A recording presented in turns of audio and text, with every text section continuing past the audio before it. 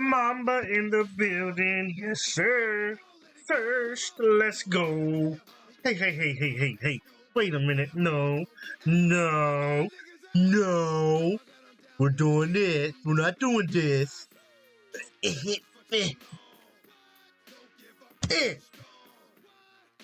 Now shout you out, motherfucker.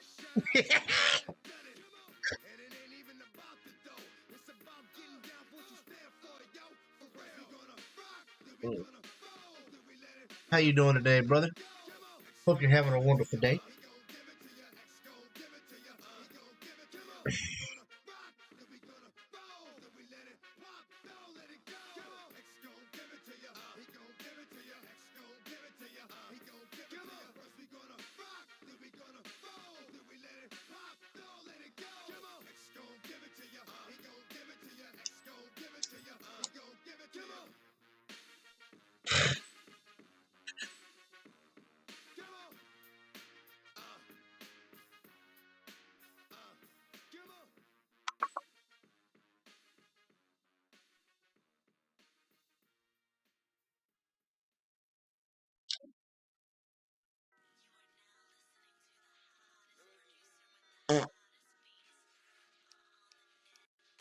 I'm doing good.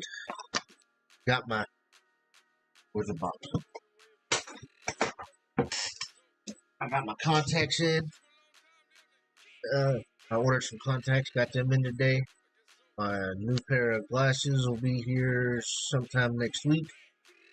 Got me a pair of Oakley prescription glasses for less than $100 thanks to my insurance. It was pretty nice. Actually have a decent pair of glasses for one.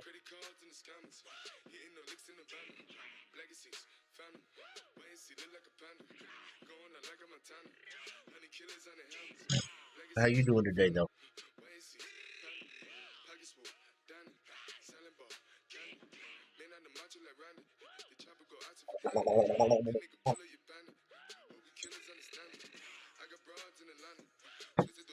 I'm not allowed in Atlanta. Technically, I'm not allowed in Georgia.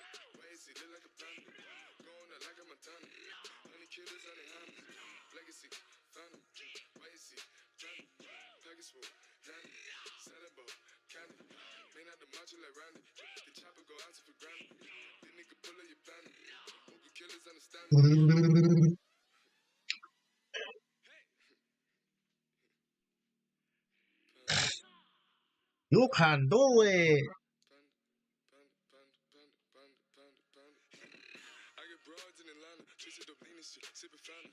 Credit cards and the scammers, wake up beside your shit, let designer, whole bunch of ladder shit. They be acting rats, I know we clapping shit. I be pulling us up in the finest shit. I got plenty of stuff with Bugatti, but look how I try this shit. Legacies, phantom, why is he killing no comma?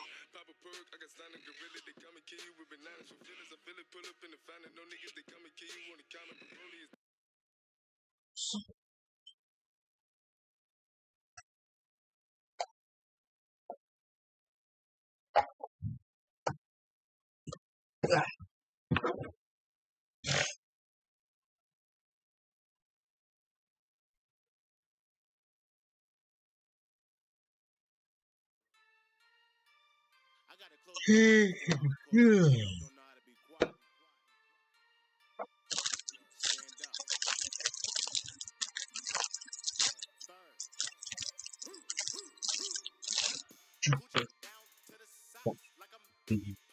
Baby.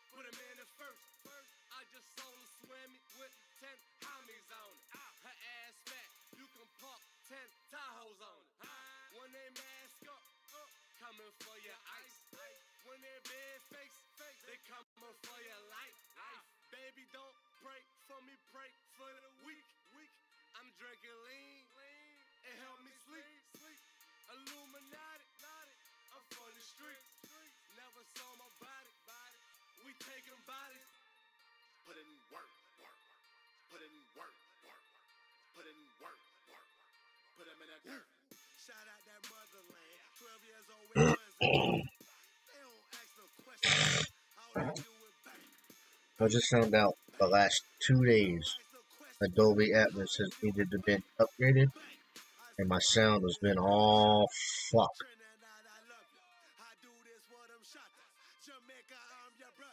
It's good now.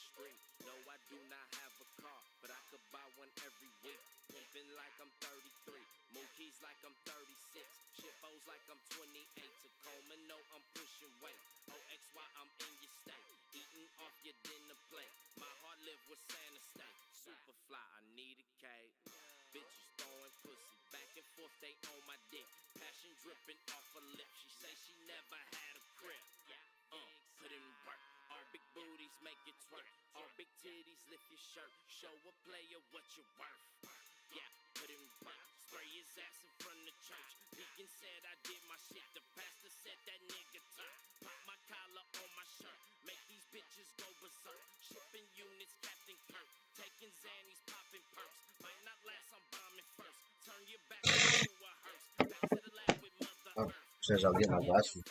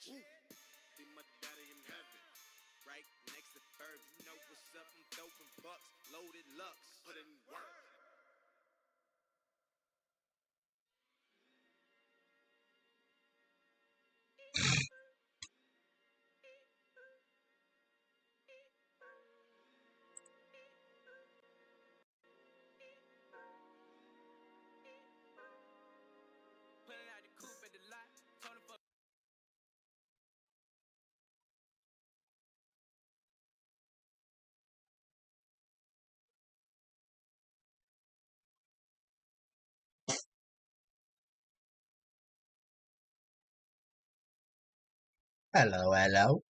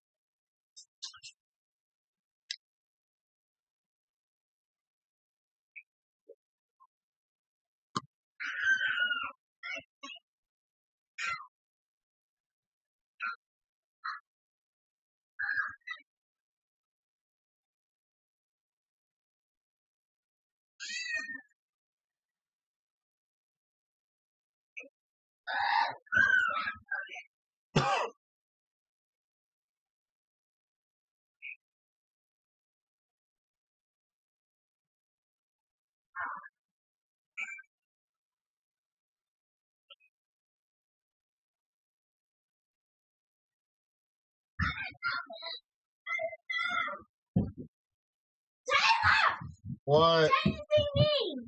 James, relax. It keeps stomping on me. James, stop.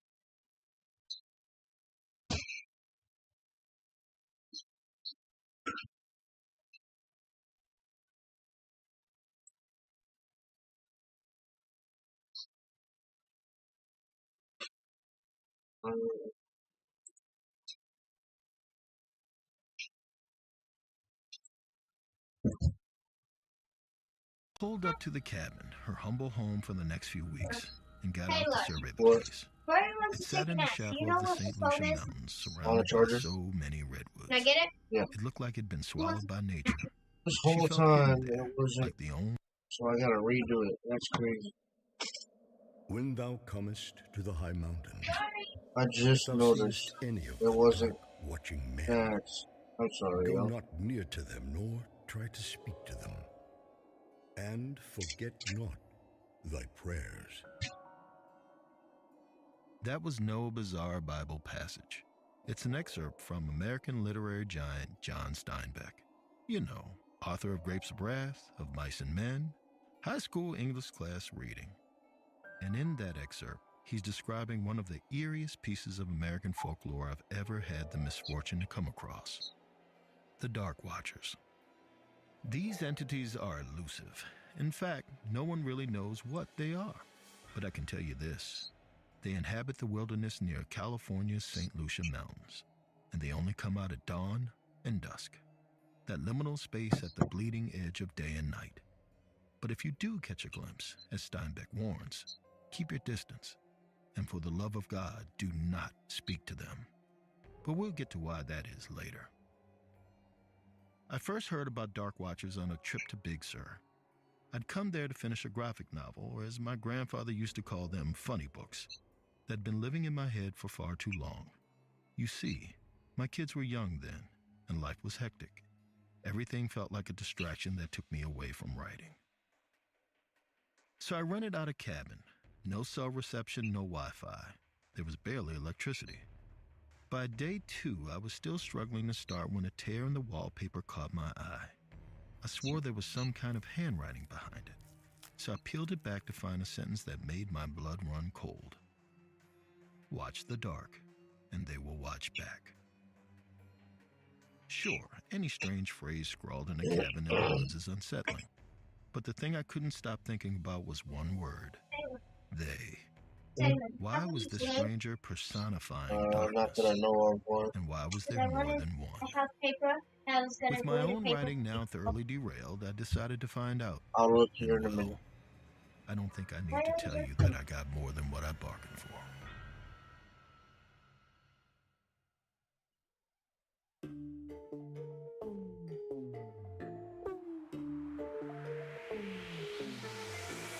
You're listening to Run Fool. I'm Rodney Barnes, and this is episode 15, The Dark Watchers.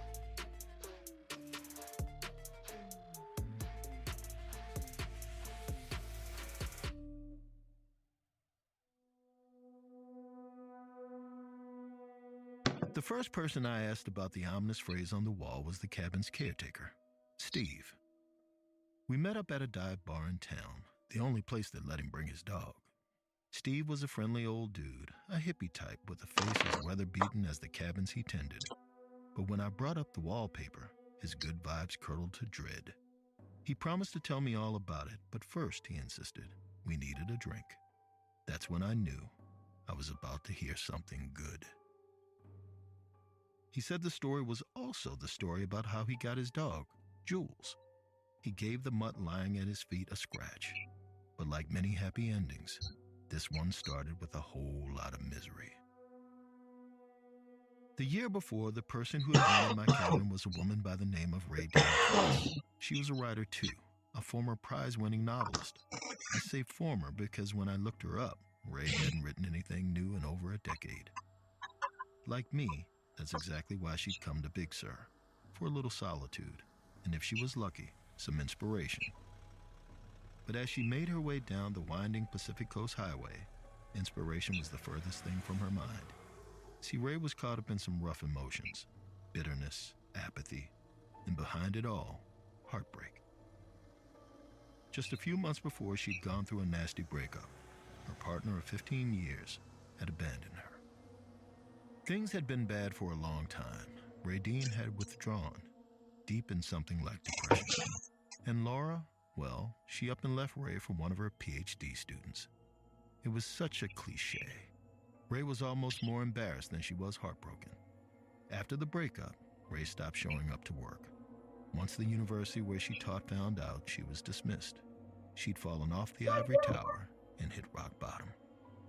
Things were real dark for a while, but eventually Ray decided to see it all as a gift of freedom, of being untethered to no one and nothing. So she got herself a Big Sur. The place had a bit of a legacy as a literary mecca. A lot of legendary artists spent time there, mostly young white dude writers of their time. Guys like Steinbeck, but also Henry Miller, Hunter S. Thompson, and Jack Kerouac. And Ray was determined to add her own name to that list. She was finally going to start her newest novel, the one she knew she'd had in her all this time. As Ray white-knuckled her way along the mountainside, she gasped. The hills opened up, and suddenly there it was, massive wave-beaten cliffs plunging into a cerulean ocean. She rolled down her window and listened to the surf crashing against the reef. Then, in the fading twilight, she saw something she couldn't explain. Peeking over the cliffs was a figure, the dark silhouette of a person, but bigger. Considering the distance, they must have been massive. Ray couldn't get over how strange it was. It was almost mesmerizing. She leaned over her steering wheel to get a better look when a horn blared behind her. Ray snapped to, just as she saw her front left tire hover off the cliffside. Her stomach dropped and she jerked the car back onto the road. When she pulled over, she couldn't stop shaking. Had it not been for that other driver, she would have been dead, dashed on the rocks in a heap of twisted metal. And for what? Ray peered out her windshield, but the weird figure was gone. She shook her head. This place was as treacherous as it was majestic. She needed to remember that. As she drove, Ray kept thinking about the thing on the cliffs. It got her mind abuzz in a way she hadn't felt in a long time. An idea was forming in her head, but before she could write it down, she needed to get situated.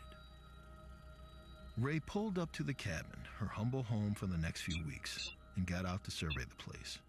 It sat in the shadow of the St. Lucia Mountains, surrounded by so many redwoods. It looked like it'd been swallowed by nature. She felt hidden there, like the only soul for miles. It was perfect. Her moment of peace was ruined by a man with a lantern. He had a wild beard and, in Ray's opinion, too many bracelets. You already know who. That's right, our friend Steve. He greeted her with a hearty hello and showed her to her lodgings. It wasn't much, but it had charm. A wood stove, floral curtains, and in a nook by the window was an old desk. Ray thanked him and not so subtly led him to the door. But Steve lingered. He said he knew she was going to be there for a while. And well, he'd be doing a disservice if he didn't warn her that it could get lonely. So if she needed anything, even just a chat, she should give him a holler. Ray wasn't charmed by Steve like I was. She'd come to Big Sur to be alone, not to make small talk with an old hippie. But before she could push him out, she realized there was something he could help her with. So she told him about the strange silhouette she'd seen on the bluff. Steve raised an eyebrow. He said she was describing an old piece of Big Sur lore, something the locals, the real old-timers, used to talk about. Shadow-like wraiths that haunted the land. They were called the Dark Watchers. Ray felt that buzz in her head again, the same one she felt after she saw the shadows. She wanted to know everything about them. What were they? Steve didn't have a good answer. He'd only seen them once himself, but he did know that if you saw them, the old-timer said the same thing. Look away and keep moving. Ray leaned in, and if you don't, Steve paused, then looked her dead in the eye. Then they start watching you. And believe me, you don't want that. What Steve had told her sounded ominous, sure, but Ray didn't put much stock into folklore. All she knew was that talking about the Dark Watchers put that buzz back in her head, and she needed to get it onto paper while she could. So she sat down at her desk, and for the first time in years, Ray began to write. The words came to her in one stream, something that never happened, even when she was at her best. It felt good, exhilarating, like some kind of rapture. Then, after an hour or two, it left her. So Ray cut her losses and got some sleep. Suddenly, Ray was standing in a grove of redwoods. It was peaceful there, but eerie, and its strange beauty only stoked her panic. She was lost. That's when a terrifying thought occurred to her. Could you be lost if no one was looking for you? It began to downpour, and Ray ducked into a hollow of a man's Y'all tree. okay? She watched as the Okay. woods became dense around her. Everything was growing and dying and growing again. But it wasn't until she looked down that she saw the lichen spreading across her skin. And as she opened her mouth, her screams were choked with moss. Ray woke up gasping for air. But once she calmed down, she remembered something. Her writing. She rushed to the desk and flipped through her journal. She'd written 6 pages, and they were good. Not groundbreaking, but they had something. An energy. She tried picking up where she left off, but she couldn't tap back into it. It was too far out of reach. And now that it was gone, she felt depleted, like a husk. The longer Ray stared at the blank page, the more she felt like she would drown in it. So she dropped her pen and marched out the door. And when she was greeted by the sight of wild, gorgeous wilderness, she laughed. She was such an idiot. Did she really believe she would traipse over to Big Sur and what? The ghosts of beat poets past would help her write a novel? Jesus, why hadn't it occurred to her until now how dumb that was? No, she dried up years ago. She didn't have another book in her. She never would. Ray sat down on a stump and closed her eyes. She had to snap out of it. Besides, she didn't do self-pity. She was going to get up, go inside, and write the damn book. Ray took a breath and opened her eyes when her mouth dropped. Staring at her with wild intensity was a dog. Then, as if sensing her trepidation, the pup sat down. It was some kind of mutt, the size and shape of a shepherd but the wrong color, and no collar. The dog looked up at her with expectant eyes, tail wagging. Ray sighed. Like I said, Ray didn't do self-pity, and that meant she didn't pity anyone else either, including that poor mutt. But she wasn't cruel, and as far as she knew, she was the only person for miles that would feed the thing. So she begrudgingly got to her feet and fetched the pup a can of tuna. As Ray watched it chow down, she decided she'd go on a hike. She'd check off the blank page trail and come back fresh. And hopefully by then the dog would be gone. She started towards the woods when it trotted after her. Ray told it to get lost. But when she tried shooing it away, the canine just cocked its head and kept on following. Ray decided they could coexist, but that was that. Which meant she wouldn't name the dog. So it, or she as Ray eventually realized, would simply be called Dog. No point in getting attached, she told herself. She was there for solitude, not companionship, regardless of the species. All afternoon, Dog and Ray made their way up the trail towards the bluffs. By the time she saw the ocean through the trees, it was already twilight. As the forest grew darker, Ray felt her anxiety build. The trees loomed larger around her, almost like they were pressing in. She put a hand on Dog, steadying herself, when the hair stood up on the back of Ray's neck. She was being watched. Dog must have felt it too, because she perked her ears and turned to stare intently at the tree line. Ray followed her gaze and froze. Up ahead, silhouetted by the dying sun, were people, about 5 of them. Ray was about to ask for directions when the words died on her tongue. The people stood still, too still, and they were unnaturally tall, 10, maybe 12 feet, almost exactly like the figure she'd seen on the cliffs. The Dark Watchers. Steve's warning flashed through her mind, but Ray couldn't look away. She kept staring, suspended somewhere between rapture and terror, when that familiar buzz in her head returned. Then she took a step forward. Behind her, Dog growled, but Ray kept her gaze fixed on the Watchers. She didn't want to lose sight of them like last time. She needed them. She took another step and held out her hand. "Don't be scared," she crooned. "We won't hurt you." The shadow stirred. Then all 5 began to turn. There was doubt that they were facing her now. She could feel it. The sounds of the forest dropped out, falling to a low thrum. Ray could barely hear Dog growling anymore. All she felt was a delectable cold feeling. It rushed around her like she was caught in a current. The Watchers moved closer, their bodies stretching larger, cloaks undulating like liquid ink. Ray raised both arms, eyes and mouth wide, when she was jerked backward. Ray looked up. She saw Dog's worried face staring down. Rory, you better stop, baby girl. To the ground. She sat up, scanning the trees, but the Watchers were gone. Something, though, something felt different.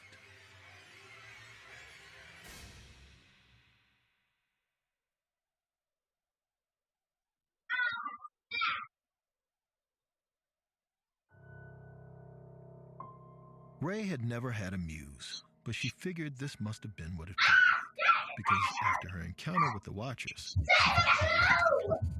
she wrote the entire night feeling page after page. Her mind moved so quickly she could barely keep up. By the time the sun peeked through the blinds, the pages of her journal were black with trouble. Exhausted but happy, Ray stumbled to bed. This was joy, she told herself. She realized she'd never known it until now. Ray dreamed vividly that night. She was standing in the same grove of redwoods from her nightmare, but it was daytime. Dappled sunlight filtered to the forest floor. Ray closed her eyes and breathed deep, and when she opened them, she saw a familiar figure half hidden behind a tree. Her chest heaved. Laura turned quickly till all Ray could see was her dark hair. When she spoke, her voice was sweeter than Ray remembered. come, she sang, then slipped through the trees. Ray immediately followed. She tracked Laura through the woods, climbing higher. All the while, Laura called to her to run faster. Ray cried tears of relief. Then she was laughing, chasing the love of her life in some strange game. When she reached the bluff, Ray stopped. Laura stood at the edge, her back to Ray. She gazed out at the water, her body silhouetted by the sun. Ray thought she'd never look more beautiful. Ray approached slowly, calling her name. Yeah, buddy. But Laura didn't move until Ray gently placed her hand on her shoulder. Laura turned her head, and in that excruciating moment, Ray realized she wasn't looking at her Laura, but into a bottomless hollow where her face should have been. She screamed. Ray woke up, but she wasn't in bed. It was night, yes, but it was cold, windy. Then she looked down and was floored with terror. She was standing, actually standing on the precipice of that cliff. Her bare foot hung half off the edge, pebbles cascading down the cliffside into the crashing ocean. Ray jolted backwards and fell to the ground, trembling. At the cabin, as she tended to her dirty, cut-up feet, Ray was faced with the reality of what happened. Her dream wasn't a dream. And unless the whole thing was all part of some greater Kafkaesque nightmare, she needed to come to grips with a few facts. She'd sleptwalked to that cliff and almost stepped off it to her death. But also, she was lured there. She'd followed Laura, or rather, the Laura-shaped abyss. A chill of recognition rushed through her. The dream, that thing, was the Dark Watchers. She understood Steve's warning now. She'd looked too long, gotten too close, and now that they'd seen Ray, they'd singled her out. They were watching her. That's when Ray remembered. In her dream that wasn't a dream, she touched the Laura-shaped abyss. She touched the Watchers. After that night, Ray resolved not to go outside. The cabin was the only defense she had against the shadows, so she locked the door and drew the curtains, only stepping out once a day to feed Dog. But even inside, Ray couldn't deny the Watcher's influence. She passed hours in maniacal bouts of writing. After 2 days, she'd filled her journal. In 4, she'd moved on to loose bits of paper. She wrote like a woman possessed, slipping between herself into some other altered state, a prophet for some higher power. But the longer she spent in these states, the less she felt like herself. And soon, she realized she wasn't acting of her own volition. She started finding herself in the cabin, inexplicably covered in mud and leaves. Then one evening, she woke up to Dog licking her face and realized she was outside, curled on the forest floor. This happened more and more, her nights bleeding into her days. She forgot how long she'd been there. A week, a month. Soon it didn't matter. Nothing did. She barely ate and was forgetting to feed Dog too. And then, the words she was writing weren't words anymore. The creek outside was now rushing through her head. She could hear every sound in the forest, everything except Dog's pathetic whimpers as she scratched at the cabin door. A part of Ray knew what was happening. That pragmatic, jaded voice, the one that made Ray Ray, wasn't gone entirely.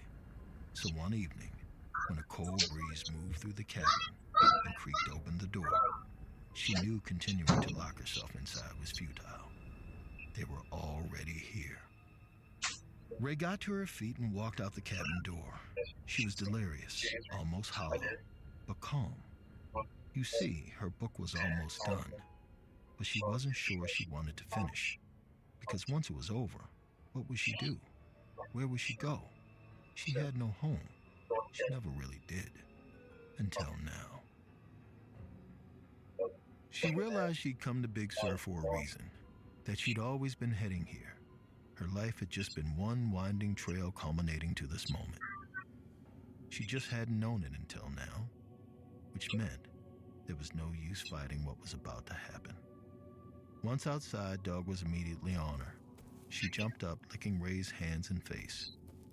Ray scratched her ears and looked that mutt in the eyes for maybe the first time. She saw love there, and in a different life at a different time, Ray thought that maybe she could have loved her right back. But this was now, and she had no choice. Ray led Dog into the cabin and shut the door. Confused and trapped, Dog barked after her. But Ray turned away and walked into the wilderness. She didn't have to go far. This time, they had come to her. Ray laughed, of course. They'd come to watch. She felt their gaze before she saw them. Ray looked around the twilight woods, her arms open to her invisible audience. "Here I am," she yelled to the dim light.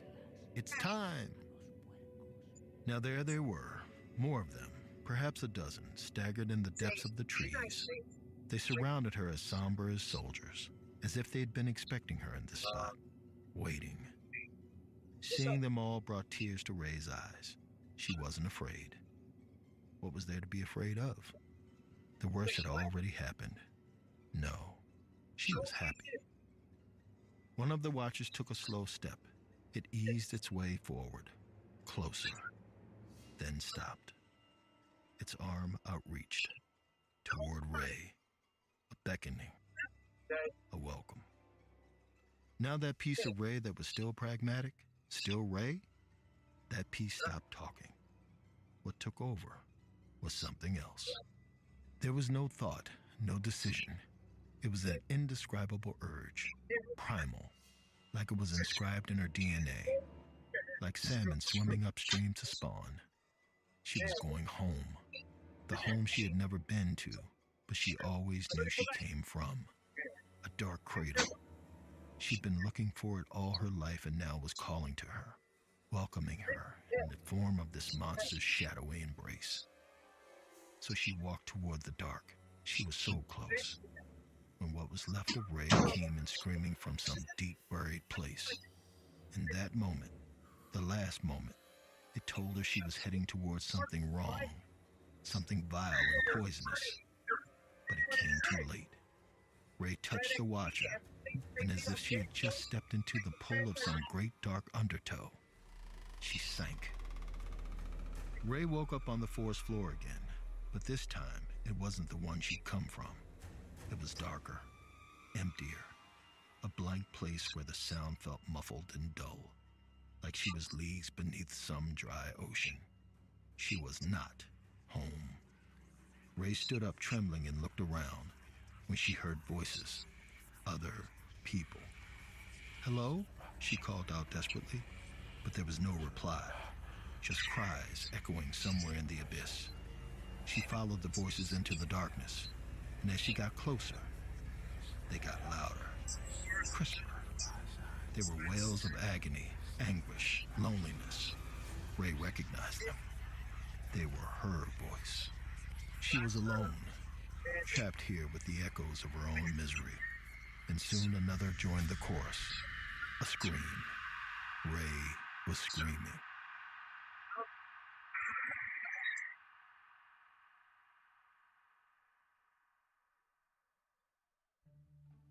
When Ray never came to check out, Steve got worried.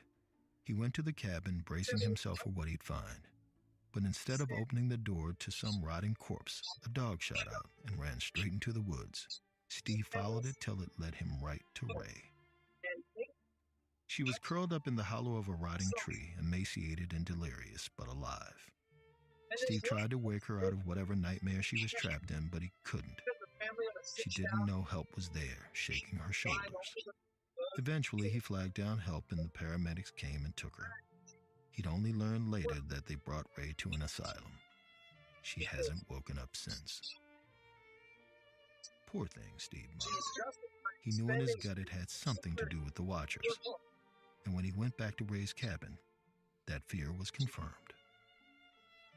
There was writing everywhere, and he meant everywhere.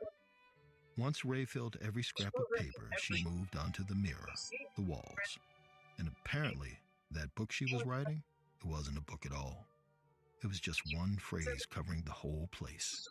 The same one I'd found under the wallpaper. Watch the dark, and they will watch back. Anyway, he said that's how he found his dog, Jules. He gave her a name and a home, and she clung to him like a shadow ever since. I was dreading going back to my cabin after that, but I didn't want to get lost in the dark. So I thanked Steve for the drink and stepped out into the trees. As I walked, I started missing my family something fierce. That miserable tale made me realize that closing yourself off just left you alone with your own suffering. And if there's no one there to pull you out, well, that can swallow you whole. I decided then I'd cut my losses and go back to LA the next morning. But as I turned the bend, I saw something looming in the corner of my eye. Dark silhouettes, people-shaped, but unnaturally tall. I had the urge to turn around, to stare, but I fought the feeling and continued on, 'cause no kind of inspiration was worth being trapped in my own damn head.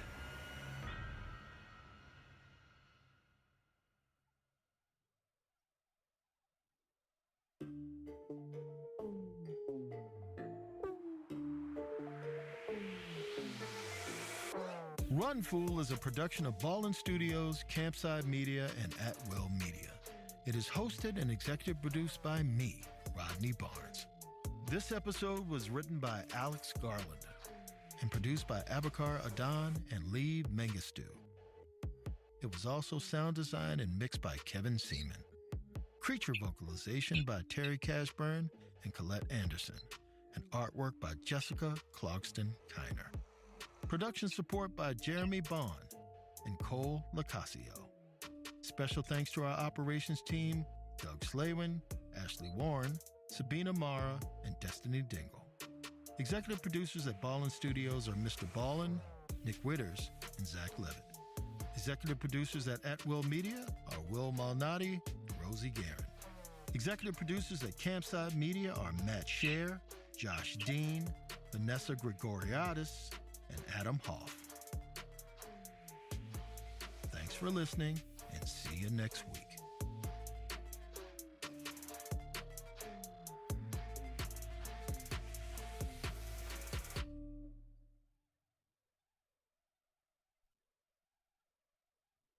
By the fact that everyone on these apps seemed like zombies.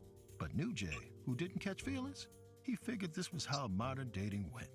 You swiped, you met up, you sipped some pricey cocktails, you kept one eye on your date while the other eye searched the room, hoping for something better out there. And your date did the same thing. Jay could live with that. Jay sat in a plush leather booth on his 30th date, maybe. He couldn't keep track. He nursed a bird. Connection. It's what we crave. We know how good it feels to have it, how bad it feels to lose it, how we do anything to get it back, even something crazy. A few years ago, I went through a bad breakup. It drove me out of my mind and into my car. Before I knew it, I was road tripping across the Southwest, trying to outrun my feelings. I'd never been to Santa Fe, but I'd hoped to find peace in New Mexico. Let the desert sun bake the bad vibes out of my brain. Well, love led me astray. I didn't realize that Santa Fe was actually a mountain town high in the Rockies. It was midnight when I drove up a steep, curvy highway headed to an Airbnb in the hills. I wasn't sure I'd find it since a mist was moving in.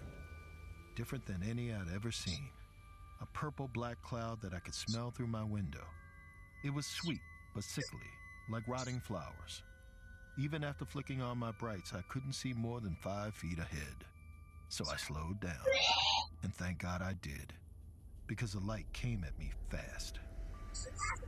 I skidded to a stop. The light came from a downed motorbike on the road. Next to it was a youngish guy hunched in pain, cuts crisscrossing his flesh. He faced a woman, half in shadow. All I saw was a glimpse of her dark hair shining in the moonlight. The man dashed to my car, begging for help. I unlocked the door. He scrambled in, and I told him he needed a doctor. He said I could take him anywhere but here. I shifted into gear, then remembered the woman he was with. I looked to the road, but she was gone. I asked, Where was she? Who was she?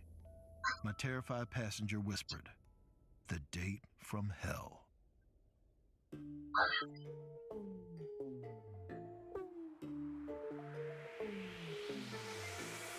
You're listening to Run Fool.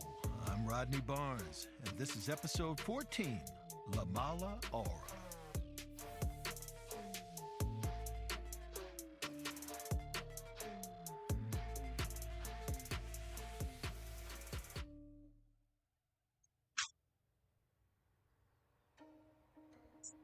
I drove downhill scanning my phone for a nearby hospital. My passenger was out of it, kept looking back, mumbling at me to speed up. We had to beat the mist. Look, it did seem like the mist was tailing us, but I chalked it up to my nerves. I had to stay focused and keep this guy lucid, so I peppered him with questions. I found out his name was Jay. Good start. But when I asked how a date led to this mess, he let out a half sob, half laugh. You wouldn't believe me if I told you. I put a hand on his shoulder and said, "Try me." A couple months ago, Jay hunched in his half-furnished condo, staring at a dating app. He felt like the oldest man in the world. He wasn't, but Jay was 35, and he'd never been on a dating app. Hadn't even been on a date since he was 20, since Eve. That was back in Philly, his hometown. Jay met Eve in college, where he was a poetry major and she was a scientist. It was opposites attract and love at first sight. Their friends hooked up and broke up and rewrote their lives through their 20s, but Jay and Eve were rock solid. He treated her like royalty and he thought they'd last forever, until she blindsided him with a confession. "This isn't working for me." She wasn't sure if Jay was there because she loved him or if she just loved Jay because he was there. Eve squeezed his arm, insisting, "You deserve better." She said it kindly, but it felt so cruel. Jay wished he could be cruel right back, wished he could make Eve suffer for stringing him along, but it wasn't in his nature, so he willed his heart to go numb. If she didn't want him there, he'd get gone. Jay was too old for a quarter-life crisis and too young for a midlife crisis, so he split the difference. He took a job at a startup as an HR manager all the way across the country in Santa Fe. He buzzed his hair, got into CrossFit and Japanese whiskey. He even bought a motorcycle. Poor guy. One lonely Friday, Jay finally felt semi-human, so he texted his buddies back east. How do dating apps work? They told him about one called Moment. It wasn't free, but the girls were quality, verified. No Tinder swindlers or axe murderers. Jay made a profile and with a few mediocre selfies and a bio that was short, sincere, and kind of a snooze. He flexed his thumbs, heard his knuckles crack. It was time to swipe. The rules were easy. Right for a like, left for a pass. He figured this would just be a fun way to kill some time. But his jaw dropped when he saw Lila's profile. She had dark hair, sun-kissed skin, hypnotic indigo eyes. Lila was as hot as Eve was beautiful, her opposite and equal. But Jay was wary. She looked too good to be true. Still, it couldn't hurt to read her bio. Santa Fe native, jaded in a fun way. Big fan of first dates, second chances, and third base. If you're lucky. Jay laughed and swiped right, and they matched.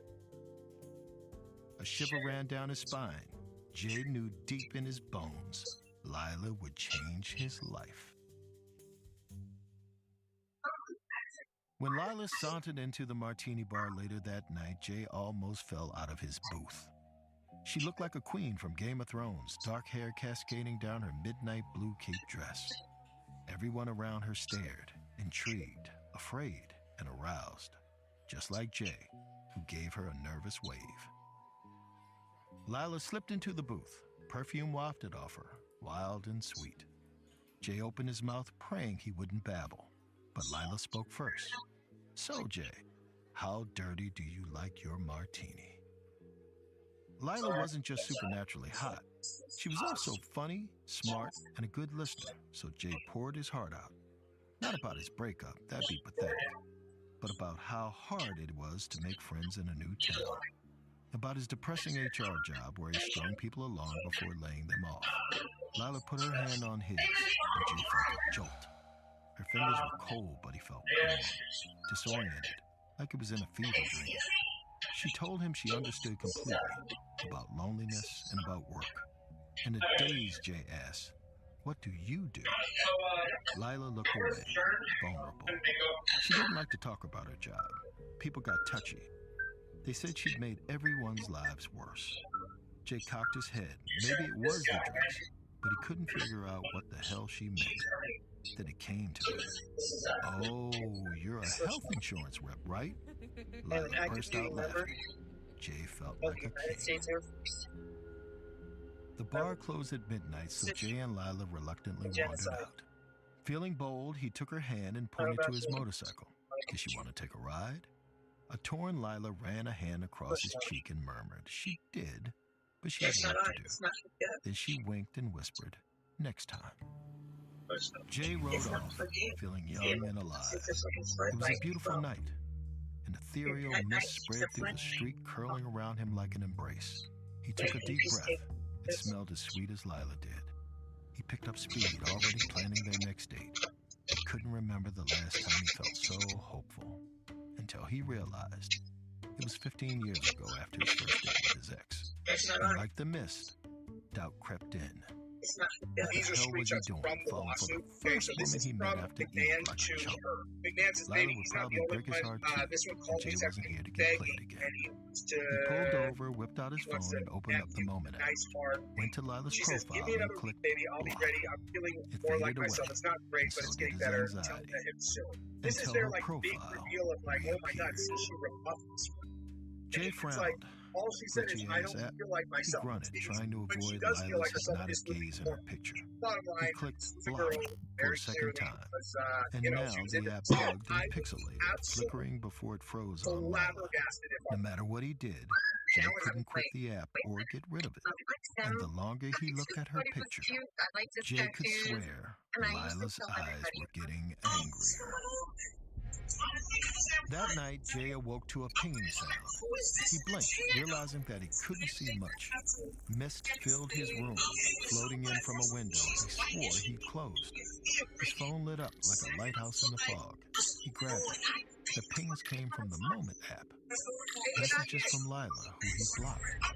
One word, over and over. Why? Why? Why? Jay heard a cracking sound, then gasped as his phone screen splintered. A clawed hand burst through the screen and throttled his neck. He screamed and choked and threw his phone across the room. It slammed against the wall. And Jay actually woke up. His window was closed. The morning sun shone outside. He was safe and alone. He shuffled over to grab his phone from where he'd thrown it in his nightmare. It was scuffed, but otherwise fine. He opened Moment. Lila's profile was finally gone. And even better, he'd gotten some new matches. Jay smirked. There were hundreds of Lilas out there, and meeting them sounded way better than catching feelings again. It was time to make some changes. Jay revamped his Moment page with a cocky, flirty bio and a main picture of him on his motorcycle. He stood in front of the headlight while nighttime mist wafted around him, looking ready to star in the next Fast and Furious. He studied the best selfie angles and even uploaded a shirtless one that he photoshopped a bit. Everyone uses filters, right? Most importantly, Jay swiped like the wind, all day. Left, right, left, right. At first, it made his hands ache, but now he was a pro. His thumbs practically had abs. He went on dozens of dates following strict rules. They had to be in Santa Fe's hippest bars, so if the date was a dud, he'd still get to know the nightlife better. They could last an hour max, and he could only have one drink, so he wouldn't get sloppy or sentimental. If the date ended in sex, great. But even then, he wouldn't let anyone spend the night. Cuddles complicated things. Jay had fun dating, but he really got off on swiping. Feeling wanted as matches came in. Sometimes he ghosted before the dates even happened. It was all a game anyway. The people didn't seem real on the app or in person.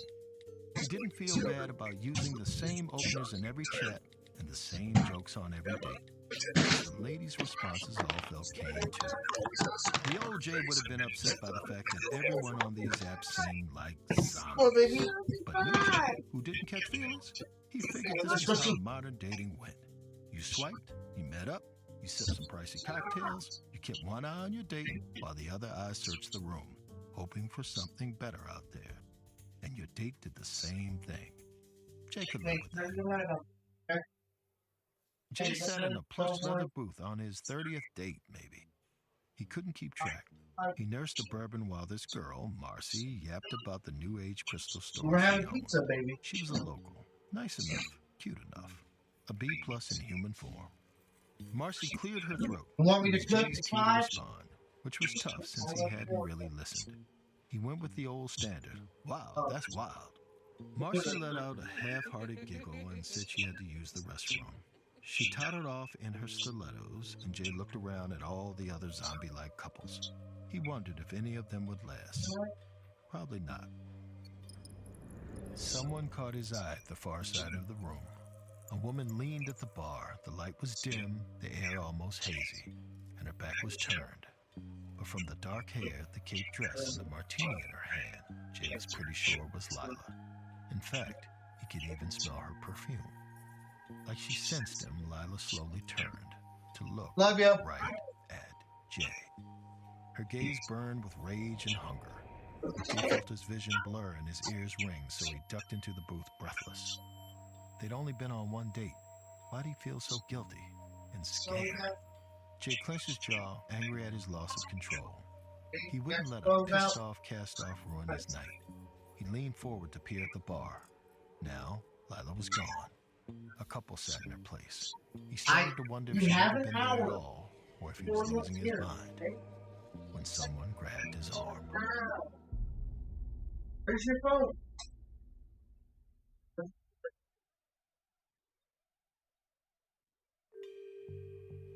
Jay yelped, terrified that Lila had come to confront him. But it was just his date, Marcy, who he'd honestly forgotten about. Vague concern threatened to crease Marcy's Botox brow. Vying for his attention, she pasted a smile on and offered to buy another round. But Jay had to get out of this bar, out of his head. He stood and said he was going home, and he got a dark little thrill from seeing Marcy's face fall. He kept her in suspense. Before he snaked his arm around her waist and winked. "You're coming too." Jay let out a whoop as he took Marcy for a motorcycle joyride on the misty mountain roads.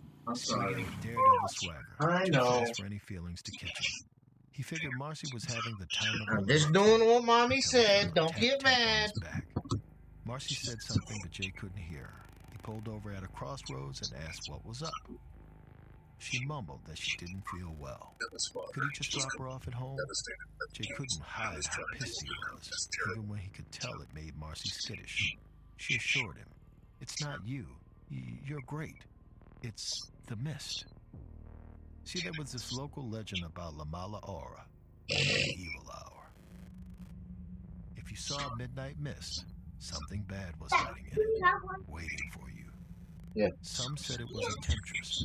Others said it was a demon. Either way, you were screwed. The monster in the mist would either drive you insane or kill you. Mommy Jay said no. rolled his eyes. Clearly the moment app didn't filter out the crazies. He told Marcy it was a dumb superstition. If it were true, he'd be dead already because he'd seen this mist plenty of times in the last few weeks. It was just weird weather. Marcy went pale and told him the nights had been dry lately, not misty. She got off the bike, her voice trembling. "If you're the only one seeing it, then it's hunting you." Jay let out a bitter laugh. "Trust me, nobody wants me that bad." Marcy pointed a shaking finger over his shoulder. "She does." Jay turned to face a demon, a she-beast in a tattered cape, with matted hair, glowing purple eyes, and a mouth full of fangs. She screeched, then dissolved into mist and whooshed at them. Marcy bolted. Jay ran after her, but the mist got so thick he couldn't see. He slowed down, panic gripping his chest. All he heard was the click of Marcy's heels echoing from somewhere. In front of him? Behind? He couldn't tell. He staggered back, calling her name. then backed into something and toppled to the ground. Jay scrambled to his knees and saw Marcy crouched low, clutching her knees and shaking. He looked around. The mist was closing in from all sides. They had to run. He reached out to take her hand and she met his gaze. Her fear curdled into anger and she whispered, "I should have swiped left." The mist attacked. Vapor tendrils plunged into Marcy's eyes, ears, nose, and mouth. She let out a rasp, screaming and choking.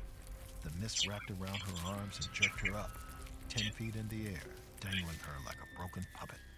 Then it flung Marcy over the edge of the road into the valley.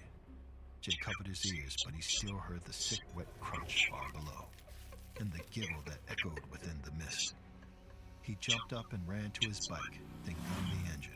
He didn't look back. He prayed he could outrun the thing that was hunting him. After a minute or so, he breathed easier. Maybe he'd make it out.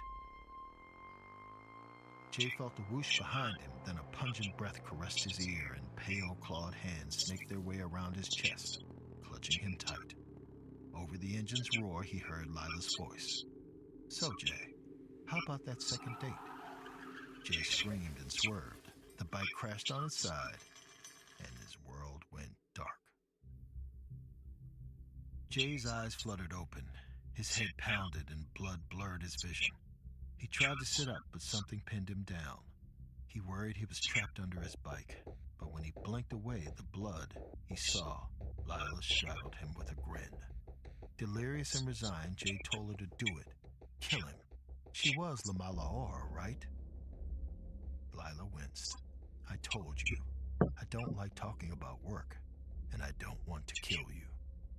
Jay snapped.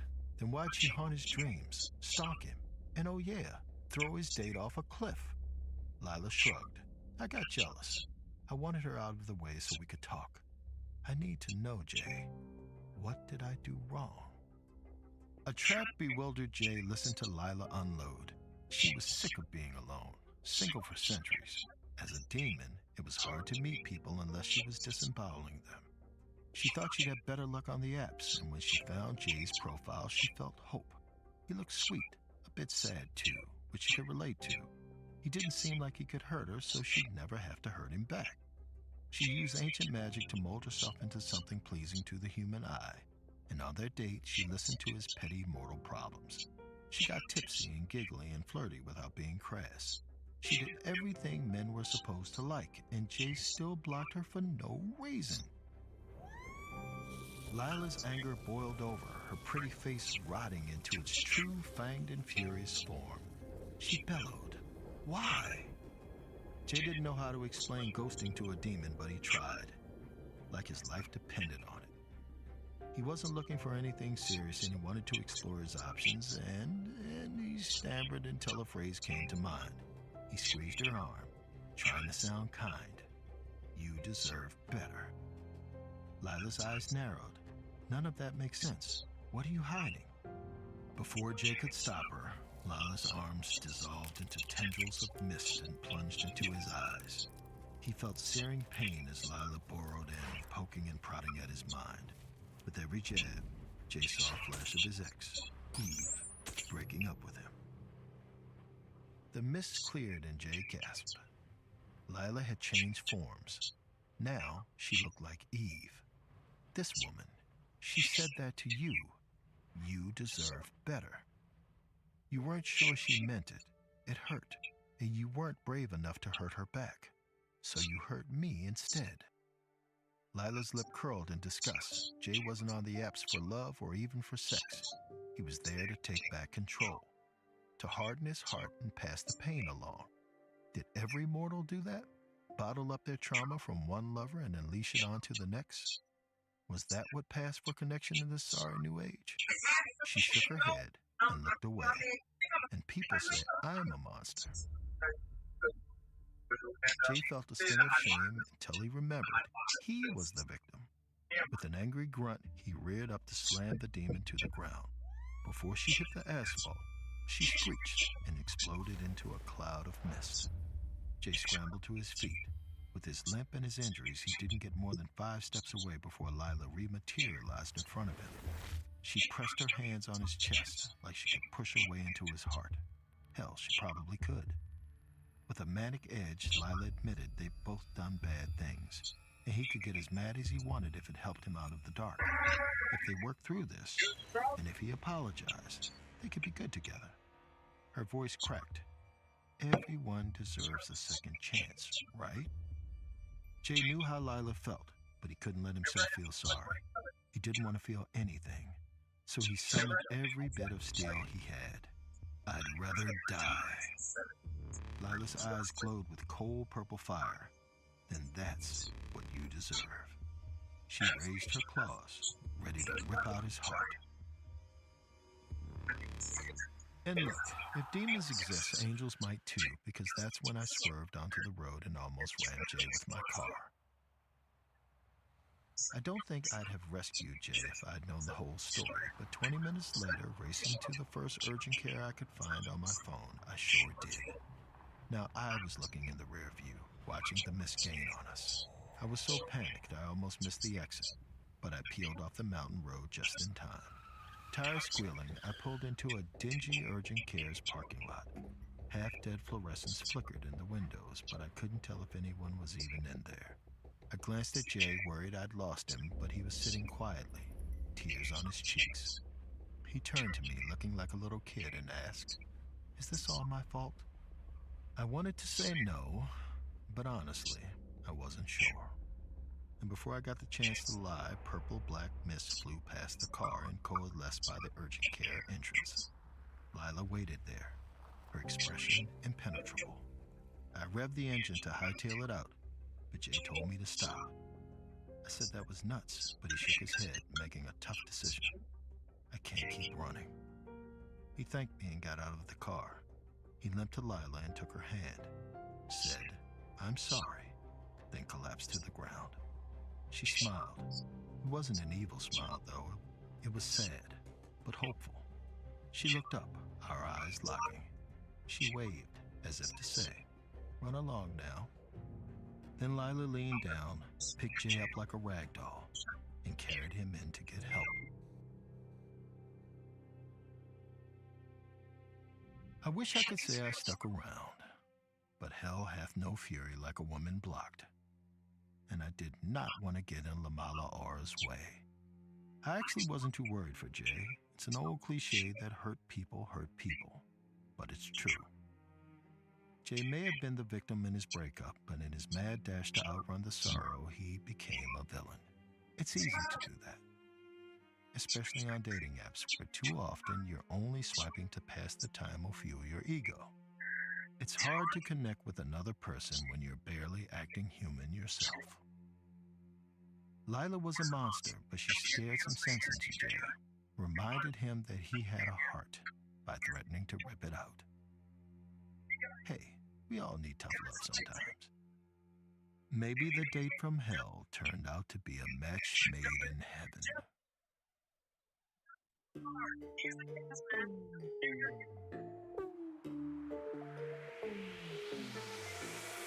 Run Fool is a production of Ballen Studios, Campside Media, and At Will Media. It is hosted and executive produced by me, Rodney Barnes. This episode was written by Amin Osman and produced by Abakar Adan and Lee Mengistu. Editing by Matt Scher. It was also sound designed and mixed by Kevin Seaman. Creature vocalization by Terry Cashburn and Colette Anderson. And artwork by Jessica Clogston Kiner. Production support by Jeremy Bond and Cole Lacasio. Special thanks to our operations team, Doug Slavin, Ashley Warren, Sabina Mara, and Destiny Dingle. Executive producers at Ballen Studios are MrBallen, Nick Witters, and Zach Levitt. Executive producers at Will Media are Will Malnati and Rosie Guerin. Executive producers at Campside Media are Matt Scher, Josh Dean, Vanessa Gregoriadis, and Adam Hoff. Thanks for listening, and see you next week.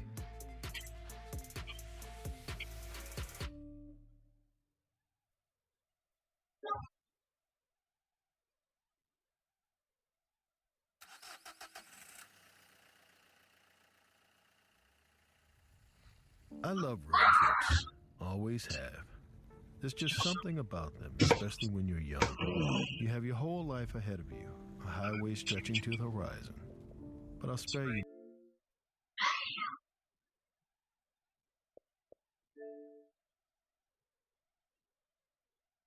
Huh?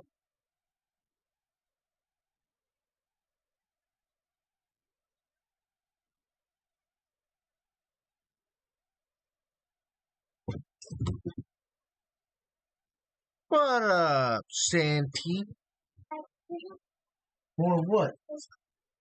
Yeah, you can have one more. How you doing today?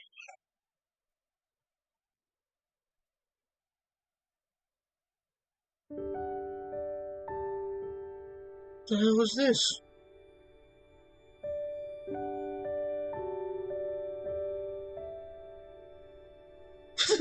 What is this?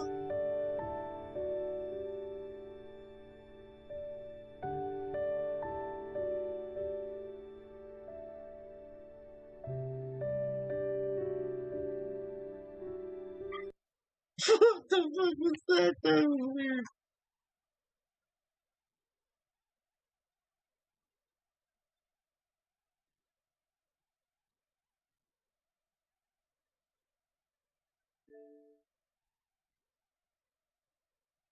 Ah.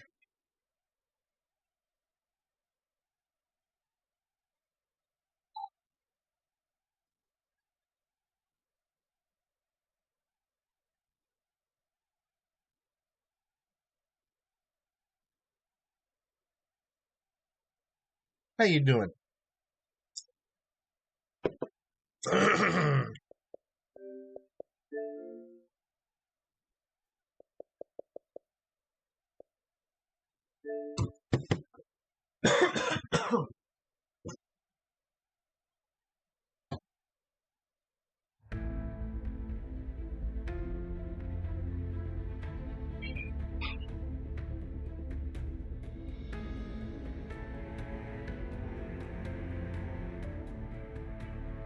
Oh, these kids, I tell you.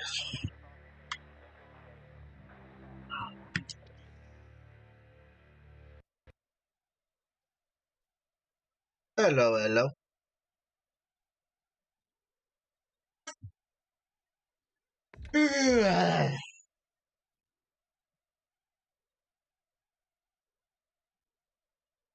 Huh.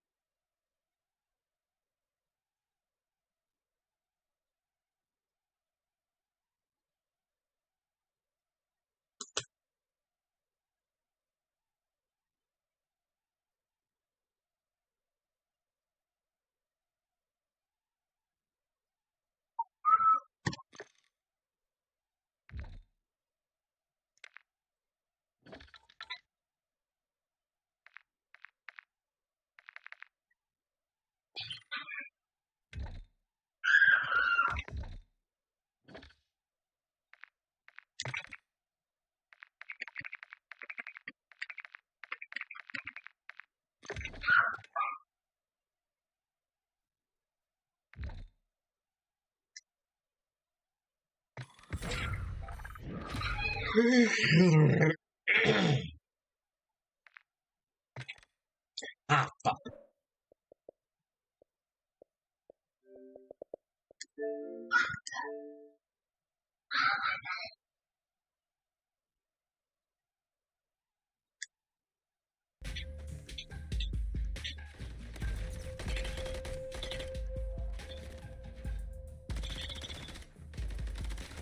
Give me 1 second.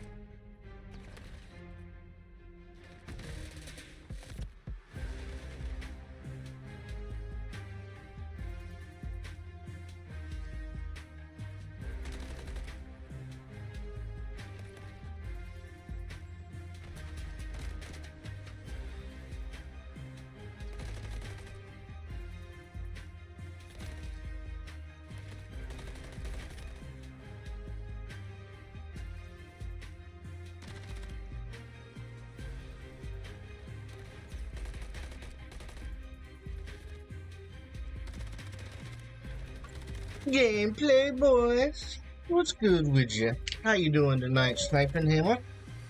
Sorry, getting the kids fed and ready for bed. They got school in the morning. Sorry about that.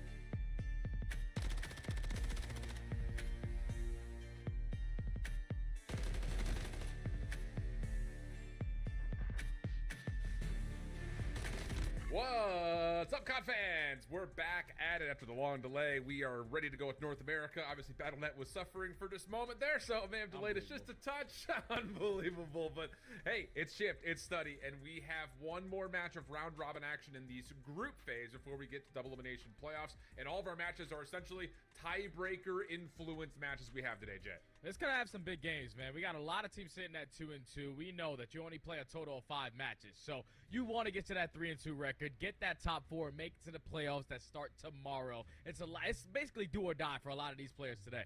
Absolutely the case, and what we've kind of said since day number 1 is you get to 3 wins, you're probably going to be pretty comfortable unless there's some weird like multi 3-1 or 3-2 tiebreaker situation, but the chances of that happening are not all that high. So you look over Group A, Spacefish Taco, Lord Gaming should be safe. FaZe Black will be playing up against Spacefish Taco trying to confirm their spot, whereas SGP and the Syndicate Boys will be playing up against Bowser's Kingdom. So that group is starting to iron itself out. Amit Brooklyn have a lot of work to do if they want to find their way at the playoffs for their group side. But we're going to be mostly focused on what's going on over in Group B today, as Boston's already good to go. They've looked great this split, by the way. And then you've got a couple of tiebreaker scenarios that come into play here, because Diverse will play up against SKRP, and Houston plays up against Convoy. So there is a chance for either a one-way tiebreaker or a multi-team tiebreaker at 2 and 3, depending on our results. Oh, that's scary too, man, because like you got to keep in mind, SKRP, they started off 0-3. They got their first dub last week all the way at the very end in their match 4, and that was, I'm pretty sure, against NYSL Academy. They came out swinging, and they still actually have an opportunity. If Houston Spartan lose, if they be Diverse, they all be sitting at 2 and 3, so it all comes down to map count after that. Yeah, it's going to be a really interesting one. So here is a breakdown of what we have in the schedule for us. And again, our main focus will be what's going on with Diverse versus SKRP. We will delay the Amit versus Lore game to make sure we catch at least the majority of it. But I think the biggest thing about it is, hey, we haven't really had much of a chance to see SKRP at all, actually, I think, on broadcast to this point. So it'll be our first look at them. We did, like you kind of already alluded towards, have a small look at Diverse. And yeah, it's just been kind of a weird split for both these two teams based on the results that we've kind of looked at over the last 2 days. And the crazy thing is, like, we already got the maps in. I think Diverse have set themselves up for the series versus SKRP. Great, because you already see it in the highlights. This map, Rio, it's going to be our map number 1 in the series. That's when you get those players like Neum, like 04, really Paul X, the Mr. Do-It-All, to get them nice and early activated into this series. But you got to keep in mind, man, it's do or die. You got to make sure you come out swinging right off the rip. You can't get caught lacking today. Yeah, absolutely the case. And, you know, again, like you mentioned, this Diverse team was not a squad that going into this split, we were looking at saying, oh, like this could be a major threat for the group, let alone for playoffs. But, hey, you know, the no-name players, so to speak, or the new-name players is probably the more appropriate way of saying it. They've really popped off. And I don't know about you, Jay, but it was just really funny looking at this roster because you assume a player like Paul X is going to put himself with another veteran roster full of or old CDL pros or people that have been at the top of challengers. That hasn't been the case. Paul finds himself with essentially 3 newcomers here, and honestly, the 3 newcomers have maybe played better than Paul. Oh, yeah, those guys are disgusting, man. Neum comes into my chat every single morning because he knows I'm a morning rank play guy, and he loves to just torture my SR right at the beginning of the day. He told me yesterday, oh, I'm going to take the morning off. You can get your SR back. So he's a very cocky young man, and I like it. You know, the way that he plays with that SMG, the way he's able to slide around, he makes stuff happen on the game that you probably don't expect a lot of people to do. And then the other side, you got 04, who's like Mr. S&D. He's been playing Search of the Shore for a couple years. He's always going to put up double digits. These new guys really are showing out so far in this elite. On the other side of things for SKRP, their name is influenced by the names on the roster, so that's how that all works out. And again, kind of looking at this team overall, there are some interesting players in the mix. Phantoms in particular is the big known name. He was a substitute back on the the Paris Legion during the Modern Warfare year, and I always thought he should have had a shot. I thought he played that game very, very well. Never got a chance to really start for the team at all, but he finds himself with Shoxy, Rupert, and MB. I will say Rupert had a good year last year. He was playing with Snoopy before Snoopy got picked up to the Boston Academy, and at the same rate, Shoxy was also kind of in the middle of the pack with North America. So, you know, I think this is an interesting squad, and see what their potential will look like as we get our first look at them here today. And like you kind of already mentioned, we've got a double dose of Rio to start us off with the Karachi Control as at least our 3rd game. Yeah, and that's all out mix fest. That's all I see for the first 3 maps. We're talking about Rio HP, 3 submachine guns. Rio S&D, 3 SMGs. Karachi Control, at some points, can also be 3 SMGs. And if we have it to go in that map 4 or map 5, that's where the ARs start to really come alive. But I think it's all going to be about these early fights, these early engagements, getting the guns warm, making sure you're staying hot. Because if you can stay hot with those SMGs, you might walk away with a clean 3-0. Very well may be the case. And yeah, I think the speed, tempo, that was one of the biggest things that we noticed about this diverse team. It wasn't just that the SMGs were looking really solid from their individual POVs. Collectively, they were doing a really nice job at putting themselves into good, speedy rotations, really making life difficult for that Lagliners NYSL Academy team. So here is kind of what's on the line again. Just to kind of reiterate, only 8 teams are going to make it into the double elimination playoffs starting tomorrow. So you got to finish top 4 in your group. And just looking at how the rankings are funneled out and what the matches are, this would have to be a win for SKRP to force at least one tiebreaker, if not a multi-team tiebreaker at 2 and 3.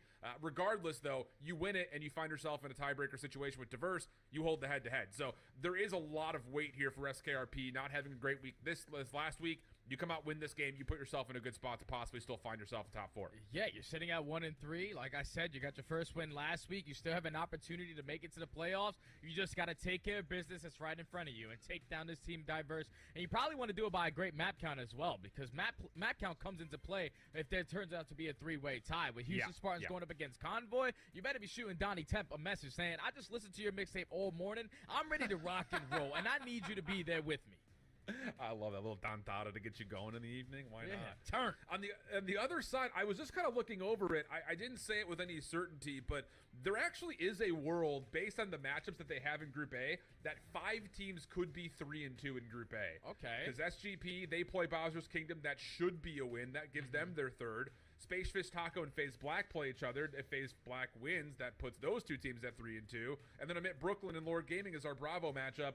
And depending on the result there, one of those teams could be 3 and 2. So we could have a 5-way tiebreaker, which I believe would be the first time in Challengers Elite that we've had that. But I think just more than anything else, this just goes to show that the competition North American Challengers Elite is really, really tight across the board this year. Yeah, it's really tight because a lot of these guys used to be pros. You know what I'm saying? Like, all these guys are knocked down into Challengers. Now you have to build a whole new way of how you Thank you, everybody, for tuning in.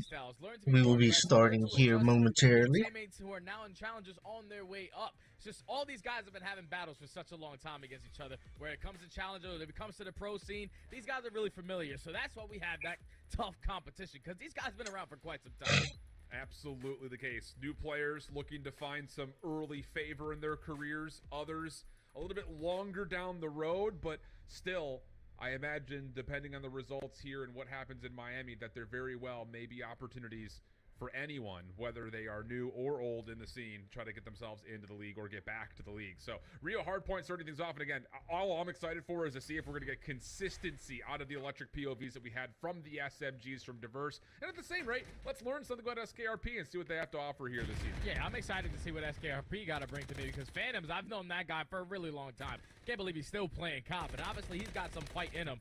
And if he can walk away with this series, you still have a chance at playoffs, as they're the team early on getting a lot of P1 control. They find all the right kills at the right time. They're currently holding down this P1.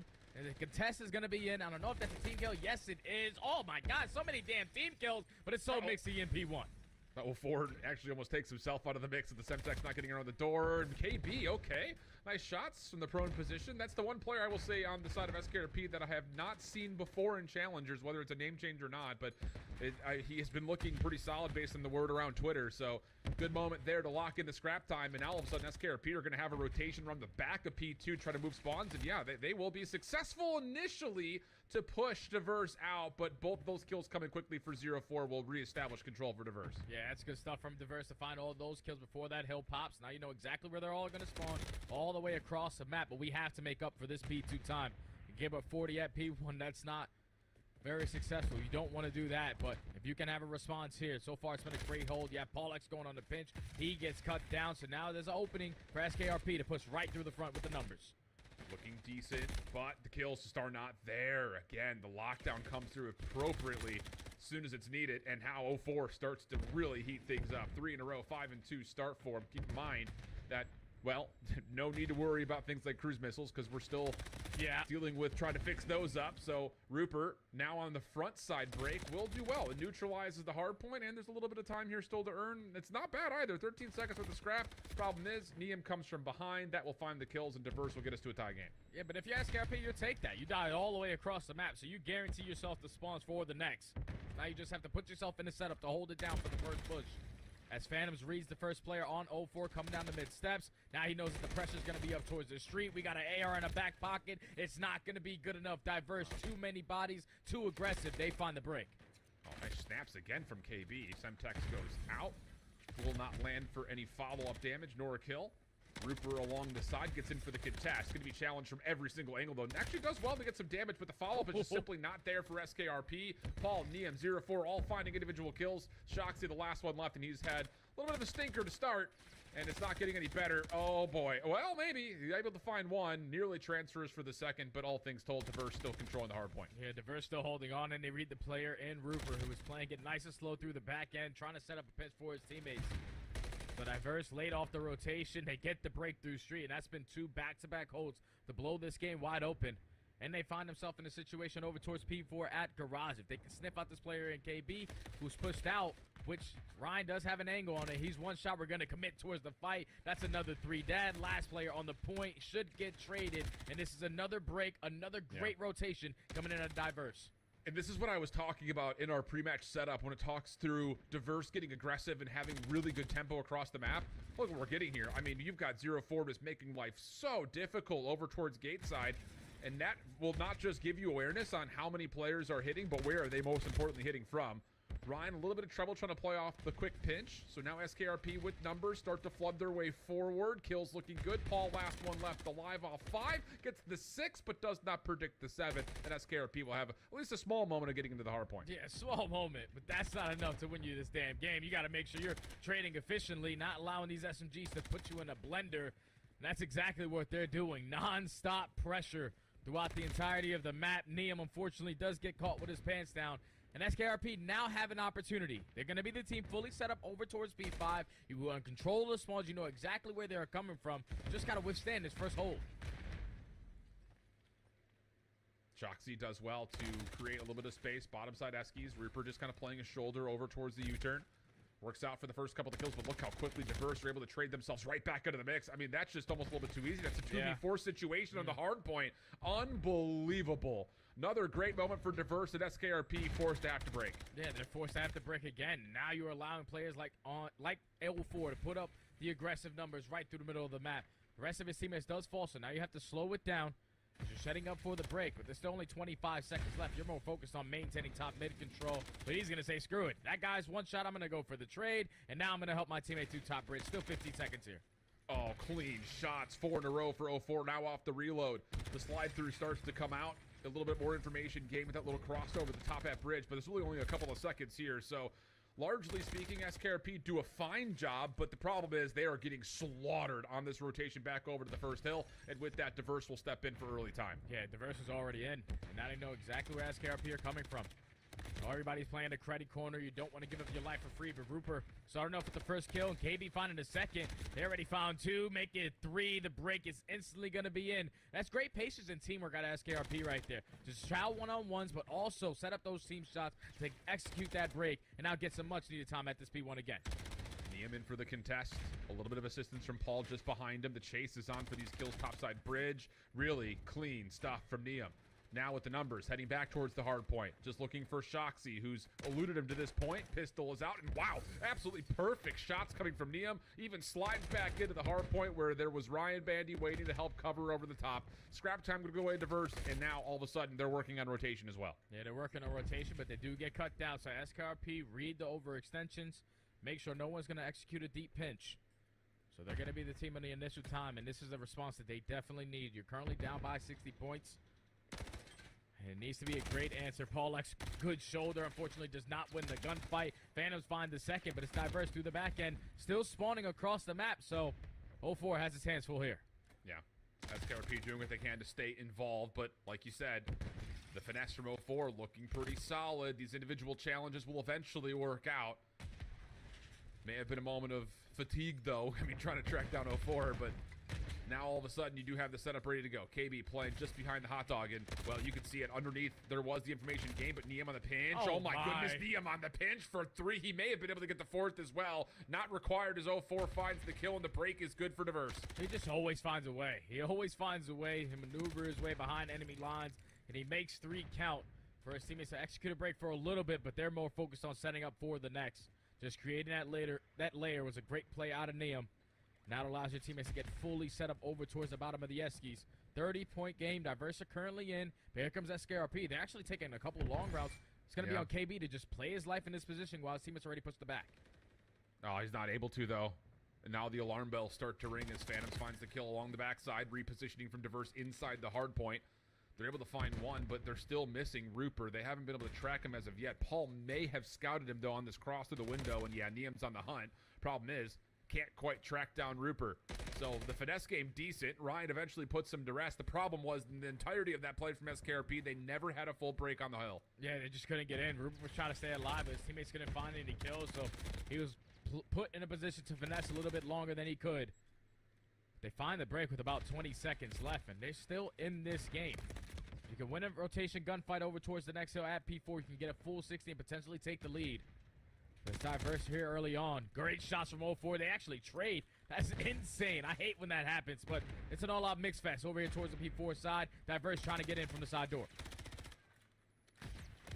Well, opportunity starting to brew, but you have to be able to find the kills. I will say Shoxy is still not really able to put much together here. I mean, Rupert's on a good one. 21 and 18, 20 and 20 from Phantom. So they're getting the participation from most of the members. It just, you have to have this 4th one really show up, because every single time we start to get into these 50-50 battles, you're seeing the Diverse SMGs really start to pop off. There we go. Finally, 3-for-1 goes the exchange, and SKRP through boxes can get into the hard point. Yeah, they're still in it, man. Regardless of them getting outslayed, at least 2 players getting outslayed, they're still right in this game. Now with only 25 seconds left, you're going to force Diverse to hit that early rotation. You have Niam playing that island player, just trying to contest for as much time as he possibly could. But once he takes down that first gunfight, that second player in KB should be ready for him. They actually have 2 players in that position, so going to put themselves only down by 10 points. But you are forced to break again into Diverse's setup over towards P5. Hardpoint opens up to the name of Diverse. Ryan in the corner, absolutely obliterated. Shoxy just nukes him. 04 looking for an opportunity to challenge. Isolation is here. Little dance with the devil on the backside of pillars, but it's 3 straight kills, and then the 4th. Oh, the team shot's so good between 04 and Niam. It got tight. It got close, but Diverse find the break, and they can win here. And now if you are SKRP, you got to make sure your tags are hitting, blow up the trophy system, try to get them off as much as you can on this point. The nade is not good enough. Actually, Phantom's name is going to be able to take him off. So SKRP, they're able to execute the break. But here comes Niam on the pinch. Always finds the timing, and he's able to find the gunny. Another 2 in the feed, but his teammates are not getting the time. They can no longer win it here. It's going to come down to that P1 again, where SKRP have been putting on the show top mid. Every second is a big second here as we exit from P5. And you can see both teams very animate about trying to hit this as much time as humanly possible. 232 to around 220. Anyone's game to this point. Phantoms opens things up. Shoxy follows. Here we go. SKRP into the hard point. They have a chance to tie and even take the lead. Yeah, they're an initial squad. Just got to hold down this first push. Phantoms get the call on to 1, but it's 04 to start off the engagement fights. Ryan finds the second. Diverse have the numbers. They should find the break here. Kills coming through for 04. 235, 233. Split spawn situation here for SKRP. And Diverse actually kind of spawned parallel, and they get a read on this. Oh no, it's gone terribly wrong. Oh, what a play from Ryan. Gets a perfect read on the situation. Now Rupert has to find a way to break. First kill is free, but he needs to contest this. Paul right up close and personal. Semtex down, the contest comes through. 249, 233, but the kills are just not here yet for SKRP. Niam from the corner able to find one. The break is decent, and Ryan finds the final double to tally the final second, and Diverse will hold on. Ooh, that's how we started the day, Alan. I guess so. My God, that was a Mixie Rio hard point indeed, my friend. But Diverse, They were in control from start to finish of that game. You had such a big lead. All you had to do was make sure that you were rotating early. But then once the game got tied towards the very end, they made sure that they attacked from bridge side. Once you 0-4 open up with the first kill, then Ryan found the second. At that point, you have the numbers. But then when SKRP break back in, it's Ryan with the AR. He actually hits a great route up through the pre-4 side, comes to the side door, finds the final two-piece to close out the game. But a 14-point hard point, okay, SKRP, that teamwork is showing even with a couple players going negative on a map like Rio. Yeah, absolutely the case, and a big turnaround there kind of in the end for Shoxy. I would say the last 3 hard points really started to pick things right back up again after what was like a 1-9 start. At one point, he was like 13-28 or something, so he really started to put it together. KB was the one who ended up kind of slowing down by the end of it, but like you mentioned, it's just, man, the speed and tempo the diverse play at the early leads, it just puts so much punish into SKRP on the map. They eventually were able to kind of at least quell some of the motion that was coming from SKRP from diverse, but it just was, I think, just simply put, too little too late. Yeah, it was just too little too late, like you just said, man. When you're starting off the game down by at least 60 to 70 points, you're forced to make up for it by breaking into P3. A great hold over towards P4, but it's a tie game when you enter over towards the bridge and you're late over the rotation. That's one of those hills that's very difficult to break, especially if you don't find that initial fight. You have to take top mid, you have to fight on the lower side of bridge control, and you also want to be spawning on the preferred side of the map. That's not where P3 is. It's opposing side. Yeah. You have more different angles that you can attack that hill. But Diverse was just moving a little bit faster. Like the SMGs were frying off the beginning of the game. Once the SKRP started out teamworking them, showing a little more team fires, that's when you were able to catch them off guard. But it was always Neum finding a route. It was always 0-4 popping an opening kill. And at the very end, it was Ryan to find the final 2 off a great snap on the Rupert. Huge. That's just some ice, man. That's just some ice out of Diverse to take map 1. Because if Ryan doesn't win that battle, it's not just the fact that SKRP stay in the hard point, but then they have a 2v1. Yeah. I think it was on the Paul who was the next one up. So, yeah, it could have really gone differently depending on the outcome of that one single motion of gunfight. So, great start for Diverse. Obviously, happy to have the win, and thanks to your big lead early, able to kind of garner just enough to squeak you past it. But SKRP start to heat up a little bit late. And I will say, kind of looking back and thinking back over the history of players like Phantoms and Rupert in particular, great search and destroy players. I will say that that Spanish team or that Mexican team that played, it was like Rupert and Infinite and Snoopy, and I forget who the fourth one was. Thresh was the last one. They were always winning the maps 2 and map 5. So I'm expecting some good things here from SKRP in the search and destroy. Hopefully, obviously, for map number 2, and then if we eventually get to 5, I still kind of lean my weight that direction a touch. Yeah, this is the bounce back that they need. You have great S&D players who've been playing S&D for a really long time, but now you find yourself down 0-1. You still have an opportunity to potentially make playoffs with a 3-way tie, but the search and destroy has to be guaranteed. You can't allow the momentum to go fully to the other side, because then if they're up 2 after 2 insanely fast maps in Rio, they're going into a Karachi control where they're feeling that momentum. The SGs are flowing, and that's going to be really difficult to stop. So this way, you have to respond right here in the search and destroy to tie the series up at 1.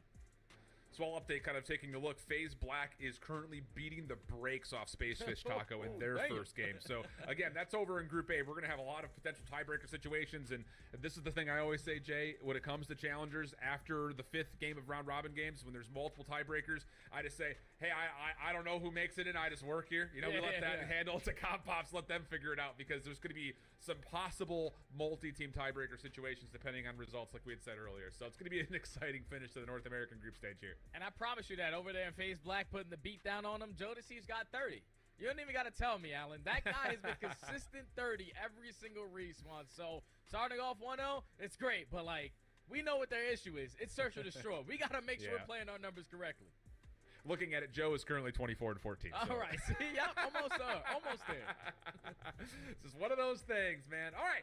So here's a look back at the standings. I guess you joined us here a little bit on the later side. Like we mentioned, we're looking at Diverse versus SKRP, and there is an opportunity here where there could be a 3-way tiebreaker if Houston Spartans lose their matchup to Convoy Gaming and SKRP, of course, beat Diverse. On the other side, after kind of looking over the who's playing who in Group A, there is the potential of a 5-way tiebreaker at 3-2 across Group A from top to bottom outside of Bowser's Kingdom. So those are the things that we're kind of keeping our eye on. We'll give you updates as we get them throughout. But Jay, this is you and I first time getting into the Rio search and destroy. Oh, yeah. Talk to me a little bit.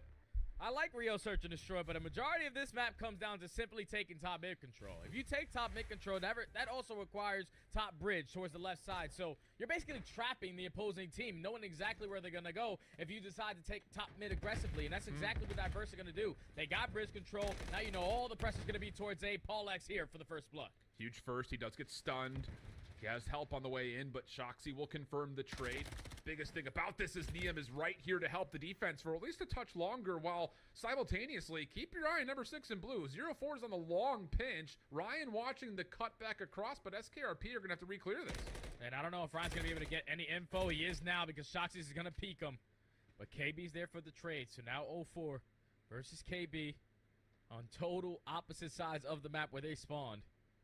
45 seconds left on the clock. No one wants to play bad timing. Both players are just playing, I'm going to wait for you to run in front of me. Although 4 will not have KB rotate back into his waiting arms. So now both players actually at the exact same moment reposition at the exact same time. Up top, here we go. Little battle. KB checking his close corners. Does he get the anticipation on 0-4? But 0-4 has shot a second guessed himself. He goes back to check A, not having seen KB, and now all of a sudden the post plant starts to favor that of SKRP. It's a 1v1. KB's just wrapping the entirety of the map, and so is 0-4. As he might have read this play beautifully. Might cast the timing over towards Brick, and here comes the fight, and 0-4 is able to win it. Little love taps at the end. But what a really long 1v1. Like, these guys are moving on total opposite maps exactly at the same exact time. 0-4 came to check it up through Eskies, but KB got some great timing there to put the bomb down. But then 0-4 wasn't mad about it. He was like, I'm going to take a nice jolly stroll around the entirety of the map. It's not that big. Eventually, I'll find you. Give you a little love tap and clutch the round 1 for my squad. Wow. Is it just me, or do you feel like this game has provided more weird COD timings than maybe the last couple? Oh, yeah. It has to be the dead silence, right? Like, Without I think question. Yeah. Without question. You got covert sneakers. You also got dead silence. So players are not able to make plays off of their headsets anymore. It's all about the timings. And a lot of times, I be getting bad timings. I can only imagine the guys that are getting down and dirty in the pit. Yeah. Smoke out over towards the box cross, as Diverse are not going to waste any time. Bomb being planted. Decent shoulder check, and then the follow-up pinch from Niam turns into a clean double. My goodness. This guy's a walking double kill. He just literally just like runs and guns, nonstop confidence in his veins. Instantly puts it in the 4v2. Is able to spot one with the crack in the door, trying to find the ace on the round. He's going to wait for a little bit of a teammate's assistance. 0-4 is going to be able to find it, but that round simply comes down to the aggressive plays out of Niam.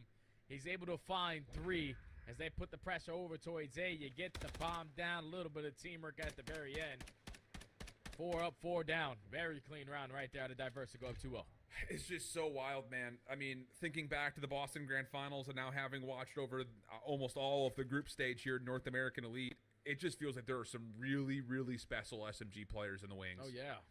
I mean, Is, unreal, dude. The speed, tempo, the clean shots, it's just different. It's just so different. Alan, these guys chow one shot. Like, I'm telling you, I know. it doesn't happen in the pro scene, you know? Like, but here we go, right into round number 3. Phantoms and his teammate combined for the first blood onto Niam. The trade is going to be there from 0-4. Instant 3v3, but that bomb is getting planted. Yeah. And you need Ryan to become part of this play here if you're looking for the retake from Diverse. On the flip side, SKRP are very well prepared for a post-plant setup. Phantom's just going to watch the flank. He could get caught with some poor timing here. Has he heard 0-4, though? He kind of gut check reacts and maybe even pops the door just to see. Doesn't see him initially. Wow! I mean, 2 bullets. That KB just got melted in front of our faces. Yeah, that's not normal. Now all of a sudden it's Phantoms left at a 1v2. He gets the info on a 1. There's only 14 seconds left. You got to try to play your life, but now positioning known. All you have to do is watch over him if you are Ryan, and he actually gets the timing on the defuse. So a lot of game clock left. So he's going to secure that defense. But the fact that 0-4 walks away with that kill, Unreal. Alan, like, that is insane. It looked like it was 2 bullets. My God, it's a shotgun. Oh, my gosh. And I know everyone in the lobby or that's watching is thinking, my rival doesn't kill that fast. No. I mean, Everyone in the world is saying my rival doesn't kill that fast. my dude's on negative ping. Like, wow. 3-0 start for Diverse. SKRP, this is one of those rounds you just kind of have to have early. You drop 0-4 in the fashion that we've seen to this point, and it's just the mind games become almost too big to overcome. And it's just been an easy textbook for Diverse. One attacking round and just put all out pressure towards A, and they're going to go right back to it. If it ain't broke, don't fix it. Get some info onto one player in towards the garage. Here comes the double child, the nades to make sure they clear that out. They're just going to try to get this bomb down. Shoxy's still in a position to contest. And I love this, too. Just hold a little bit of utility. Use that to confirm that no one can challenge your plant. Just get the bomb down. I love it. Just as much as we've seen First Bloods be converted a vast majority of the times for round wins, you could say the same thing about post-plant setups as well. Because now you've got a 2v3, pardon me, but only 25 seconds on the clock. Neum does get tagged. Check comes through. They don't even read it. Neum for the first, and now you've got 0-4 on the other side. What? I mean, hold me. This is terrifying. I'm telling you, Alan, these two right here in S&D, when they whip out the SMGs, they know a lot of the timing. Neum puts himself in a cheeky little angle to find that first kill. Slides onto the second while 0-4 wraps all the way from garage to re-wrap towards boxes to make sure he has a different angle of approach towards that site. It's just like, that's just so in sync. That's next level gameplay to those two players. As they find themselves on a little bit of a streak, but Diverse up 4-0, man. Like, SKRP, you gotta show life here. Unreal. SKRP looking for that same mid-controlled nades. Will go back and forth on both sides. Although, look at the quick run from Diverse. And wouldn't you guess it? It's Neum and 0-4 on the quick pinch. Yeah, they're the dynamic duo. They're already finding themselves all the way pushed up past P2. But you see 0-4, he's taking the long route while Neum decides to go on the short one. But you see the rest of Diverse, they're just waiting for the teammates to get any ounce of info that they can get. But it's going to be 0-4 to start it off. He spots one, but the first one goes to Paul X. But look at the quick follow-up. I mean, it's just everything feels like it's just completely overwhelmed. Phantoms, what? Gets tagged at long range by 0-4. Rooper, good shoulder check. Knows that no one's on for the defuse. Now the final fight with Ryan. But, 0-4 from behind. Wait a second, Ryan's hopped this. Rooper's trying to get there. Oh, my goodness, it's freaking perfect. It looks like these guys have been playing together for 15 years. I don't even know if they're 15 years old. And Rhea also just came out, Alan. Keep in mind, this is our newest map in all of our maps and modes. This is the newest one. They got this one down to the T. The SMGs are finding all the timings. Everything is working out to perfection. When a player's getting shot, you got one going on a deep flank to eventually shoot him in the back to keep your teammate alive. Even with 10 seconds, Rupert, all he needed to do was get one kill to eliminate that player off bomb. That just wasn't enough. 0-4 in the right position as Ryan stuck to defuse, one round away from the clean sweep 6-0. And it's just like we've seen, obviously, times where it's just like, hey, I'm going to hop this, play bodyguard for me. And that usually works out. But that was like 0-4 saying, yeah, I got you. I'm still half the map away, but I got you. It's just unreal stuff. First blood finally tallied for SKRP. No trade here immediately for Ryan, so we'll go into a very early 3v4 with 60 seconds on the clock. Yeah, this is already an adjustment for SKRP. They said, we're not going to allow you guys to take A again for free. This time it's Rupert assisting Shotzzy to find the first blood. So Diverse now in the 3v4. You have Paul X working up through the bridge shot. He gets some info on the one, but he puts down a couple shots. They should allow that bomb plant to go down at B for free. Still a 4v3. Trophy down for Paul, trying to hold on to this bridge position. Ryan right there with him, almost gets the transfer for the second, but now 2v3. Timing not great for 0-4, so it all falls with Paul, and he's now giving up his position. KB just kind of keeps him busy while Rupert walks up from behind. 3 in the round for Rupert, plus the defuse still to go. So on the board, but this would have to be a full sale, and wow, I can't believe we're already 5-1, and it feels like we just loaded into the lobby. Yeah, Diverse is just running around. They're just finding all the times with the SMGs, but finally an adjustment comes in from SKRP. They shut down that aggressive A push. They find the first blood. They retake top mid as a unit to put one on the board. And I think if you are SKRP, you're just playing the spread map right here. Like all of the top mid, getting the bomb down for free, it's working, but you're just allowing them to take the rest of the map on you. So I like to see a spread map here. Play for the two SMGs that are just dual stacking, running around together. Yeah. Getting aggressive this time over towards vending, but caught by SKRP. First blood once again getting tallied. And defensively, there's really not any other follow-up here from Diverse to contest this plant. Paul thinking about it, and he's going to have a little bit of a pinch set up, but 0-4 can't quite get there. Now Paul stuck on Eskies, and Ruper's really starting to feel himself 5 in a row. Yeah, that's good stuff from Rupert. Open him with the first blood. You read the player in 0-4 going under deep pinch. And Rupert also executes to find the final kill. So that's 2 rounds in a row where he finds a 3-piece. Maybe that might be the key to success. Just absolutely take over this game. Find 3 every single round. We will come back and win it. But he does earn a cruise missile. Too bad you can't use it. Is that a 2 rounds in a row for SKRP? But there was a full sale last week, Alan. So it still happened. Yeah, remember that? It was never say never. Syndicate? It was Syndicate up 5-0 in Terminal. Yep. And they got slammed 6-5. So it's still a possibility. Never say never. This much we've learned. Problem is, well, and I will say, you know, the cruise missile and search, even though it can't be directed, at least it gives you information. So there is an opportunity. We saw it kind of earlier in EU during the search and destroy. 2 different cruises were earned on Invasion. They used them just to kind of read where the setups were. And it worked out nicely. KB is going to have a read here that 0-4 is playing in this corner.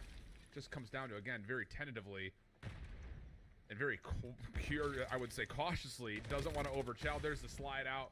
Waited for just a little bit of help to make sure 0-4 would drop. Paul, though, with the trade. Problem is, Neum can't get back towards safety. And in the meantime, the bomb is now all of a sudden down. 2v3 retake scenario. Oh, but Ryan gets caught. Shoxy finds him towards top bridge. That was Pollux again left in the 1v3. You have 1 player sticking on the bomb. Paul is able to walk away with 1, but Rupert again finds another kill on the round. I'm pretty sure he did use that cruise missile, like you said, for that information early on. So they were able to get those comms, use them to find the opening first blood, and retake successfully. So SKRP slowly but surely climbing back into this search and destroy in the back of Rupert Skywalker, who's absolutely taking over right now. Yeah, and he's definitely one of those guys that, again, just kind of thinking back to that team that really kind of rose to fame as Team Smog, I believe their name was, Mexican-based organization. Obviously, the highlight of that team was Snoopy through and through, but I thought Rupert and Thresh played great throughout that team. I think their highest placement in one of the elites was like 2nd place. Like, it was kind of like, whoa, okay, these guys are for real. And Rupert looking like he's having himself a pretty solid start to this year as well. 8 in a row, obviously, but the bigger news is seemingly has kind of slowed this diverse team down. Now it just comes down to, can they clinically and methodically break them apart? Yeah, they're not taking any more risks. They want to make sure they play a nice little team setup, crossfire setup through top mid. And both angles of overextension are being watched. Now it's already been 30 seconds knocked off of the game clock. SKRP, they waited for the tax to be invested for them to now decide to go for the strike. Still a trophy system down towards top mid. They're not even going to contest it. They're going to wrap back over towards A with Phantom getting some early info on at least 1 player. How much of this does Ryan see? Not much. He's been stunned. So information is there. Follow-up nade. Doesn't land. And wow, Rupert just gets caught on the timing. Quick reaction from Ryan gets us to an early 4v3. But the bomb is planted. Shoxy thinking about it, but everything backs away. Yeah, everything backs away. You don't want to give up a free first blood or a free second kill to put your team in a 4v2. Want to try to play your shoulders, set up the timings as Shotzi's able to find Ryan to make it a 3v3. Phantoms as well. Reads 1 towards the back. It's instantly a 2v2, making it a 2v1. Ball over the top. Shoxy reads it. And any tag is a good tag here from Shoxy, just keeping Paul away from the regen. You've also got KB over the top, although Paul may have slipped the net, but good reaction time again. And okay, we said don't never say never. 5-4 goes the count. SKRP still alive. Oh, Diverse is sitting there with their legs crossed. They're starting to sweat a little bit. You're up 5-0. You give up 4 in a row. SKRP have just been able to change the tempo whenever they find that first kill. Because now they're currently down 4-5, back on the defensive side. Shoxy 2 kills off our internet cruise missile simply just for information. I think if you're Diverse, though, we just all out aggressive top mid and make them outgun us to lose this round. Yeah, that's I like that call. Thing is, Diverse are just going to 4-man stack over towards A. Shoxy looking to get aggressive on this defensive setup, and he is getting naded to high heaven. Help is on the way, but it's taking some time. Phantom's able to at least stop a lot of this hit.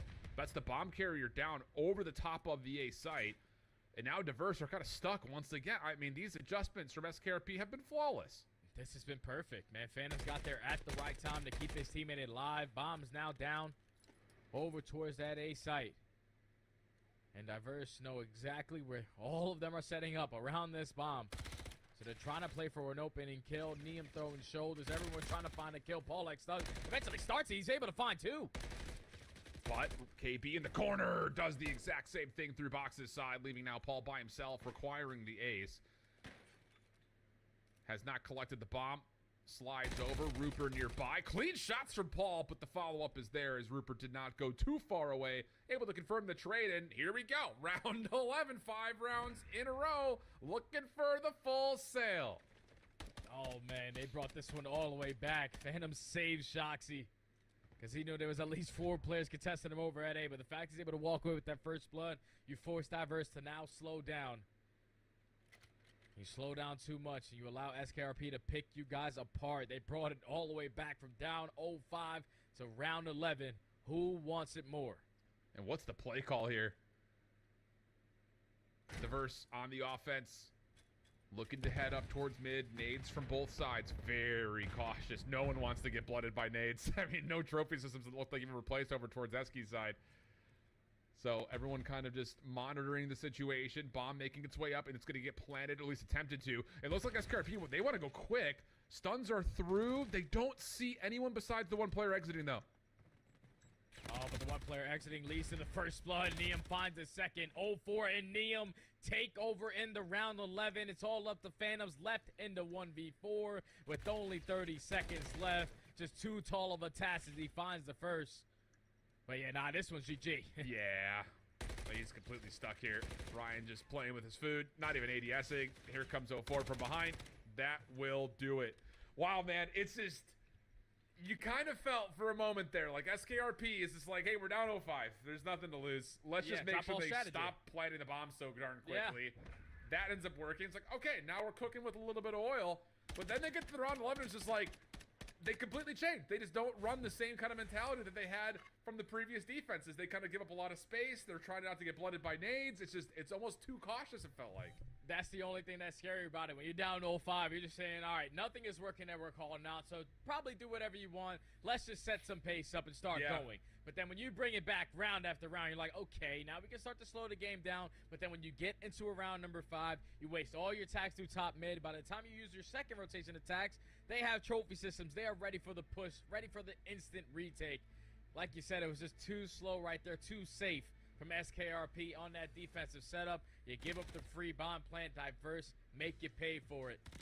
They walk away with the search and destroy all the way in round 11. Such a nail biter of an S&D, but they find themselves up 2-0 in the series. Yeah, walk away with it's one way of saying it. Limp away with it, maybe another after the quick start. Wow, what a bounce back. And this, again, one of those moments you kind of look towards the hard point, you follow it up with the search and destroy like SKRP, make a go of it. It's just too little too late. It's just, I hate to keep going back to that same cliche and that same phrase, but it just feels like it's one of those situations that they're just not quite getting the quick enough adjustments onto Diverse to stop them from playing with this quick tempo. We saw it in the hard point, quick rotations, quick zones, quick hits from all across the map. Now here into the search and destroy, quick plants, quick action for first bloods. It just felt like SKRP took a little too long to adjust. Yeah, they took a little too long, and Diverse, they were happy as hell that they were doing that because they played back-to-back Rio where they know they can set the pace, and they did not slow on based off of map number 1. And now, let me tell you right now, Alan, losing 6-0 is way better than losing 6-5 because their momentum is probably shot going into this map number 3. Yeah, that's going to be the Karachi control, but we do have a second stream going on at the same time here. You can find it on the youtube.com/COD Challengers kind of YouTube homepage. It's Lore Gaming going up against Met Brooklyn. This Lore Gaming team, previously known as Good Kids, were picked up, 5 days ago? It was right after the first games from last week. And they've looked pretty solid to this point, and Capsule is on an early rampage. 70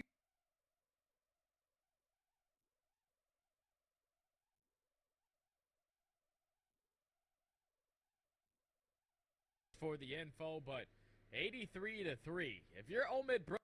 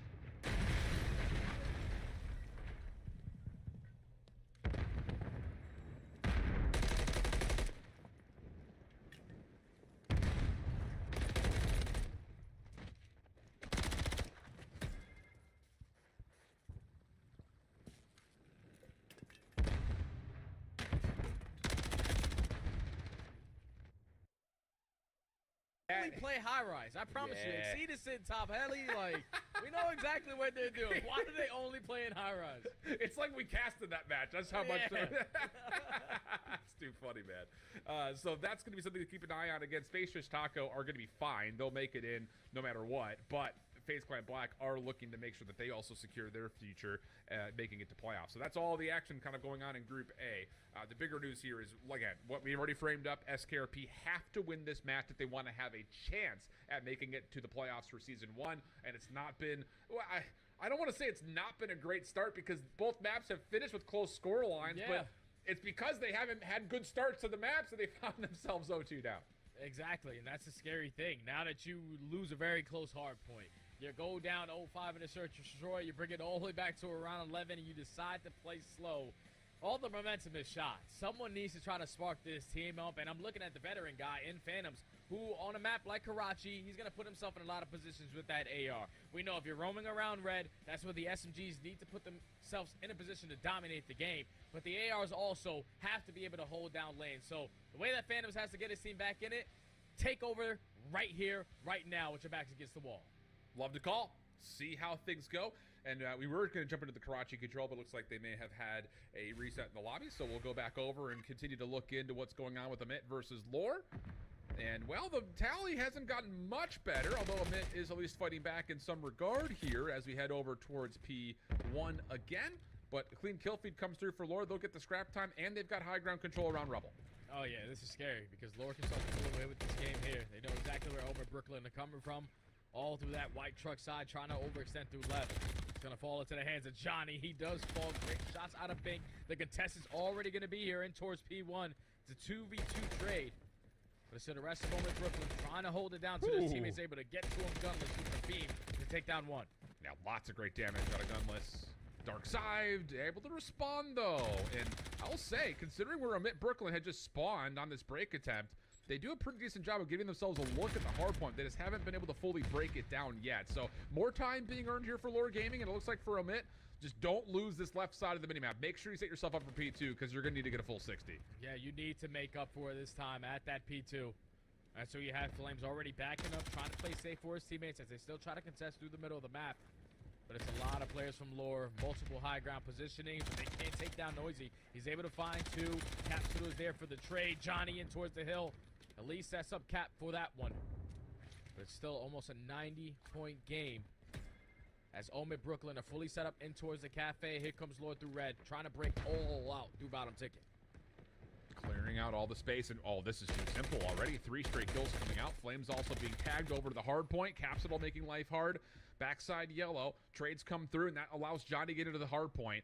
Amit Brooklyn will be spawning behind over towards the top jump, and the only thing really watching this are long crosses. Gunless in particular with his AR is trying to do what he can. Capsule on the back, and no, the break looks like it should be good unless Johnny can continue to go ham bone, but not happening. Break is in. Brooklyn find themselves some time. Yeah, so much needed time for Brooklyn. Now you're forced to try to execute a break over towards the next hill as well, with 3 players from Lore already spawning on that side of the map. Bink reads the player that spawns across. So at least they have the numbers, so at least a 3v3 scenario here. Flames is going to be able to come up behind this player towards top 3. Now Cap is spawning all the way across the map. Oh, and Brooklyn, this is a perfect rotation. Yeah. They can answer with a great 60 hold to tie this game up if they can hold this one down. And a big bounce back from Noisy and Dark. We said it, they were 1 in 13 confined to start this map. And now all of a sudden, they find themselves right in the mix, if not possibly leading their team in overall KD. 171. That's what it's been stuck at for Lore for what feels like an eternity. You've got Bink on a bit of a pinch, but Capsule with the perfect read. 4v2, break attempt on the way. Flames trying to hold one side, and it would have been Dark on the other, but not a single kill comes through. And that just feels like the second time we've seen it where Lore Gaming setup or break attempt just completely shuts down a mid. Yeah, that was just too easy. They sent 2 players through red, 1 player up the middle, 1 player through 3-story. They all find their one-on-one gunfights, execute the break with ease. And now Omid Brooklyn with only 20 seconds left are forced to make a decision. Do we try to contest this? We know we're going into a P4. We're not. Neither squad is going to play for a lot of that time. Yeah. More about the map positioning. But the more that they're making a tough decision here, they're still trying to contest it. It's still Lore Gaming. Walking away with a lot of that time. They're up by still 80 points. And this is such a heavy commit to a hard point that's already gone here for Amit Brooklyn. I mean, That break attempt may have given them 10 seconds if they found it cleanly, but now you're just kind of stuck over towards market side. Very peculiar decision-making coming through for Mitt Brooklyn. The good news is they do have some high ground control, and they've used it nicely to make sure Lord Gaming doesn't get into the hill, but this is going to be a 50-50 battle here over the top of the fourth hardpoint. Yeah, they're just keeping it mixy, at least keeping it white. They prefer that side. As they find 3 kills, now you can hop on towards the point. Try to soak as much time as you possibly can with only 30 seconds left. But you see 2 spawns for Lore. Actually make it 3. Are going to be gifted a rotation over towards next. Going to fall into the hands of Flame. He's the only one here. He's one shot. Wow. He actually wins the first gunfight. How long can he try to finesse in this position? Not that long. As Classic lines it up with the nade. Classic takes the head glitch. And that's going to be Lord Gaming winning a rotation with an opportunity to close out the game at P5. Yeah, and they're getting scrap time at 4. And once more, you got Dark going to rechow the guy at Old. You need to get here to help break down this 3v4 on the new time. And there's Classic and Johnny at the ready. They get a perfect read out of it. Brooklyn, Noisy trying to force it, but only can get a team kill for what it's worth. It's just, man, that's what, 3 times they've seen a bit Brooklyn try to contest 5 seconds with a scrap time when they could have had a 4v3 at new. Yeah, that's just boneheaded plays right there out of Dark. We can't contest that guy for 5 seconds. I know he's the guy that could potentially set up a pinch play, but if you have the numbers off the rotation, all you have to do is win those trades and potentially flip those spawns to get some much-needed time. But finally, with 30 seconds left, they execute the break. They spawn in towards the back, but it's still a 70-point difference. Lore are only going to put one more chance at this one. They're more focused on taking control of top 3, as Gunless is already trying to take that side of the map. He does get gunned down, though, so Omid, you need to answer, and so far they're doing it. Yeah, quick shots from Flames, Okay. and that low HP turns it into 3 in a row over the top of the hill. Scrap time going to go the way of Amit. Big gunfight between Johnny and Bink, which Johnny wins with a rival 9 at some significant range. Amit still able to get into the hard point for now, but the lay of the land still favors that Allure Gaming. They just need to find the kills and then they can break. Yeah, just one break is all Lord needs to potentially call game. Classic starts it off with the first kill. Dark throwing a couple shimmies, dancing in towards the P1. Teammates are dropping all around them, but the nades are strong from Bink. Still, Omer Brooklyn holding on. They're reading this plays perfectly, and they were able to flip those spawns as well. So Classic has to take his time. Person that's only pushed out towards Junk. You have Johnny going off the rotation to make sure everything is safe for the next hill. But you still have a couple players from Lore trying to contest this one. Yeah, there's a lot of individual gunfights that are going to ensue across the old time here at P1. Dark eventually taken out. Flames could only find one of what needed to be essentially 3. Still an opportunity for Bink to jump right back in. And now, hold on a second. With Classic falling, the only one who's here is Johnny. Not stunned, not naded. Here's the first check. Gets it cleanly. Tries to slip away, but falls. And we're going to have another photo finish here as Amit Brooklyn are going to get to the hard point first. Oh my God, they're able to sniff out Johnny. Now they win the rotation over towards next. Bink almost turns on Capsule. But now you just have to hold. Both squads can win it here. It's going to be Noisy in towards the bottom of the ticket, at least finding the trade. Just want to trade effectively if you are on with Brooklyn, but that's going to be 3 down, all into the hands of Darkside. Just has to stay alive for as long as humanly possible. Help is on the way. Good double shell from Lore on the back doors. Flames finding one as he jumps over, but there's no trophy system to keep him safe. Noisy stunned up, and he gets put down. Wow, opportunities. I mean, we saw how many? 3, 4 different opportunities for Amit Brooklyn to set themselves up with a good hold. Just did not fully work out. The patience, the setup from Lord Gaming on their break attempts were nearly perfect every single time we had them. So Lord Gaming take a big first map in that series. Again, that is our Bravo matchup that you can watch in its entirety on the YouTube channel. But it just felt, again, like setups not coming through successfully and just so many hits of old scrap time that really didn't feel like it was worth it. And you keep in mind, like, you kept the game very close at the end. Like, if we eliminate those plays where we're ISOing the last guy for the final 5 seconds, make sure we're setting up properly for the next, you can probably execute a break at that P5, not at 30 seconds, probably at 45, and the game completely changes. But they were just still another team that starts slow into the game. They get active towards the very end. But Omid Brooklyn, they set themselves up. Once they found Johnny, they just played really slow in towards Cafe. When you play slow in towards Cafe, Lord know that they have the positionings of red, so they're going to get those close spawns. If you don't win those next set of fights, or at least be aggressive in towards bottom ticket, or try to push out red, that's what allows more ways of Lord Gaming to come right on in. They had the spawns, they had the numbers, they won the gunfights. And then when you're forced to just single-handedly jump over that dumpster every single time to try to break V2, yeah, you might as well call GG. Lord Gaming take map 1. Wow. So they've got double high-rise to follow with potential of a Skid Row and an Invasion. No Rio here in this series. And for Mid Brooklyn, trying to just find a way to regain as they head to map number 2. But again, that is our Bravo matchup. Our primary focus will still stay with Diverse versus SKRP, and we find them in the middle of their first round here of Control on Karachi. Diverse, well, they are dominating. 1 tick of progress is all that has been given. A 20 plays 9. Yeah, okay. I guess the 10-minute, 15-minute break, whatever the hell we just had, is not good enough for SKRP. Diverse said, we're going to continue to put it on you. They dominated the first defensive side. Like you said, only allowing 1 segment, but they outslayed by a trillion. Now they're up 1-0, up 2-0 in the series, up 1-0 on the Control. But to the attacking side they go. I think if you're Diverse, let's just do the easy work. Probably go for a 4-stack at 8 to make sure we guarantee ourselves, just in case it gets to that round number 5, that defense. Yeah. Opening options. Look like it's going to go just kind of default over towards A here for Diverse. Defense splitting their focus a touch kind of between the two. And to be fair, Neum is playing over through red. He's already gotten to fire. That is not where you want him to be. And on top of that, you've also got a team nade. This is not what you want to see if you're an SKRP fan. First tick already gone. Second may also be gone as Neum is making life difficult on the rotation to B. And yeah, this has been a pretty flawless opening here for Diverse. Yeah, it's a great opening, and now they read the player on Rupert as well, who's trying to overextend through Chicken Coop. He's actually able to win the gunfight versus 0-4, so he finds himself on a 5. Players are still trying to sniff him out. The stun hits. Neum is able to find him. So now they're not on that A point anymore. So a couple players from SKRP just setting up for that post play. You have already a player in Shox. He pushed out towards Junk. You're forcing all of Diverse to overextend or hit up the middle of the map. And that's exactly what Phantom wants them to do. Good shots from Phantom. Shoxy also following up. Means that this play for Diverse has to start winning some gunfights just through the middle of the map. And Rupert getting aggressive. Not quite able to find the first kill top, but eventually tracks it down. I think he may have seen the second contestant in the form of Ryan as well. Yeah, Rupert seems to think that there's going to be somebody else nearby. And, well, doesn't make much of a difference. Neum from behind gets on the zone, plus finds the kill. Second tick of progress, going to get locked.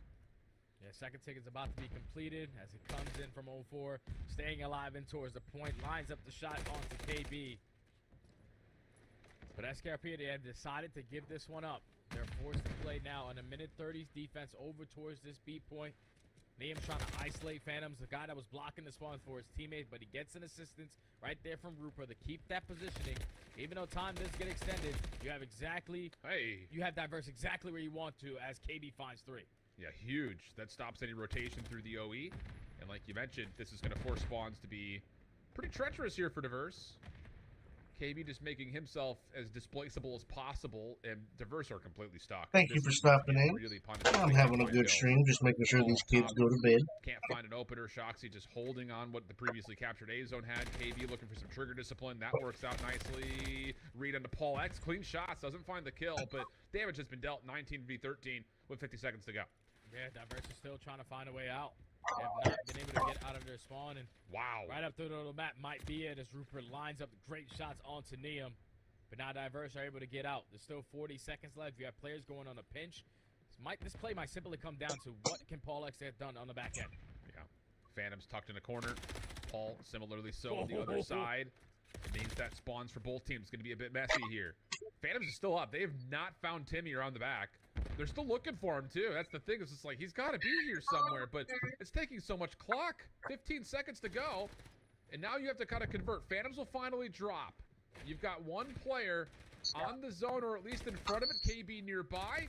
Only getting the first Shoxy deals with the flank from Paul, and now it has to be Ryan. Stops the clock at 5.4. Help on the way. It's Rupert right through the front of the hard point, and that will be enough to clear things out and get the defense to SKRP. Yeah, that's good stuff right there at SKRP. Perfect setup around that A point. Once they were trying to execute out towards Cafe, you had Phantoms just being such a nuisance over towards Junkyard. They found him in the final 15 seconds when they started at about a minute and 30. It's not going to get the job done for you when you go around those pinch routes. You get him picked apart one by one and then just forced to hit that reset. A great defensive setup right there at SKRP to tie the game up at 1. But now they're down by 2 segments. You got to make up for those. Yeah. Have to find more success here immediately. Good news is, you got the hands back hot again. If it's anything like SKRP in the first 2 maps, that may be all they need. Because The slow starts in map 1 and 2 is what really cost them. Trophies are down. Nades are out. What happened there? I have no idea what just happened. I don't know how Rupert just ended up nading his teammate at the backside of the middle. Heck glitch, and unfortunately it comes back to bite him as the rest of his teammates fall through the middle of the map. Diverse take all map control. They're still slaying. Great kill comes in on a Phantom.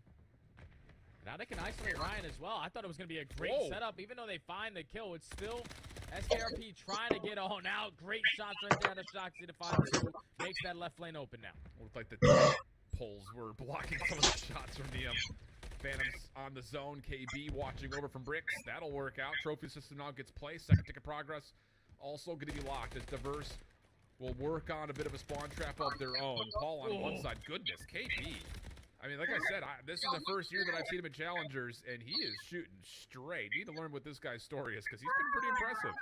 Yeah, he's coming up with a bunch of clutch kills for his team. Can he find another? No, he cannot. On to 0-4 true top 3. So now it's 40 seconds left. All of Diverse. They have you basically in the headlock trap. Yeah. Neum's holding down the overextension towards Coop. 0-4 through top mid. They're able to find 3 dead. Last player is going to be still pushed out, but there's only 30 seconds left. They have to commit to A at this point.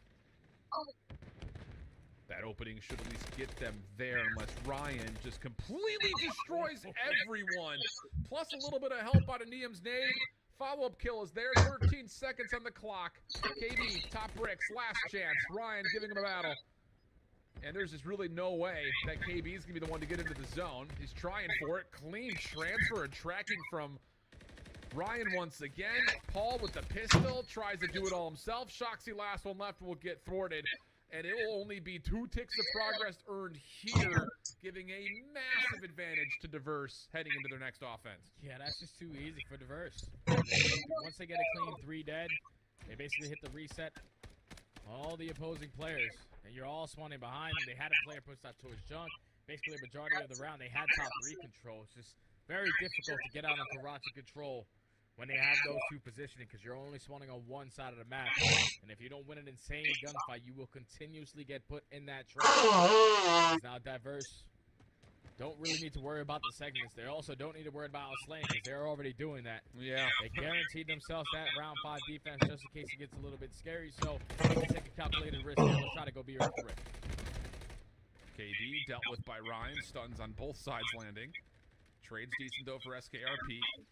But Shoxy was the only defender left over towards the A zone. And yeah, this isn't even like, hey, we opened up A, let's go A. This is still trying to get themselves over towards the B zone for Diverse. Low health pools not stopping them at all. They're still just saying, we're still going this direction. Finally, the clock will stop over on A. Hello, how are you? Ryan shaking hands with Shoxy before being traded, and it looks like the first tick of progress is being worked on. But even still, Diverse are still focused on getting over to B. Yeah, they just have one player on the point. That one player is Neum, who wins the one-on-one. So he's going to keep that time paused. The rest of his teammates all have pressure over towards the cafe. Shoxy's able to at least catch one off of the cross. But Neum decides to give up A. He's like, oh no, you guys are having too much fun on that side of the map. I want to come join the party. Fortunately, only able to get one for his endeavors, but that's already the second. Watching the challengers bracket. They're finding all the kills in the feed. Diverse Mike whole game right now. This just feels like every time we watch Neum in 04 that they're just constantly putting together 1.5 KDs. Like, over and over and over and over again. They're doing it with SMGs, they're doing it with ARs, they're doing it on every map and mode combination, it feels like. Unbelievable. So the extra 60 gets tallied. 3 life advantage here for Diverse, but SKRB bounce back defensively. Got some map to work with here. Yeah, look how aggressive they are getting too. They're trying to push up into the spawn of Diverse. Diverse are already out. They have one player over towards the bridge side. Everyone else already pushed their way through red. Ryan, the person who wins that one-on-one is trades all about through the middle of the map. But Phantoms is able to find 3, keep his teammate alive. Okay, down to a minute. No, I am. Lives could be how this is won, by the way. I just had to wait. Playing up against I was 12. getting the kids in bed. Phantoms still dealing a little bit of damage here. But, oh, that's troublesome. 2 players will drop. Phantoms over the pinch, though. He's able to come right from behind, completely unexpected. And now he's on 5 in a row. And all of a sudden, We played till about 11 again tonight. In kind of some good high ground position. They can still hang on this. Yeah, they still have great. We got a baby appointment in the morning. Choice. You would like an MCW from top 3. So a couple easier fights. Trying to go for the jump shot with the rival 9. He's able to at least get one player weak. Give the info to his teammates. You gotta get up at He's 6. able to find one, but 0-4 now slips on out. He's a player trying to make a play happen for Diverse, while the rest of SKRP trying to hold down the middle of the map. Paul Lex answers the 2 through bottom red. This might be it. Looking likely. Although, Shoxy from Barrels able to line up a couple, and then Rupert follows up with his trade. So, what was a 17 plays 12? I'm gonna play some Resurgence. Now down to a 5v5. Still plenty of time for this to come down to lives, but Diverse are playing from the defensive side of the map.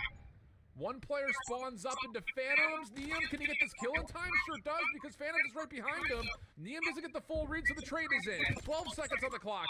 KB playing topside over towards Bricks. It's going to have to come back to the zone to help. He's now the last hope. He's been tagged up. Third tick of progress being worked on. Not looking likely for KB. Off the reload, the stat will be how Diverse get the offensive win. It got tight there for a moment, but once more, I kind of find myself going back to the same phrase. A little too late. Yep. Something like that. That's exactly what it was, man. Diverse, they just came out swinging. They dominating the first defensive round. SKRP, they were able to respond, but then the last 2 rounds, Diverse just set the tone. Again on defense, only allowing 2 segments to go their way. Completely outslaying you, and then the game plan to basically be tied up in segments going into that round number 4, they knew exactly what they needed to do. And that's, if we can capture B, we're basically going to call the round. They were able to take B, keep the kills in their favor, and then in those final moments, Paulex opens up with 2, dominates in towards top red. No more lives remaining for SKRP. Just a very easy win for Diverse to walk away with the 3-up. Wow.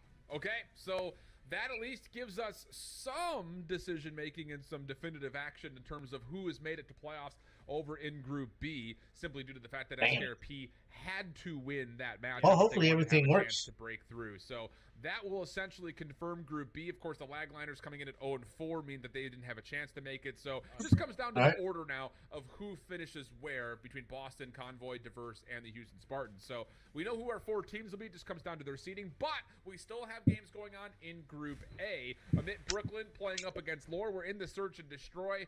Lore held off the comeback for Amit, and now we find ourselves in High Rise tied at 3. And it's a 2v1 for Gunless instantly as soon as we jump on in. With 35 seconds left, the buddy system for Omid Brooklyn over towards the propane tanks. Just trying to play the most efficient way to trade. As Gunless is trying to sniff them out, but there's so much time being wasted on the game clock. He's checking in behind enemy lines. Now it's down to 20. He's not getting an ounce of information of how they're setting up this round. This is looking like an Omid Brooklyn W. Take the lead up 4-3. One of those situations that you try to hope that you can break down the post plant deep. Oh my God. Doesn't really work out. Almost finds I'm on your time page. to go for the defuse. So a little shaky there for Mitt Brooklyn, even though the round had already been won, and they'll go up 4-3. And so just playing the game clock. You know, if you're banking in this situation, you want to make sure you go for the chow, knowing that he doesn't have any more time to defuse it. But he's able to shut down Gunless in that 1v1. Take the lead in the search and destroy. Now up 4-3. To the defensive side we go. And if I can remember correctly, Omid Brooklyn, what they love to do is just all-out pressure over towards that B side. Flames likes to play really slow in the back of his spawn. Dark side loves underground. So if you can open up with the first blood at the dark side underground, that might be your key. Oh, here we go. Quick action for Lore over the top of the ace side. Noisy not able to get into position to read it in time. Flames at least follows up. That's actually under the bomb carrier. Classic going way deep. And then the follow-up from Dark Perfect with the SMG. Wow, that was just Lore trying to get right into the face of the defenders. And what initially looked like a good first blood, it's been completely foiled since that. Yeah, now it's Johnny left in a 1v3. Information now gained. Flames still holding down that bottom blue position. And now that's 2 rounds in a row for Omid Brooklyn. 2 strong on the defensive setup. Ready for that aggressive bottom blue push. Capsule finds the first. The rest of Omid Brooklyn, we're there in the right positionings to put themselves on top in the numbers. Now they're at game point to try to tie the series up at 1. Result from the FaZe Black versus Spacefish Taco match. 3-0 to FaZe Black. Okay. So that puts Spacefish Taco, FaZe Black at 3-2. The assumption is that Syndicate will take care of Bowser's Kingdom, which puts them also at 3-2. So this essentially means that Amit Brooklyn and Lore Gaming find themselves in kind of one of those situations of Amit Brooklyn has to win this series to force a multi-team tiebreaker. Otherwise, only at 2 wins, admit Brooklyn will be out of playoffs. That means you need to find this SNDW. Need to try to walk away with this one. Tie the series up at 1. Great shots from Flame to get info early on. Onto the positioning of a couple players, but Dark tries to time the hop up. Johnny needs to pay for it. There goes the first blood. Nearly gets into a position to take the gunfight, but not quite. 3v4 situation. Gunless at range, seen by Flames. Can't quite finish the kill. Capsule right there to pick up to make sure the kill comes through. Bink down low, tagged, but still alive. Noisy able to secure 1 trade, but has to wait for the regen before he can consider a plant, and now he's by himself. Clean shots to Johnny, and he does have an opportunity maybe to isolate here. Just comes down to, does he predict Classic on this right? No, he will not. And with that, Lower Gaming find themselves their 4th round. Yeah, Lower Gaming great on the opening first blood. Capsule great shots onto the player top heli. But then I'm pretty sure Gunless was still in the back of the spawn. Hits the wall bang onto a player in towards the B site to make it a 2v1. That sets up Classic for the final. So Lower Gaming still in the search and destroy. Stop the bleeding for a little bit. Down 5-4. But need to have an answer on the attacking side. We can't be over towards A again. We got to slowly work this one into the B bomb. Or if we're going to hard commit to A, let's not try to go too far forward here and drop our bomb all the way towards HUD. But it looks like they're going to take your advice. Your study is that's going to be a little bit slower, a little bit more methodical. Classic down low, just going to hop the ladder and immediately see a wide open B site. He's done this with an MCW, mind you. So this is all about Lower Gaming setting up a very passive post plant, and they're going to get an even 4v4 with this. Oh, this is perfect. If you are Lower, you put the pressure on them now. To not try to run out of their base. Capsule getting some info on at least a couple players, but he's just trying to finesse, trying to dance around. Noisy finds the first blood to top heli. Wow, Johnny down low, good information. Nearly turns it into a double, but the trades are decent. Gunless by himself, right on top of the bomb. Not even going to try to play a little bit deeper. Smoke is through, but this isn't going to fake him out at all. Just comes down to, does he get a read? Oh, and the trigger discipline from Gunless. He's going to kill the clock off. There's the first kill. He can't get off the ladder. Still stuck in the corner. Shots are out, but Noisy, did he hop it in time? No. Oh my goodness. Gunless just, don't look at me. Don't make a noise. Don't breathe. Just let me stay in the smoke. That guy is an MVP, former Call of Duty Pro player. One of the best players at a point in time, and he shows it right there. The trigger discipline to not panic even when the smoke gets invested. He was able to spot both players, let them run right on by. As we got to take a look at it again. Keep in mind, he gets to this position with about 25 seconds left. All right, cool. That smoke is invested with about 20. He spots at least 1 player sliding in front of him. But the fact that Omer Brooklyn wastes that smoke grenade to try to draw him out and not stick to defuse, Gunless is able to ice up, force around 11. I mean, Gunless could have whispered sweet nothings into Noisy's ear as he walked right by him. Wow. Round 11. Lower Gaming back onto the offense. Very quiet start for both teams. You've got Flames deep. Gunless will read this. Shots are good, but oh, maybe a bullet away from finding the kill. We'll stay 4v4. Still a 4v4, but at least you get the info on the 1, and he's able to line it up with the nade. Wow. Gunless taking over so far in this round 11. Now you are in the 4v3. Stun gets connected onto a player through the back middle. I don't know if he's going to be able to spot him as that bomb is slowly starting to approach up through the B site. You have Johnny working through on the ground. He potentially found the second one if Dark gives up his positioning inside the site. Yeah, I don't think Gunless saw him, though. Classic trying to play for the plant. Yeah, Gunless was so focused on who was deep middle that he didn't see Dark's gun poking out from inside the B site. Johnny on the shoulder. Not going to be able to find much contact here. 2 players from mid playing down low. Bomb has been collected. But where is it going? Gunless is trying to go deep around the back middle. They've got numbers, but they don't have a lot of time. Bink may have read this. Sees Capsule.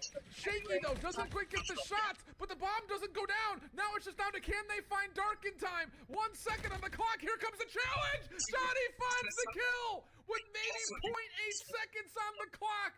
No freaking way. Sir, I'm sorry, but is this Oh my god! Darkside played that perfectly! Just getting the 1 player off the site, trying to play your life as best as you possibly could. All you needed was another 0.8 seconds. But Johnny, through the top helipad, able to position himself perfectly after Dark finds that one-on-one. in the right moment, at the right time, is able to line up with the MCW to clutch up on the round. Lord Gaming, ice up after being down 5-3, walk away with the round 11, and now we're up 2-0 in this series, man. That is devastating if you are home in Brooklyn. Jay, I'm old. I've already got back problems. I don't need heart problems. God. All right, my guy. Oh my goodness! Unbelievable set of 2 rounds in a row. It could not have been any different. Wow, just wow. That's all I have. I've got wow. That's the only word I have right now. And when you take a look at the numbers, like obviously Gunless sitting at 10-7. He had a 2v1 clutch. He had the first blood in round 11. 2,500 damage he was putting on. But the fact that Johnny is able to walk away with it at the right time. He was contesting Dark the entire time through bottom blue. But picks up the MCW, is able to take top heli, and just clutch up at the very end, man. That sucks if you are home in Brooklyn. You were in control of this search and destroy. You lose the last couple of rounds in a devastating way. And now you are forced to try to complete the reverse sweep to even make it in the playoffs. That's tough. Unreal. I mean, Gunless legitimately, like, he was trying to get out of the ladder and just beeps it, like. Yeah, at that point, you got to commit. Dude. Like, you just got to commit. He's like, I can't jump down this ladder. I don't want to get bad timing on this guy coming up right behind me on the site, winning this close in gunfight. So he was just putting himself in a position to be ready for the fight, but thankfully it wasn't necessary. Unreal. And that was like 0.4, not 0.8 seconds left on the clock there. Insane. Between not being able to get completely killed out and lose the round. So 2-0 goes the count now for Lord Gaming. Again, what's on the line here as we look towards the high-rise controls? Amit Brooklyn have to reverse sweep if they want to have a chance at setting up a multi-team tiebreaker in Group A. Otherwise, only having 2 wins for Amit will not be enough to get them into playoffs. So here's kind of a look back at how things have unfolded just kind of coming into today. The big news over towards Group B is we kind of had a must-win matchup as well between Diverse and SKRP. SKRP falling to Diverse in a 3-0 fashion means that in some order we'll have Boston Academy, Convoy Gaming, Houston Spartans, and Diverse all representing Group B in the double elimination bracket. Meanwhile, again, it's kind of still up in the air because Spacefish Taco lost to FaZe Black. Lore Gaming finds themselves in this lockup with Amit Brooklyn, and SGP did beat Bowser's Kingdom. So what would unfold here is a 5-way 3-2 tie, at which case we send it off to the lab and hope the scientists can come up with a solution of who's the top 4. Yeah, home in Brooklyn, they need to figure out something. They need to try to find something with them, with their backs being down 0-2 against the wall for you to make playoffs. Because obviously, if Laura walk away with this, they're going to be our #1 seed in Group A. They'll be sitting at 4-1, calm, cool, and collected. They're feeling great. But if you are home in Brooklyn, that's now 2 maps in a row where you did have a couple opportunities to win. Obviously, in the search and destroy, a lot more. You were up 5-3. Gunless clutches an insane round, and then 0.4 seconds causes you to be tied up at 1-1 in this series. But it's still not done yet. You're going in on high-rise control. You just have to hit the reset button. You got to show fight here. Have to have it. We are going to jump over just a quick, brief break, though, just between maps 2 and 3. So when we come back, we'll have the high-rise control must-win scenario from here on out for Amit Brooklyn, trying to put together the reverse sweep if they want to have a chance at playoffs. We'll jump back in with the action when we come back after this.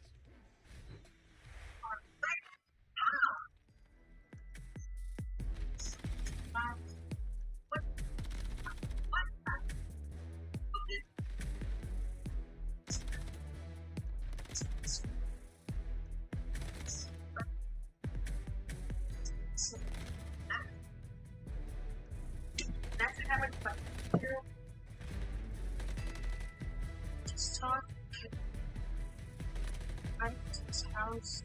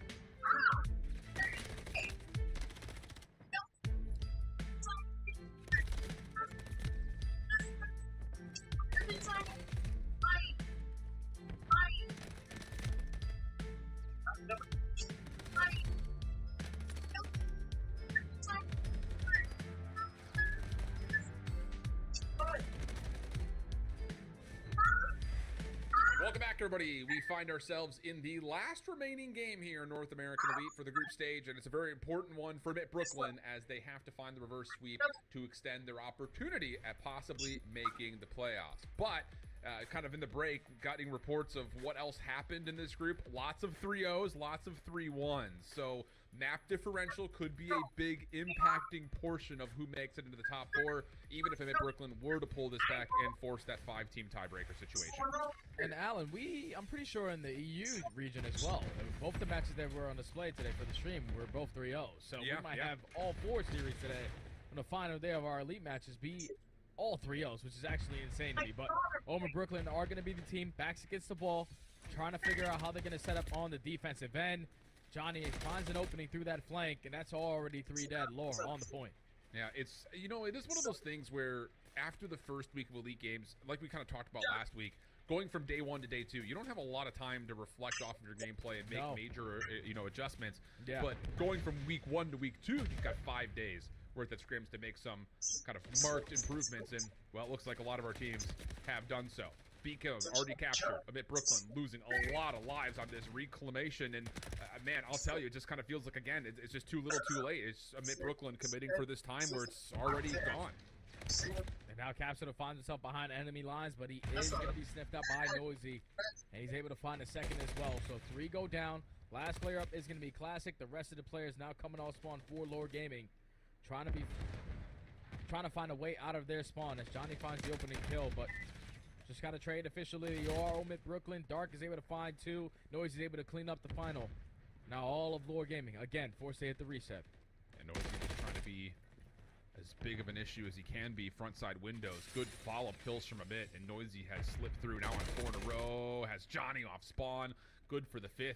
Hit low. Gunless looking for the trade. Shut down as Noisy continues to build the streaks. Johnny again is like, get me out of here.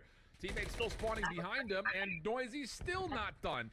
Off the reload, has given himself more space, and Mitt Brooklyn have gotten some major influence off this spawn trap. Noisy is frying, but Capsule was the only player out for Lord Gaming. He's able to find the first kill, and Gunless finds a second. So now an opportunity for Lure. Get out of their spawn. Take a little bit of mid-map control, but it's going to be Omer Brooklyn fully set up for those pushes. You have Gunless working up that left side street. One player working through on the ground, and Classic trying to time this hop up. Does not have covert sneakers on, so he's potentially going to be heard. No, he's going to get the timing, find the kill, hop the point. Trophy system down. Dark side right there to make sure that the clock keeps on ticking. 30 seconds to go. 15 playing 11. Bink surely has just been seen. Same can be said for Flames. Nice shots from Johnny. Right back in. Darkseid still playing bottom helo stairs. Eventually traded out. Noisy would have to come to try to save as much as humanly possible, but he is by himself, and he's looking for kills off this rotation. Finding one on the rotate in, but there's so many members that are already stacked here. Noisy for a second. Flames with another. Gunless the last one left. Can only find 2. And we've got a 10v6 with 18 seconds on the clock. Yeah, only 18 seconds left. Lord Gaming, this is their last push. It all starts with at least finding that opening first kill. Johnny with some great shoulder work, but unfortunately Noisy comes off spawn and is able to assist him. So with only 5 seconds left, is there anyone able to touch the point? Capsule trying to line it up through underground. He gets taken down. Dark is there for the trade. Noisy is there for the trade. And Omen Brooklyn holds strong on their first defense on the back of Noisy, having an insane sequence in behind enemy lines. Yeah, it's the first getting the spawn kills, but more importantly, the long route around the back again. When you start to get that triple stack on this A zone, Darkseid also has to be tipped a little bit, considering that he found a couple of the key kills bottom side helo stairs. So good effort there from Brooklyn to save the defense, but I use the word save very selectively because, let's be honest, 2 ticks plus a zone. Good news overall for Lore on their first offensive attempt. Yeah, you're feeling good. You're up 5 segments. All you have to do is put him in a nice little trap. Keep yourself up in the tally column. You're going to be in a great spot to try to win this one, but it's going to be Bink opening up with the first kill. The rest of Lore trying to contest over the B Street, but it's only coming out on top in the trade fights. Double player coming off spawn. They're able to read Noisy going on the pinch. Capture through the middle of the map. Is able to find 2. Make it 3 dead. All of them in Brooklyn. Off the reset now. Caps on another burner here in respawn. 8 and 3 start for him. And now he could essentially do what Noisy just done. Oh my. Clean shots across the board. Gunless on one side. Capsule on the other. Stuns come through. It keeps Caps out of the spawn, but it doesn't make a difference. Every single lane being locked down. And now Caps can just play this head glitch as long as he seemingly wants to. Yeah, he can just chill here. Until the Suns start to connect. Noisy finds the first kill. Johnny also gets picked apart through the top scaffolding too. So now if you are classic and gunless, you gotta play this one a little bit safer. Gunless already pushed up. Great angle of attack. Apply pressure off towards his left window. The rest of his teammates know where the pressure's coming in, and they're still finding all the kills. Another 3 dead in the feed. Over Brooklyn. Back in the spawn they go. An absolute beatdown. 7 in a row, make it 8 for Gunless. Just post it up, man. I mean, I know that Octane has taken the name as the turret, but Gunless is giving it a work right now. I'll tell you what. 4 and 12 for Bink, just having a real tough go of it on both sides of the zone. And Amit Brooklyn, last chance, Gunless, lots of damage. Can't quite find the double-digit streaks. And hold on a second, Amit get 4 straight kills. Johnny's the last one left, and he's going to be pressured on the A zone. Clock will stop at 3.7. Plus kills to follow. 2 ticks are on. Or at least 2 members stacked on. Gunless trying to give it a go, but hold on. Now all of a sudden, Amit are on both zones at the same time. You know, Amit, they're trying everything that they can. Wow. To stack both of these points with only 3.7 seconds left. One segment done at B, one segment done at A. I'd like to see a team stack so you can extend this time. Because a couple nades come over the top or a couple kills go the opposing way, you were going to lose this round, and that's exactly what's going to happen as they go 3 dead in the feed. Dark dancing around in towards the generator is at least able to walk away with the second segment, but that's not going to do much. Lord Gaming too strong on the defense. Too much split decisions right there at Omen Brooklyn. And I'd like to see just a stack towards 1 point where you get a clean 4 dead. But you allow Lord Gaming to reinforce, hit a couple tags. Gunny's still hot. They only allow, what, 3 seconds on that round? Great stuff out of Lore on the defensive end. And I can understand it to a certain point where it's just like, it's so mixy. There's just, you have to get on. It's A, desperate, B, mixy, probably in that order. And you say, we just got to hold on to a zone and off spawn and just go to whoever's closest. Yeah. Go figure, Amit find 4 straight kills, and then it's just like, I guess we'll just stay where we are. And so, yeah, definitely a moment to look back upon as we're going to get Lore Gaming onto their next offensive attempt. 3 players already over towards A with the trophy system to make sure they can get there quickly and safely. First tick is going to be gone. Flames is dealing with the damage he can, but second tick is being worked on. Still a little bit of help here. Caps, nice play, nice finesse. Looking for Flames. Doesn't quite catch him with the stun affecting him. And the second tick of progress will not fully be locked in. Yeah, the stun's just too good, but Classic takes down Flame, and Darkseid unfortunately has a team kill on the map.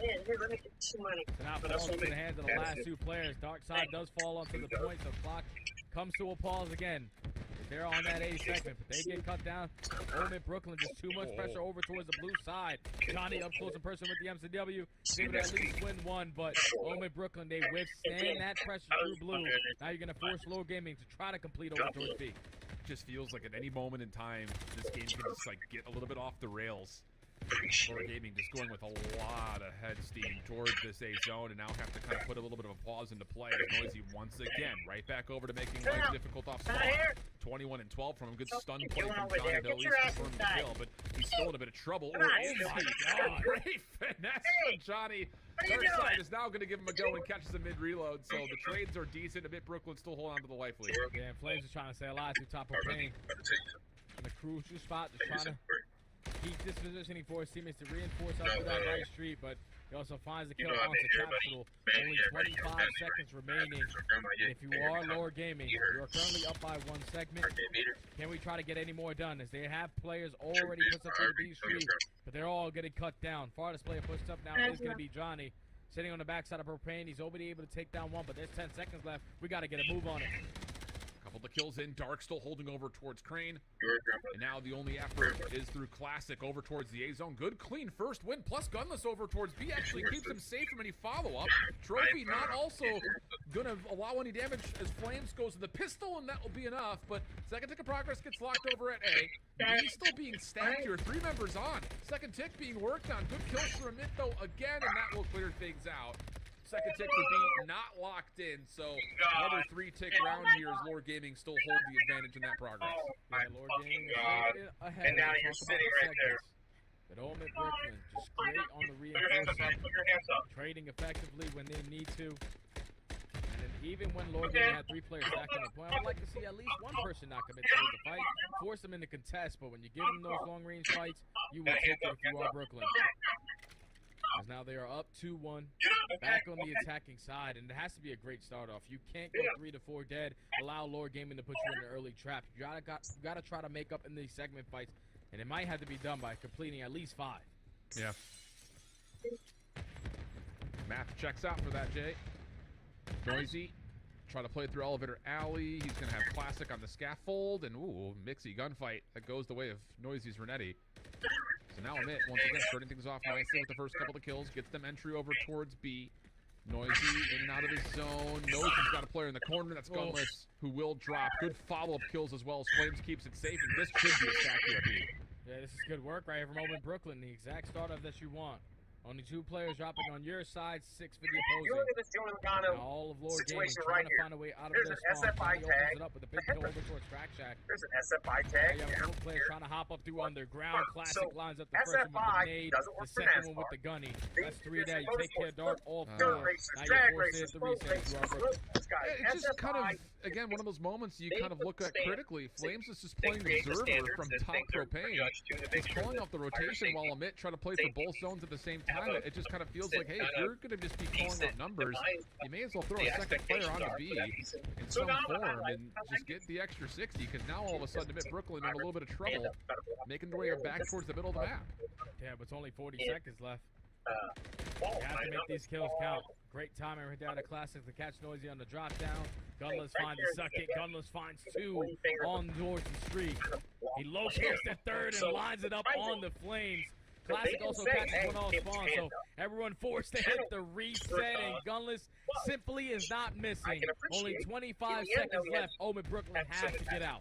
Yeah, you had to start Classic tailing taken down by Flames, 18 seconds on the clock, Amit, couple of good kills, Caps by himself, sees a couple of players stretch. This kind of feels like the last offensive round, though, for Amit. They're not committing to one zone or the other. They're trying to play for both at the same time. Caps little finesse around the back, Bink puts him to rest. 6 seconds on the clock. He's going to have to step on into A. Johnny watching the cross, deals with the first. Noisy next in line, and not enough ammunition for Johnny to find the kill, but Capsule will put him to rest. And Lord Gaming, once again, another very definitive defense. What, they only give away 1 tick. Yeah, and now they guarantee themselves going into round number 5. Just great gun work out of Gunless, man. So many clutch gunfights up to that B Street. If he falls in any of those scenarios, potentially an opportunity for Omid Brooklyn to stack that B point. But clutch gunfight after clutch gunfight now allows you to go into this round number 5 on the preferred side. And all we got to do is just do exactly what we've done in the last 2. Get a clean 4 dead, put him in the trap nice and early. What does the break-off look like for Remet? They found, I would say, the vast majority of their success over towards the B side of the map. But that only amounts to so much in the scheme of things when you haven't been able to find much success in actually capturing either of the 2 zones. 2-2 split. Darkin to take a little bit of a route out and around the buildings. Flames, he's going to get a little bit of assistance here from the propane tank blowing up onto Johnny, so kills are good. Clock will stop early as they get onto A. You know, make it on the A, but Dark Sides and his positioning is now known. 1 player on the point. The last guy is pushed up towards our window. Classic isolates him, pulls out the pistol, can't finish the kill on the Flames. And an unfortunate team kill comes in from Gunless, but you are Lord Gaming. You have all of Vice to control. How long, though? Because Bink reads Capsule, and everyone is trapped in. Wow, they're able to pause that game clock at A. Good angle here from Johnny. If he can just stay on top. Oh my God, the pull-ups. Machine right now, yeah. Gunless still keeping the streak alive. Second in progress was locked. The third was being worked on, but Gunless and Classic once again will clear things out. Johnny now on the hunt towards top heli. He's going to catch Flames moving towards B, and now we're under 60 seconds again. Lord Gaming with the numbers. Oh, big shots right there to Johnny to catch Bink off spawn. Gunless finds a second as well. So all you're looking for is the last player who was pushed out. You know that everyone else is behind enemy lines, and Capsule, it's time for you to slay. He's able to find two. Goes for the third as well onto Bink. And he still knows that the last player is supposed to throw the B Street. All right, Johnny, you got me. 35 seconds left. Home in Brooklyn in the trap. This is not good news. Again, admit, have to reverse sweep. Have to find a way to get a win to possibly see the playoffs, but Capsule has other designs in mind as him and Gunless are on 12 straight between them. Flames eventually puts down the threat, but it just feels, again, like it's not going to make much of a difference. There are just so many obstacles to hurdle here as Gunless continues to put together high streaks. Flames gets across, but he's not going to have a chance to make his way over towards B because Johnny's in their way. Last effort would have to be down to Noisy, and Capsule is right there waiting for him. Lord Gaming finished things off with a 3-0. They will top the group, I believe, and for Amit Brooklyn, they will not have a chance to see that 5-way tiebreaker. Would have been cool because it would have been the first time we saw it in Challengers Elite, but not going to happen here. They will be eliminated and have to play for their next attempt at getting into the Elite Season 2. Yeah, that's tough, man. Lord Gaming just came out with a better game plan. Probably a little bit better of the gunny. They were outslaying the hell out of Omen Brooklyn in that high rush control in general. They guaranteed themselves defense, and they did exactly what they did all the other previous defensive rounds, and that's put them in the trap nice and early. Great plays out of Gunless. Great plays out of Capsule just to get behind enemy lines. But even though Classic sits at 19 and 23 with 4,400 damage, how many times did we see him make a clutch two-piece? Absolutely. A really clutch one-on-one gunfight for his teammates to have another opportunity. Lord Gaming definitely made some work out of the 5 days that they had extra going into practice this week as they close it out in a clean 3-0. Yeah, huge. And really it was the start from Classic that kind of hurt his overall KD. He definitely picked it up, like you mentioned, in those last 3 rounds. So for a bit, Brooklyn, I think, you know, you reflect on this season, you were competitive. I mean, flat out, I mean, just about everybody except for Bowser's team was kind of competitive here in this first season of Elite.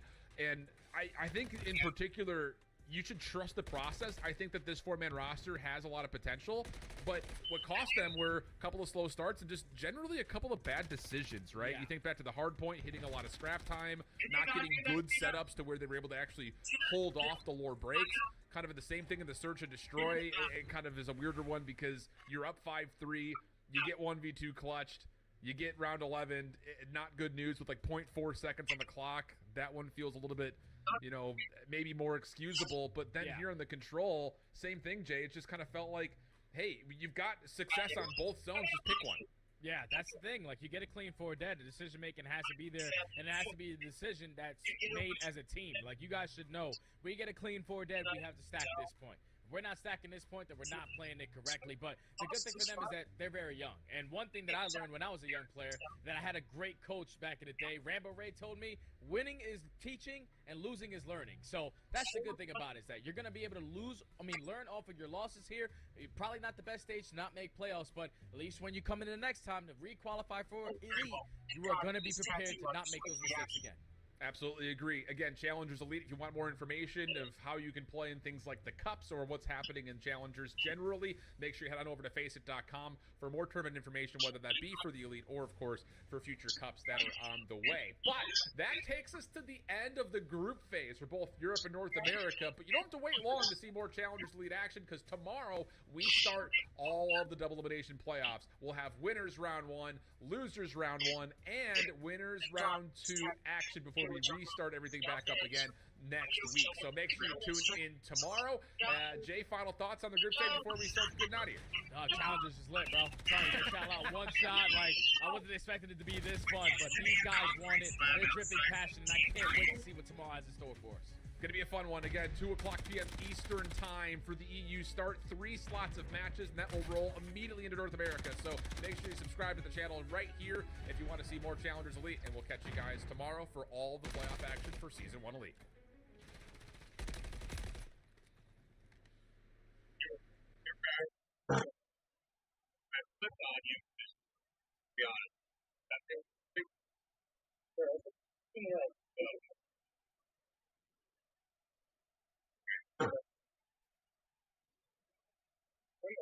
I never got a speed on it.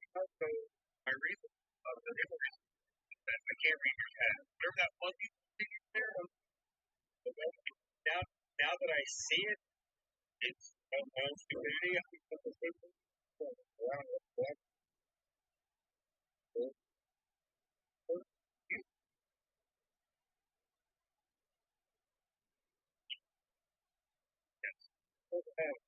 Yeah, that's crazy. I chased the dude and he ended up dying.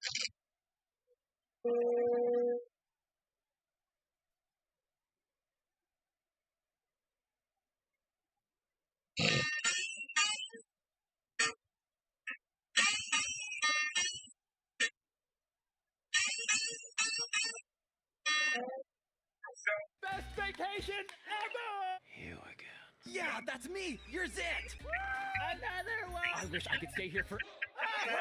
Stick it to Zits. Mighty Patch Pimple Patches gently absorb gunk in 6 to 8 hours. Pimple, meet your Mighty Patch.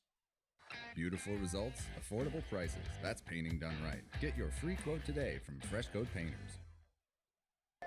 Optic Texas! Shot me!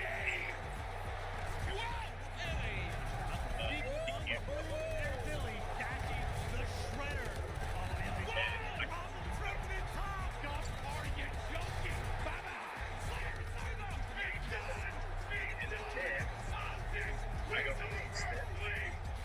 Let's introduce Atlanta FaZe. Trying to make something happen. And the second. There's number 7 and number 8. On the smoke, take it down. They are seemingly unkillable. Has he been given to the kill team? He's going to find it. Oh, baby. There's the kills are lining up. Number 6. Oh, come on. I've seen Atlanta FaZe do some Atlanta FaZe type of things.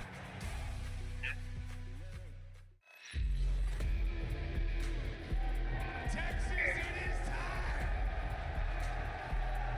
How we doing? You guys ready? I'll get there in a second. We have set up for an historic moment. The stars have aligned.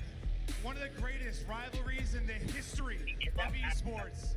FaZe, Optic, one more time. It could be the greatest grand final in the history of Call of Duty. Let's meet the damn teams. We're starting it off. Optic, Texas. Dashing, Big Bruce, get on out here.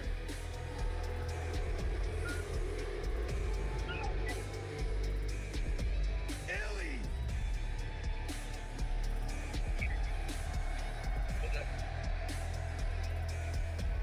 Shotzi.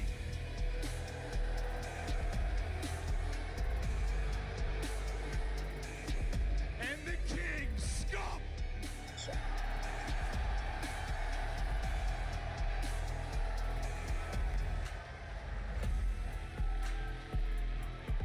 And last but not least, Rambo Ray gets out here. Join the boys, Ray.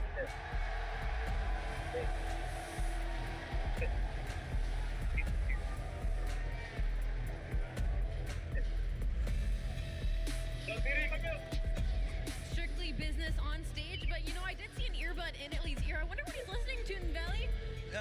Listen to Victory. I don't know, something like that. Hey, yo, Maven, bring out the boys from FaZe. I'm ready for this game to get going. Yeah, I think the crowd might be a little different for this one. But it's not. You can feel the energy in the venue. Optic, their opponents. Let's meet them. Atlanta FaZe starting with Silk. Wish I would've. Man, dang. Now I gotta sit out first game of region. Thanks a lot.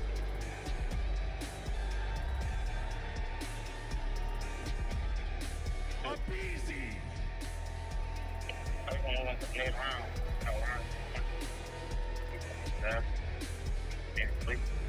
Cities.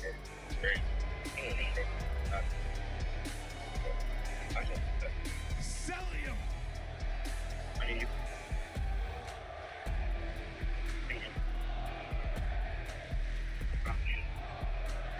Atlanta FaZe. I'll see. As Crowder comes out, the GOAT. So this is fun hanging out with those, huh? You can hear the boos. Atlanta FaZe has made the losers run. They want revenge, and they're here to play spoiler in the grand final, a place that they're used to being. Maven, let's get this thing started. Are you guys ready? Come on, are you ready? This is set up to be one of the most historical moments in Call of Duty esports history. The chance of Miles. Glenn, thank you so much. We have all the pieces to create one of the most iconic showdowns in all of esports. Who knows, man? This is going to be one hell of a show. For those in the venue, this really has been something special. For you watching at home, wish you could have been here. We hope you enjoy the show. This truly is going to be a brilliant matchup. If you are a Call of Duty fan, this is like the dream scenario that you could have. And one of the most impressive things, right? Like, I'm looking at the age of everybody in this crowd, and I'm looking at how long Scump has been playing for, like a 12, 13-year career. He's part of everybody's childhood, and he is still going. You know the crowd is behind him, and this weekend he has been frying. I can't wait to see if he can keep it up. He's had a fantastic event so far. The whole team has. Atlanta FaZe, of course, making that lower bracket run. And, hey, they got a lot of it done today. Let's see how much more they have left in the tank. This best-of-9 series is going to go, hopefully, the distance. We will see, though. Now, maps and modes. And bro, there is 10 maps in Vanguard. That means Optic, their only advantage is they get to ban one. They played them, obviously, yesterday in this series. You know what they wanted to do, map one? Square up on Bocage. You know what did not go well for Optic?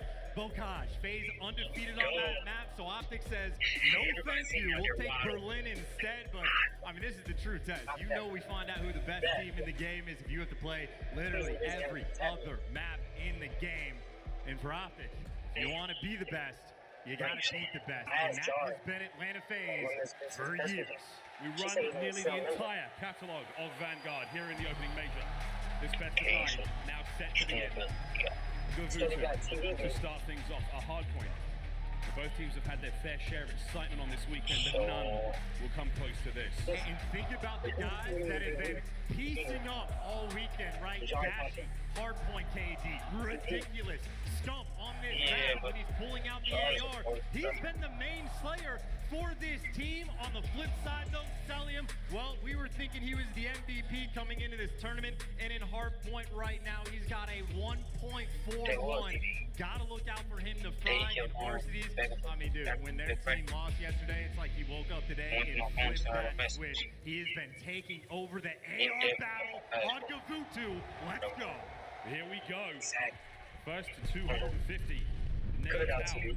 Been the bane of Atlanta FaZe making their way here, but as you can see, it's going to be Scump there on the hard point first.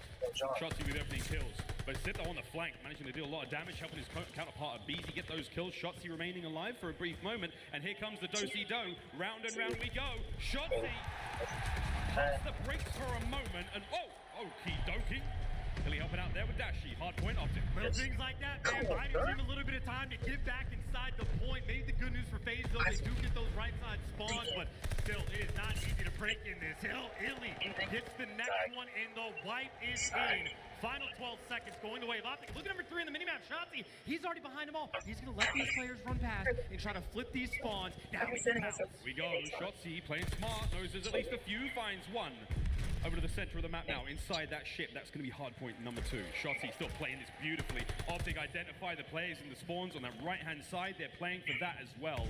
So far, so good. Optic still trying to make the break. Look, man, route man gets paid. Shotzi is the route man, but you got to get the kills. You do put in the work to flip those spawns, so that's a slight advantage going into new, but if you get bullied out like this and throw away that time, what is it really all for? Because FaZe right now looking dominant on this second hard point. They're set up now with Beezy trying to make the hard kills, trying to make his way towards P3, top right-hand side of the map. There's still 25 seconds here to play for on both.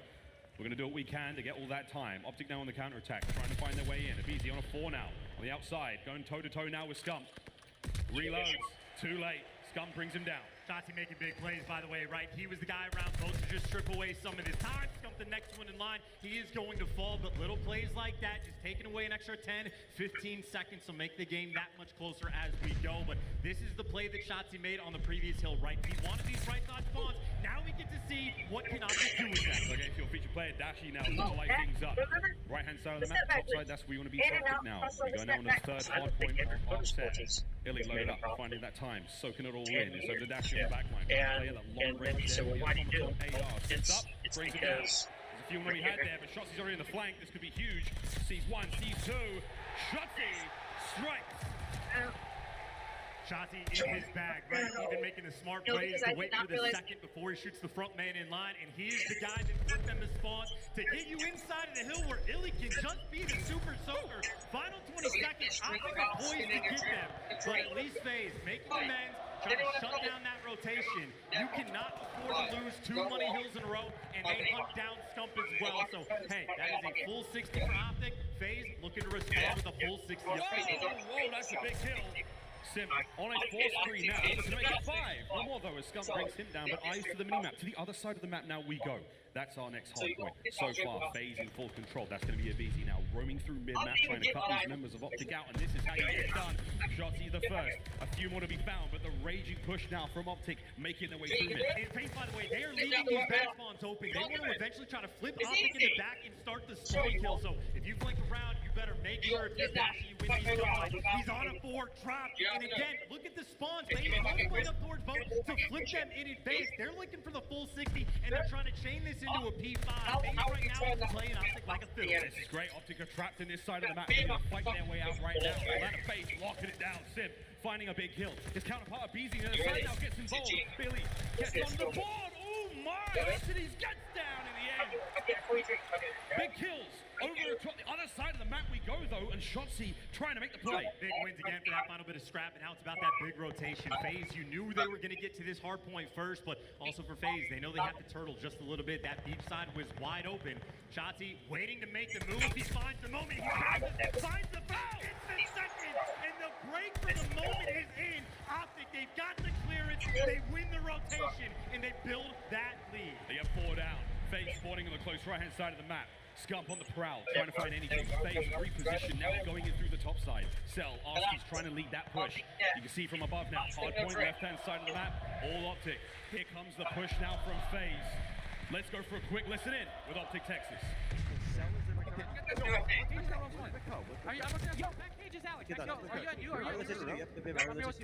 Alec is I'm in serious, guys. They're deep. Yep. Do you have Mr. Brennan? I got it. Sit down. What's first guy? First guy. I said first guy. Deep on you. I got needed. Yo, he's went their side. Yeah, they're right. Right here. Close right here. I saw this one before. Huge right to the left. Two more there, sir. Yeah, Brennan, need on me, Brennan. We'll get another picture. One's in the bunker. Yo, put him over there. I think back to. I think he went back to the back. I'm nading him. Where did that hit you though? I'm nading him. Nice. I'm nading him. Close up. It's there. Nice. I got Neil. I'm bumped out there, Seth. I'm in search, Brandon. Help set. Hold on. Watch it. Yeah, you watch over me. Help set. I got you. I'm in search.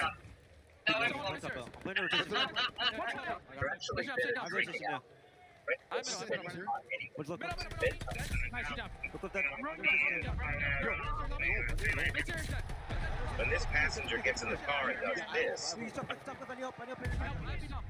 be respond. Most people would just brush it off. But what happens next cannot be ignored. I end up noticing as I read notes that it smells really bad. I can't imagine why, so I open the windows just a little bit, and then he asks, There you. I'm needing top out. I'm same cliff. He's on the right. Rock. He's on the rock. Good. Rock heading. Right there. Go ahead, shot. Oh, my ambulance? You got me. Go. Good up. Last two. Excuse you, please wrecked my ambulance. That unit was sent to a higher priority. I called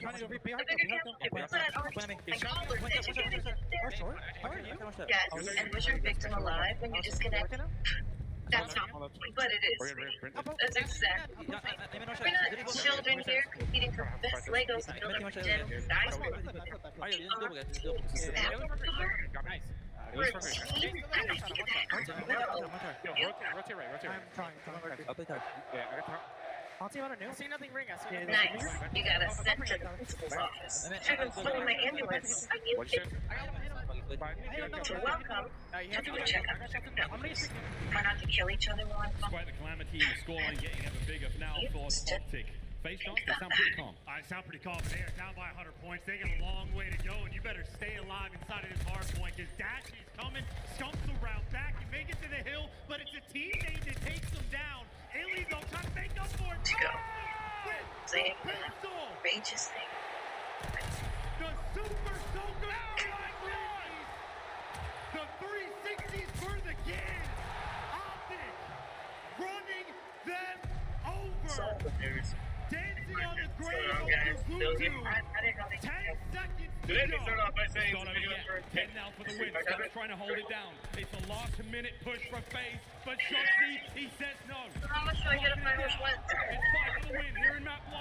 Celia, he's going in. Shoxy breaks it down. And that is it. Action is fun. That's it. That's us. Hey, remember this guy? And I could be. Then better test PS5.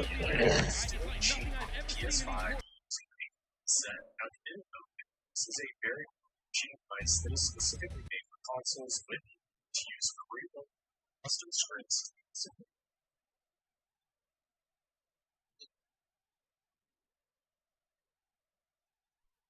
Let's have to this app.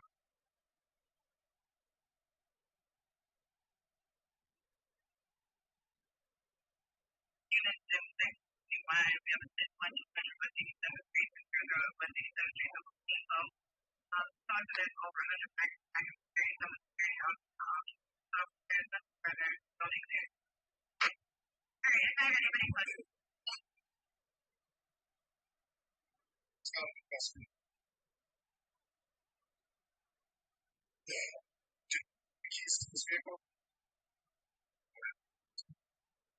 Keys to this vehicle? Right. So you didn't have one on you? Yeah, like the bag. Yeah. You guys know them. Well, yeah, Melanie in one of those bags or fair enough. No.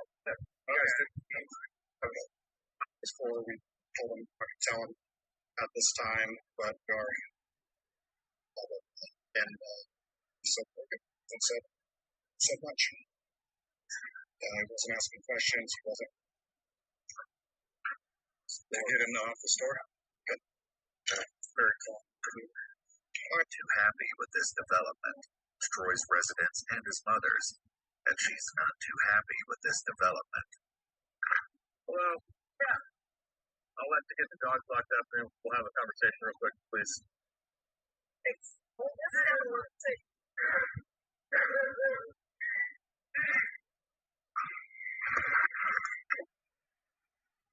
And make sure there's nobody else in here, then we'll talk to you on the side and we'll get what we have to get going, okay?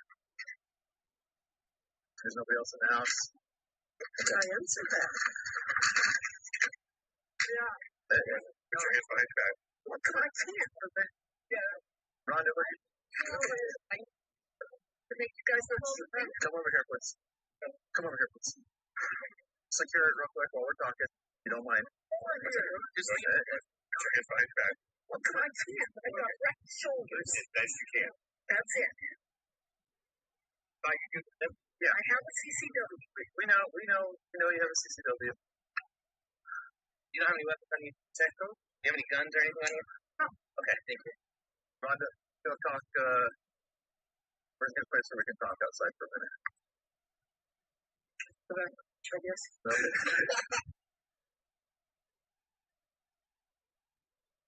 Oh, no. But I got really bad news up on me. So do I need to say if I can say anything about it? You're not under arrest. You're not a suspect of anything.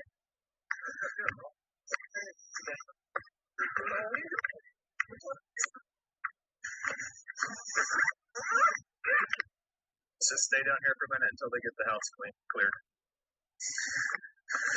So here's the situation. We have a search warrant signed by a judge that allows us to look for firearms. Okay?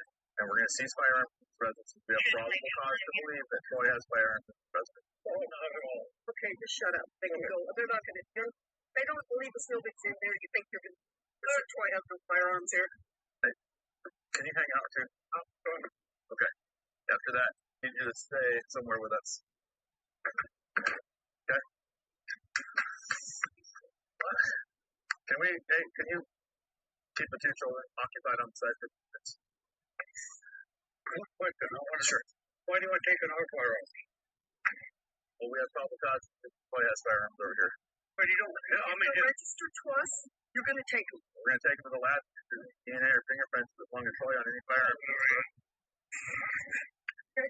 So if there is some, then you would tell us about it now. We don't have to search the house and tear everything apart looking for anything.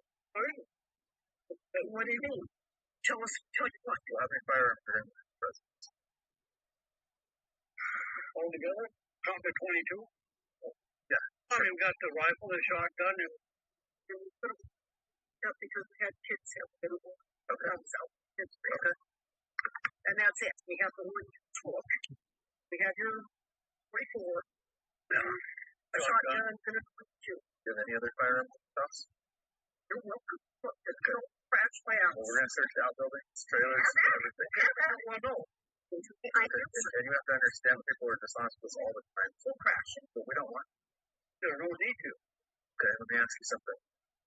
Did Troy bring firearms over here in the last 2 weeks? No.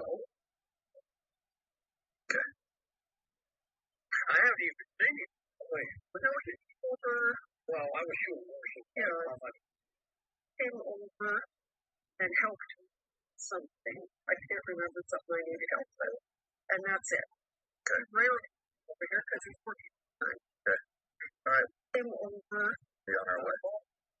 After looking through his mother's residence and seizing his car as evidence, investigators bring in Troy's girlfriend, Selena, and her children for interviews. To their utter dismay, though, there's still no sign of Naomi anywhere. At a designated location in order to turn himself in. Return to...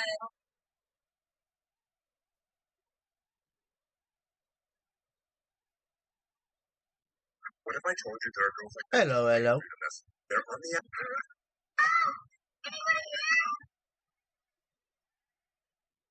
Made a wrong turn once or twice. Dug my way out.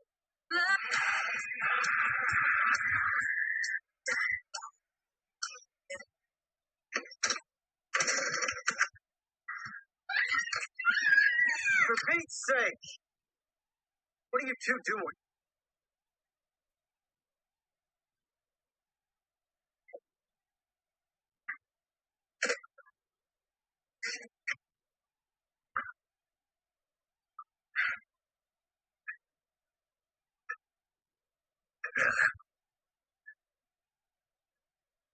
Somebody want to tell me what's happening here?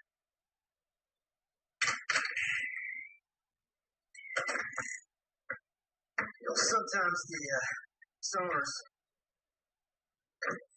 traps the poison. Get all kinds of nasty critters out here. Rats, skunks, raccoons, possums. Snakes.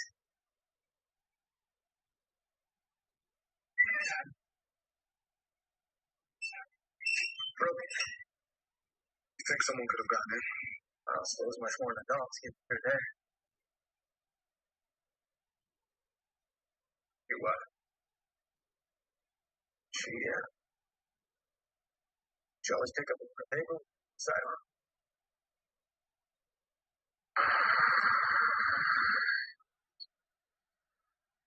Please tell me. I just wait for the authors. If it's like a games that need a gamer girlfriend to help you. Help you with something? Yeah. Payday. Yeah? What does that mean? Payday. Payday? Oh, man. You don't get all this money. This is a youth. Yeah. Yeah. 25 billion for you and 25 billion for me. What do you think? 25 billion? So would I. How many hours? The footage I wasn't going to bring you in like today, but the channel's tanking again. No, be honest. How many hours were you just standing around out of the 42? Just think about it. There was time driving, otherwise you're busy all the time? Yeah.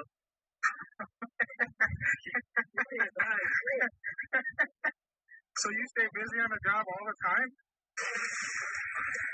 What are the time down because your store was accepted? No fucking way. Don't hold up. The time has come. 15-year-old. But recording I say I every so how are you at Western Club? Where your club? I forgot him, but I'll remember him tomorrow. Are you in town? Yeah.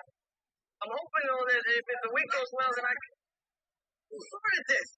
This is just not happening. What? Are you aware of what could have happened? How could you? You just grabbed Beyonce and threw her in there? This is his dog. She's a living person. Does she look like laundry? Kinda. I'm sorry, Jeff. Dog is fine, but Raphael just gets it. So. I don't know. I better reach you. Yeah. Joe, I lost it. That's not true. It was on top of the toaster, and then it slipped inside. Then I turned on the toaster. So it melted. Is that why the power went off last week? Could be. I was in my hair. The whole building's complaining. Jeff, you're 4 months behind, but they're better. So next time you get paid. Oh. That'll be the next time I get paid. Well, that makes sense. I'm gonna need those keys. I got new people coming in at 6. I can only give you an hour. Why didn't you call me? Your phone number. This is my apartment. How's that? That's my bed. Not really.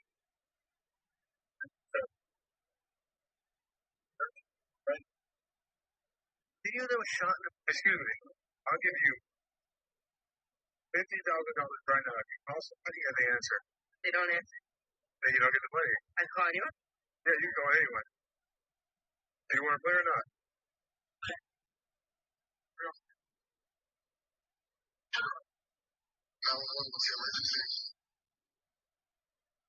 Excuse me.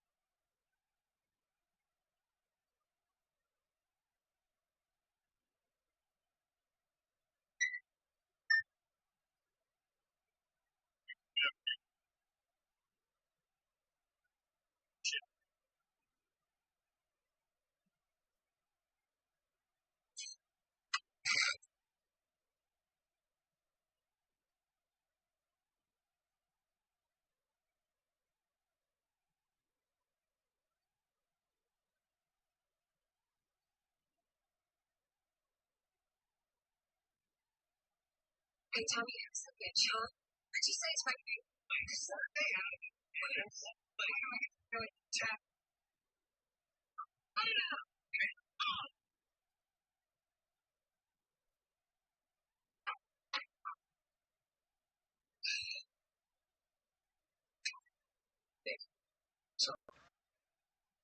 So, survey expensive scotch, celebrate, biggest sponsor.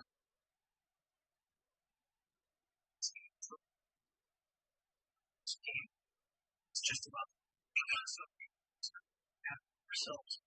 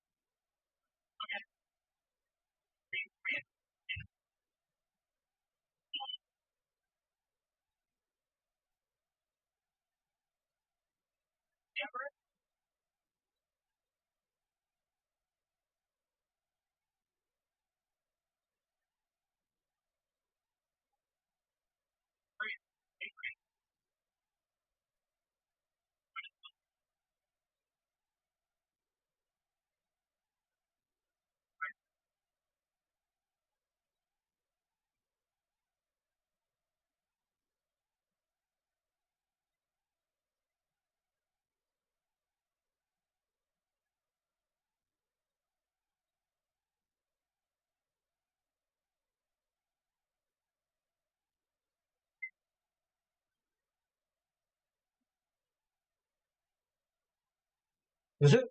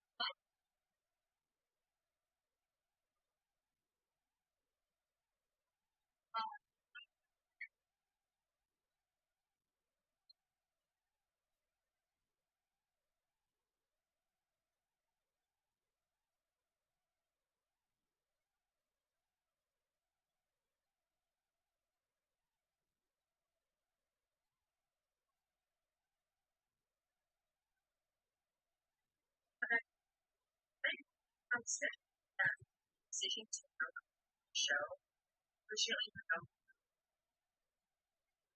6 months ago. Janice, why did I? No, I'm sorry, Rob. So 6 months ago, you're arrested. Shame I got the stuff asked for shit. He told me that I should get someone instead. If I house said she found as a about this money stuff that he did. I need to know what happened. As for vacation, it's village, showed from question. There is actually 6 months. Shipping. Like, that's hours. So for vacation, that's when there's a contract. I have to choose. Right? This is that how it's made. It's so much fun. I'm sure you have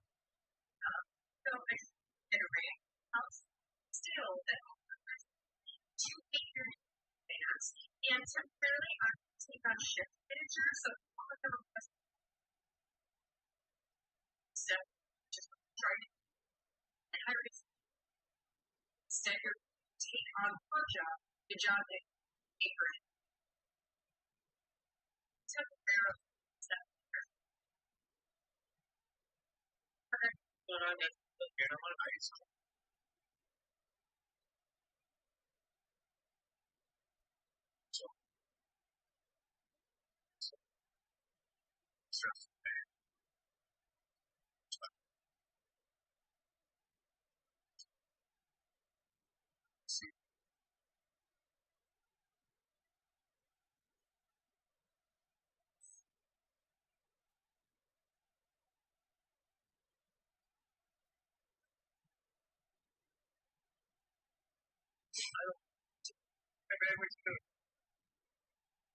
Yeah, I want to say that.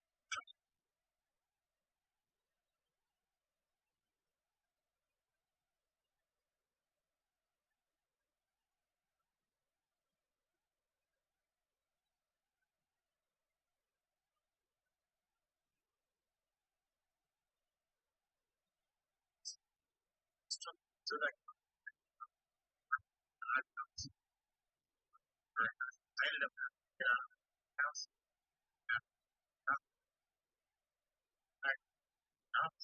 And it done such a great job on the house. I didn't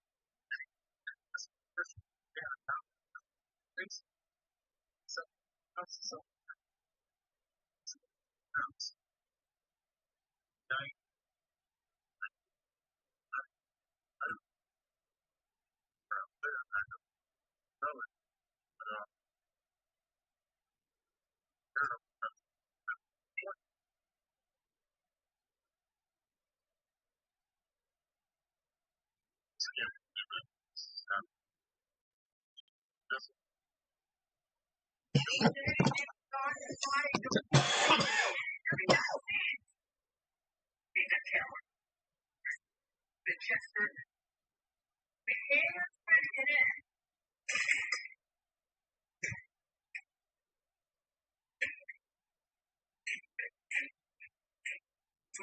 Somebody's here. Somebody.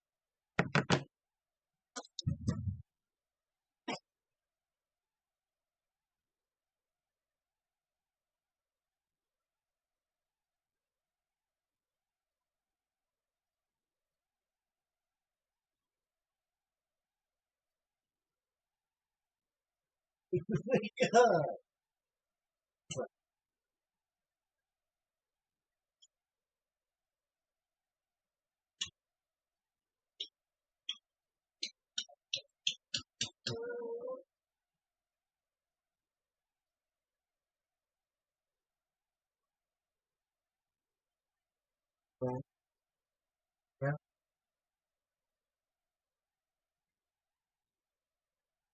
Can I have my arm? No. What? What? Juice? Yeah.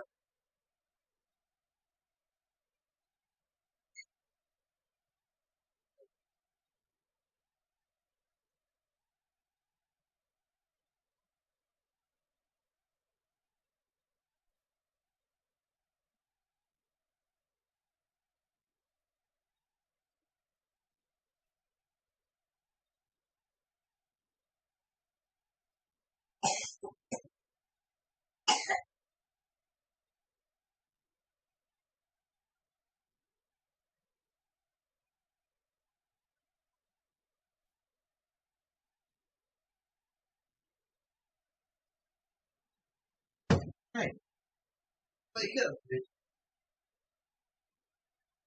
Hey, you want some?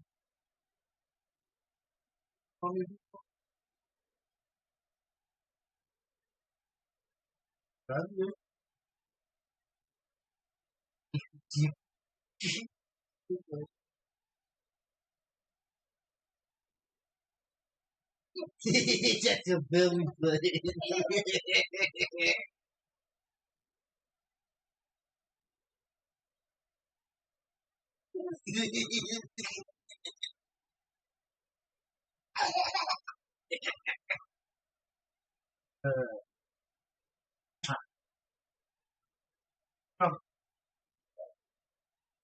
Mommy be home soon.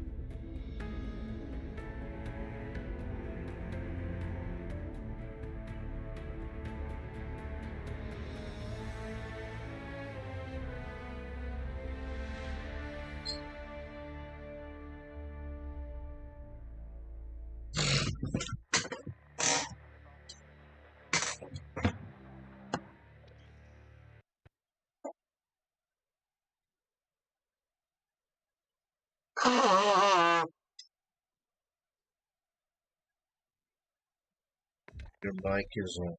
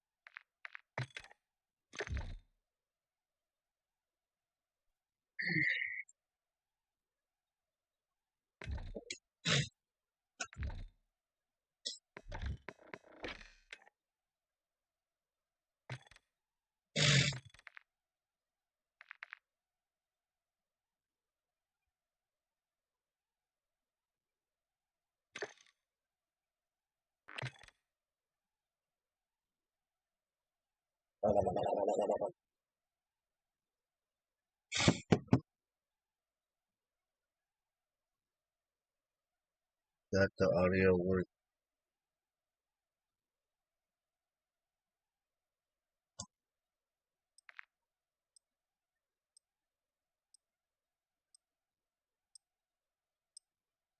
Why doesn't it say you're streaming?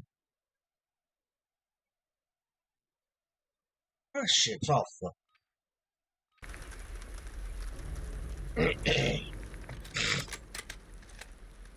You can invite me after this game. I'm trying this 1v1 out.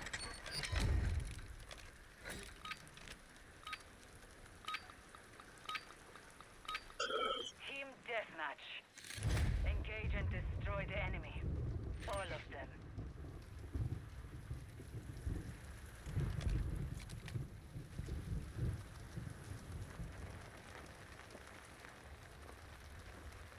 Do you need riot shield kills? I'm trying to give you the fucking riot shield kills if you need it.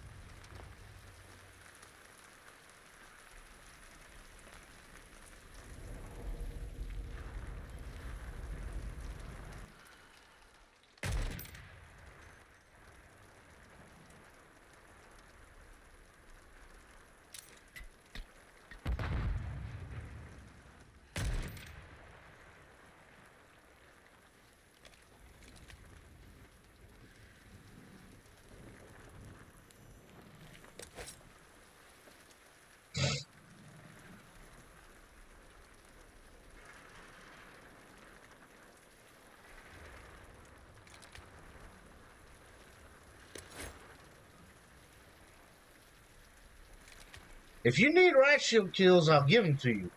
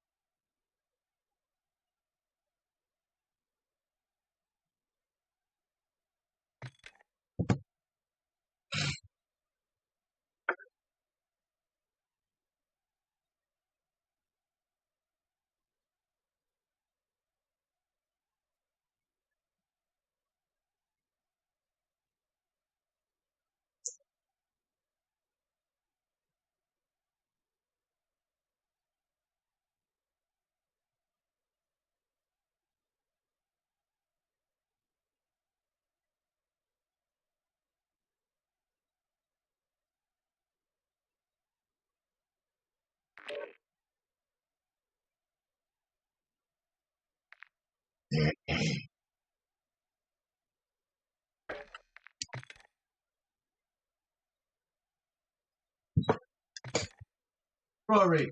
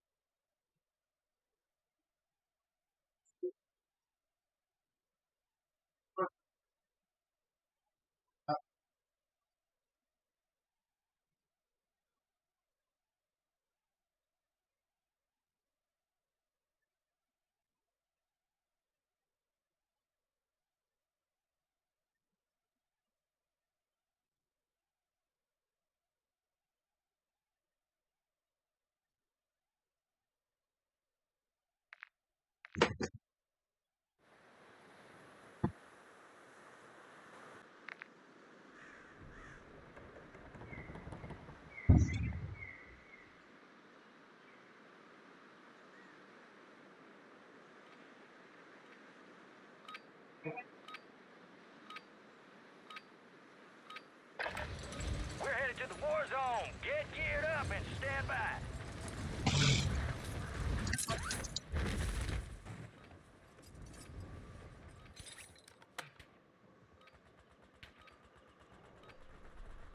Enemy soldier incoming.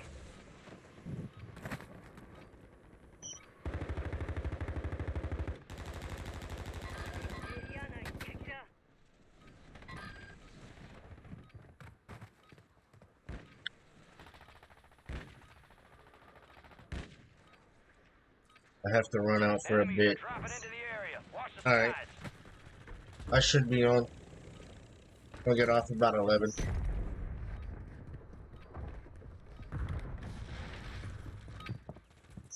All stations, we are green to go. Stand by for deployment. Prep for dust off. We're up in 3 mics. Let's move. There we are. Head shed gave the green light. We're deploying you to the front lines. Gear up and grab your chutes. Enemy activity will be high. Expect contact early and often.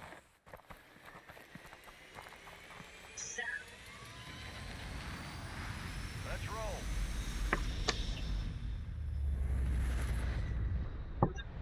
Resurgence. Survive and your team can redeploy. Eliminate targets to bring them back faster. Rory! Mark a drop point for your squad Wake up. and lead them in.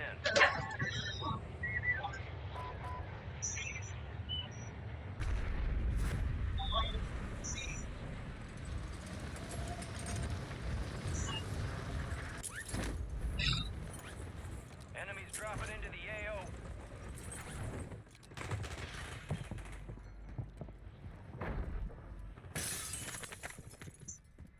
Hostile Guardian has been deployed.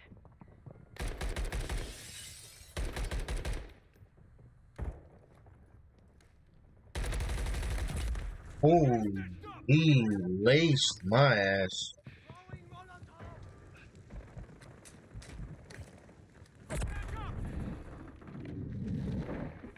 Hostile counter UAV overhead. Dude's cracked right there. Dude on me's cracked. He went down the stairs.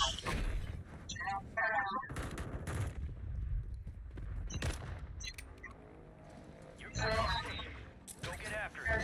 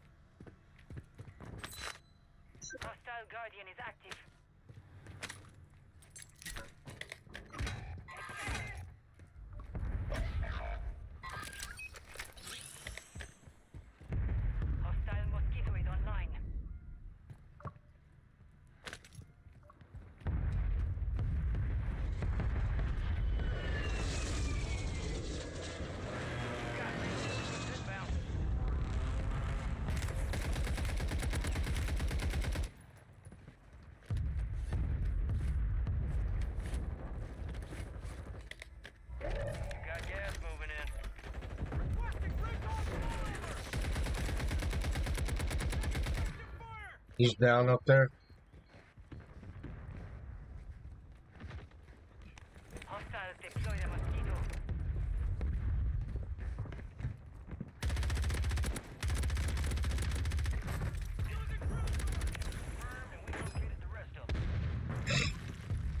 Enemies deployed a counter UAV. Alright, your squad's in the safe zone.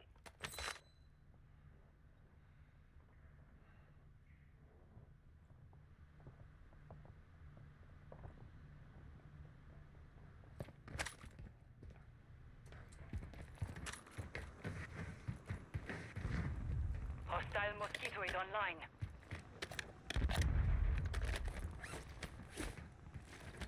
Enemy soldier incoming.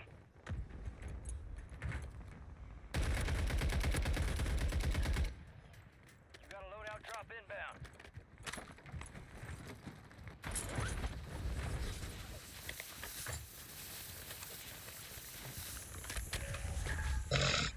Friendly loadout drops on the way.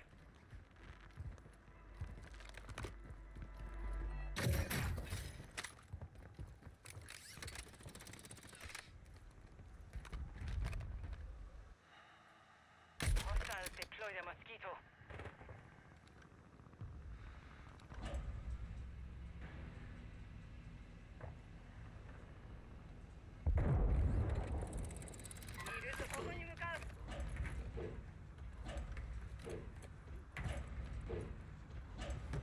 Dropping ammo here!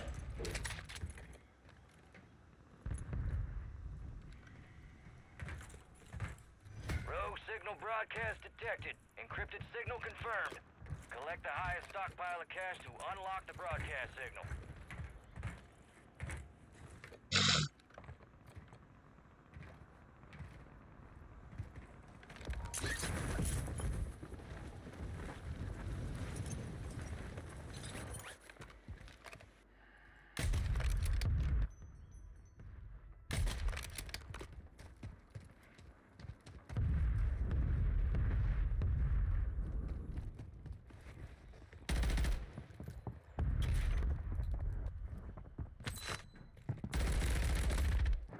Good kill.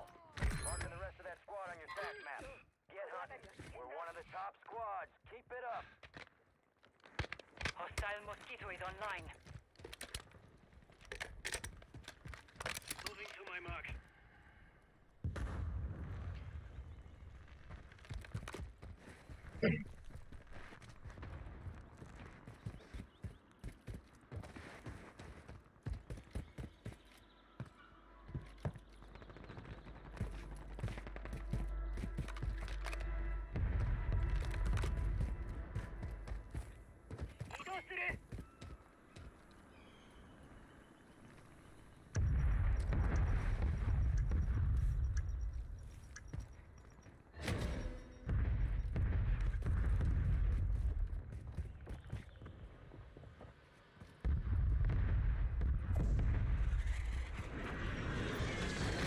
Gas is closing in.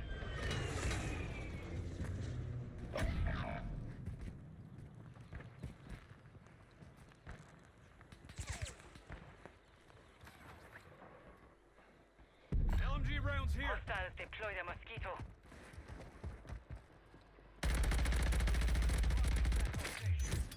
Good work. Enemy destroyed. Use your tac map to hunt down the rest of them. Oh, Friendly mortar strike on the way. who, me? Hostile counter UAV overhead. Oh. I'll come over to y'all.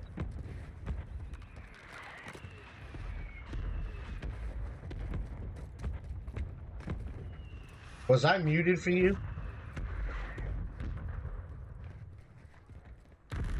I don't know if I'm off the chat ban or not.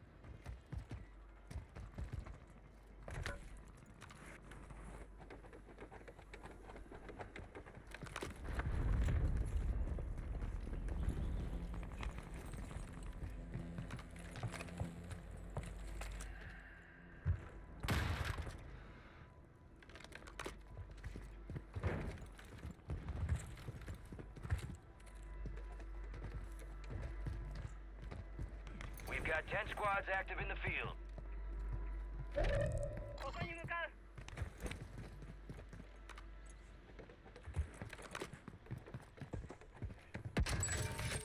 Fire sale active. Buy station prices have been reduced.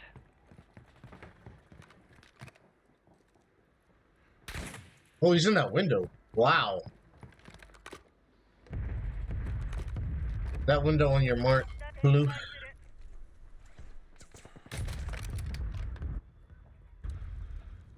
Moving. Yeah. Moving to my mark.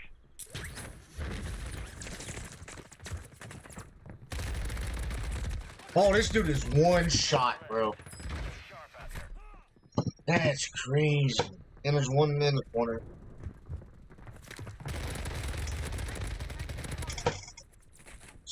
That's unbelievable. Rory!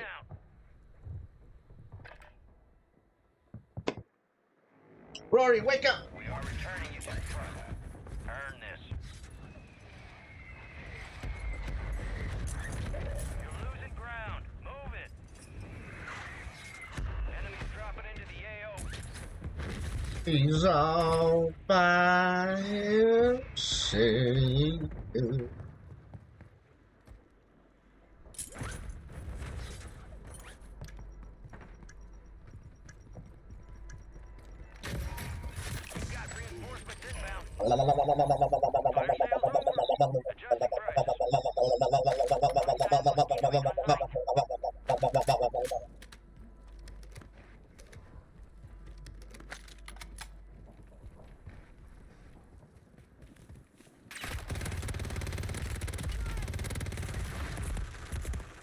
Got one dude down.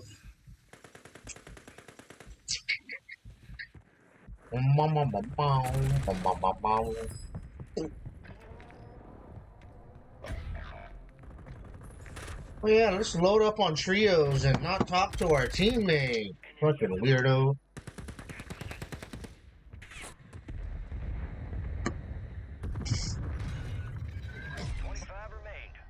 Thank God. Maybe next time Naruto will talk. Fuck. Resurgence has closed. Ah, damn.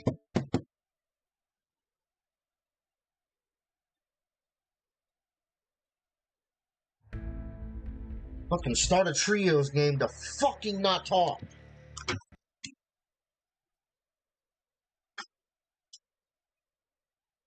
Wake up.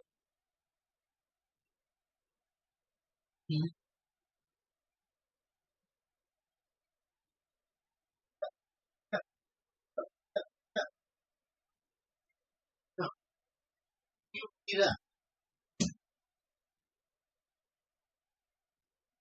Up. Up.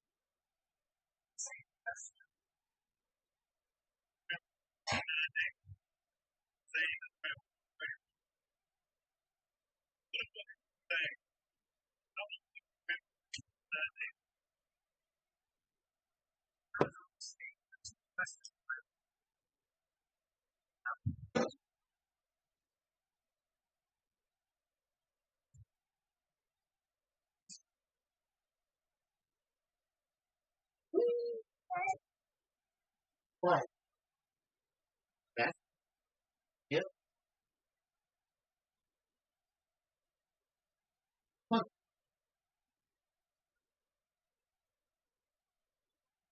I tickle your feet.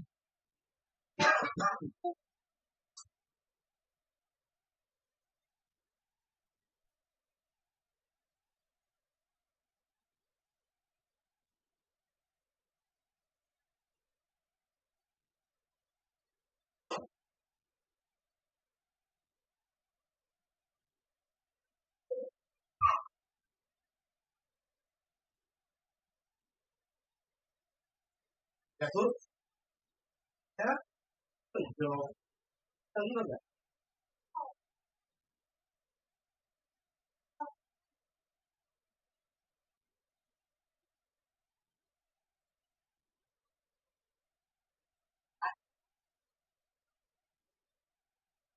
Better?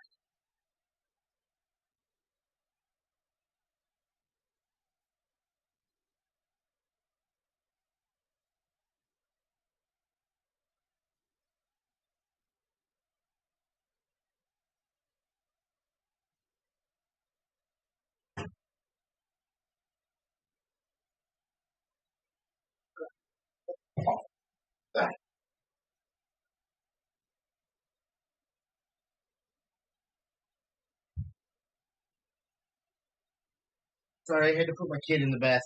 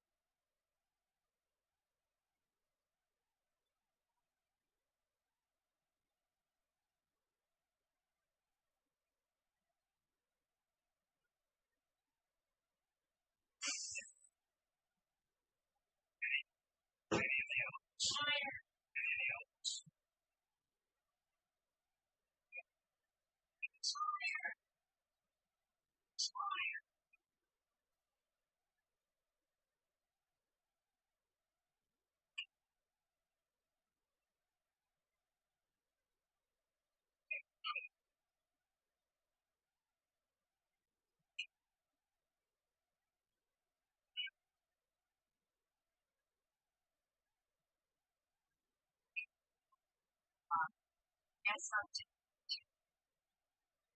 Oh, that,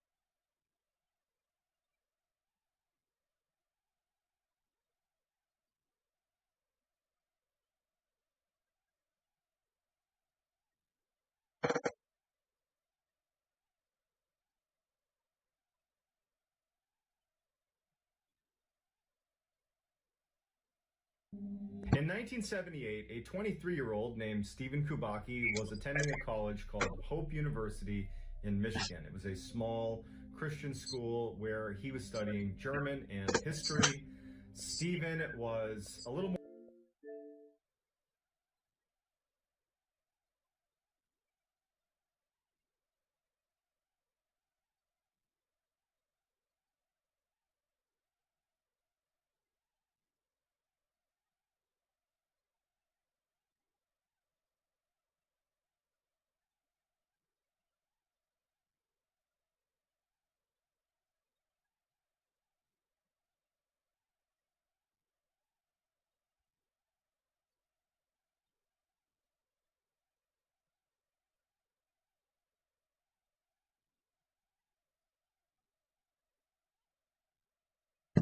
essential than your breath.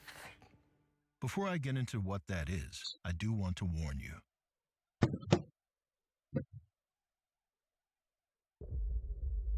It's the middle of the night. You're in a deep, heavy slumber. Until, slowly, you stir. You realize your chest is heavy. You open your eyes, but you can't focus because you're not awake. But the thing is, you're not asleep either. All you know is there's something on top of you, something alive, that's deeply inhaling whatever breath emerges from your lips. You want to move, but your heavy, sleep-ridden limbs won't let you. You want to scream, but your mouth won't open. And just trying to do either of these elicits a growl from the thing that's on your chest. Unfortunately for you, this isn't a dream. It's a boo hag. And if you feel it sitting on you in the middle of the night, you're out of luck. It's already too late.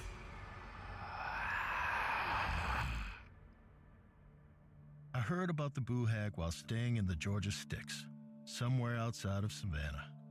See, I'd been tasked with writing a script set in that area, and sometimes the words don't flow unless you're there in the flesh.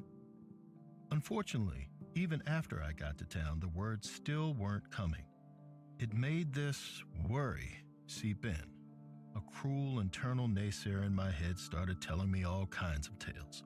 That I wasn't good enough to write this thing. That I'd never get it done. Which is why I found a way to procrastinate putting pen to paper. It involved making a social call to some friends who lived even further out in the boonies. They were surprisingly iffy on having me. When I got there, I found out why. Something had happened. Next door. It had made them afraid for the safety of any potential guests. A creature called a boo hag had made a social call to their neighbor. According to them, this kind of hag is a special breed of witch, straight from Gullah folklore, brought to Georgia's low country on the lips of enslaved people who toiled there. It's considered by some to be a metaphor for possession, or an old explanation for sleep paralysis. But really, the boo hag is a whole lot more than that. It's a night prowler, a denizen of evil that sneaks into homes through the tiniest of cracks, an open window, a door lock. Once inside, it sits on its victim's chest and steals their breath while they sleep. That's how these vampiric creatures feed, you see, on your air, your life force. If you somehow manage to fight back, boo hags don't like that. It'll make them take something from you, something even more essential than your breath. Before I get into what that is, I do want to warn you. This story, it got under my skin, and I'd bet it's going to get under yours too.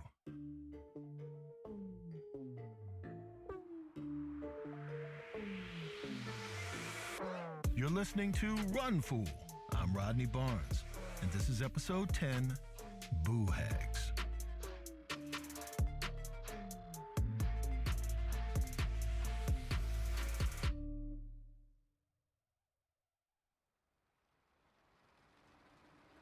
Mary stood in the middle of the living room she'd grown up in. It was exactly as she remembered. Floral couches with perfectly fluffed pillows, dried flowers and expertly picked out vases. The patter of rain on the roof echoed through the home. The amber glow from the wall sconces made the space seem cozy, peaceful. It wasn't. A closer look revealed the room was teeming with dust, every inch of it. It seemed to coat Mary's clothes too, even though she'd only just arrived. No one had been in this place for a long freaking time. Which brings me to why Mary was there. Her mother had been missing for over a year. That was long enough for an estate lawyer to give Mary a ring and tell her the news. Her mom was presumed dead. The house was hers. Now, Mary and her mom had beef, the unresolved kind. I'll explain more on that in a minute. But what you gotta know now, standing in that living room was making Mary feel a lot of things. Hurt, guilt, stress. But she was a 26-year-old social worker in a tough real estate market. Being given a house wasn't something she could say no to, so she decided to make it into an Airbnb or something. Everyone needs a side hustle these days. Then she'd hightail it out of there, back to her life in Savannah.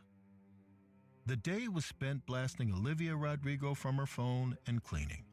Dust, cobwebs, rat excrement, the works. She also took it upon herself to sterilize the place. You know, get rid of any personality.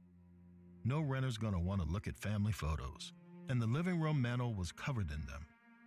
There were those braggy kind of photos, Mama doing important things with various high-profile community members. She was into appearances, you see, especially her own. Mary put each picture into a trash bag. They go to the attic for the time being, but one made her pause. It was of Mary and her mom in front of church in their Sunday best, beaming. It hurt to look at it, because it was a lie. Before and after that photo, Mary's mother had been on her case about everything under the sun. Her hair was a mess, dress was wrinkled, you get the idea. That was it, the story of the demise of this mother and daughter. Mary trying to please her mom and always being told she wasn't good enough. She got into college, but not the right one. Found a job, not a well-paying one. All that's to say, as an adult, Mary had a fair amount of crippling insecurity, which she blamed on her mom. It was why she cut ties, told her mother not to contact her unless it was to apologize. That was 2 years ago. Yeah, the silence stung just as much as her mama's disapproval. A soft tapping sound came from the window. The rain was coming down outside harder than before. It made long weeping streaks on the glass. Through those streaks was someone's blurry face, looking right at Mary. It was a face she'd know anywhere, even when it was marred by rain. Her mother. But seconds later, the figure who was possibly her mom vanished. Mary ran to the window, looking across the gloomy, wet lawn. To the left, the right. Nothing. This was the kind of thing she'd been worried about. Being back here was messing with her head, tearing open old wounds. That's when a mean voice took over. That same kind of nasty internal naysayer that yours truly had experience with. It told Mary coming back was a bad idea. She was too weak for this kind of thing. A jarring shriek tore her from her thoughts. A series of chimes followed. The cuckoo clock in the foyer was going mad, telling Mary insistently it was the top of the hour, 6 p.m. She'd been working all day long. Suddenly, she felt like it too. She spent the rest of the evening making herself a half-assed dinner. As she ate, she felt an unwelcome thrum of anxiety build. The house felt large around her, looming. Like if she wasn't careful, it would consume her. For the second time, she wondered if coming back was a horrible mistake. When she turned in that night, she wasn't shocked to see her childhood bedroom had been redone. The walls were once full of rock bands and sports teams, but her mom had swapped those out for pale yellow paint and frilly linens. She designed a room for the daughter she wanted instead of the one she had. Mary brushed aside the sharp sting of hurt that came with this thought, got in bed, and turned off the bedside lamp. She was asleep within seconds. Mary couldn't say what occurred to her first, but sometime in the wee hours of the morning, she became aware of the room around her. One of those half-sleep, half-awake moments where you're vaguely alert, but your body is still snoozing. I've felt this way a few times. It's brief, though. Moments later, I'm knocked out again. But Mary couldn't just doze off, because even though her body was limp, she could still feel everything. That's how she knew. There was someone kneeling on her chest. The room was pitch black. Mary couldn't see, but she could feel a pair of slimy, wet knees jammed against her clavicle, rocking back and forth, cutting off her air supply. She wheezed as two frigid, clammy hands pressed down on her shoulders. Something prickly and damp tickled her face. It was hair. Whoever was on top of her, they were bending over, inhaling deeply, soaking in whatever feeble breath escaped from Mary's mouth. Then came a soft, hoarse humming, a lullaby of sorts, as if this person was coaxing Mary back to sleep, telling her not to worry, that everything would be okay. No, ma'am. A person was kneeling on her chest in the middle of the night, a and they were humming. Things were definitely not okay, so Mary struggled, only she couldn't actually move. Her brain wanted to. It urged her to respond, but her arms were dead weight, legs too. Her body was still fast asleep. She tried screaming. She could visualize her mouth opening wide, but it stayed shut, silent. She was trapped. And this thing continued to inhale Mary's air, to press on her chest.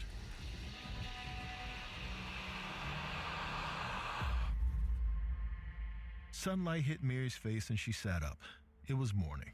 The rain had cleared. The room was empty. She put a hand on her chest. It was tender, but she could breathe again. She slouched as relief hit. It'd been a dream, a messed up one, but yeah, beats the alternative. She closed her eyes. Her head ached, but she forced herself to get up. Because if last night's dream told her anything, it was this. The house wasn't good for her. The sooner she was done setting it up, the sooner she could leave. In the kitchen, Mary waited for her bread to toast and made a to-do list. 1, clean the bedrooms. 2, put personal effects in the attic. As she wrote, her mind wandered. The paper blurred, her eyes itched.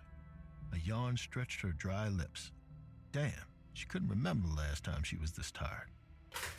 Her bread popped out of the toaster, startling her. When she went to grab it, she caught a glimpse out of the window. Her mother was outside. Again. This time she stood a few yards away by an old willow tree. Mary stared, mouth agape, heart pounding. She watched as her mom lifted a hand, waved. Then Mary blinked, and the vision was gone. Before she could berate herself for letting this place get to her yet again, a familiar shriek came from the foyer. The cuckoo clock, shouting at Mary that it was already 10. She better get a move on. So, that's just what she did. She worked herself to the bone that day, making progress on her to-dos. But that night, the nightmare returned. A damp, unseen stranger sat on her chest, singing a lullaby and taking Mary's breath. It happened the next night, too. By day 3, Mary was delirious, sleep-deprived, but she was also so close. One more day of work left. You know, some odds and ends. Moving the final bits of crap to the attic, waiting for the new couch to arrive. After that, she could put this house up on all those rental websites, then reap the benefits of this depleting week. She decided to get some reinforcements to make it through this last stretch. You know the kind, good old sleep aids. So she hopped in her car, then drove 20 minutes to the town pharmacy. The pharmacist was one of those men that was either 60 or as old as time itself. She remembered him from when she was a girl, so she guessed the latter. When she dumped her Sleepy Time haul on the counter, he gave her a look. The knowing kind. He said, "You might not want to hear this, but I don't think this'll cure what you got. It didn't help your mama either."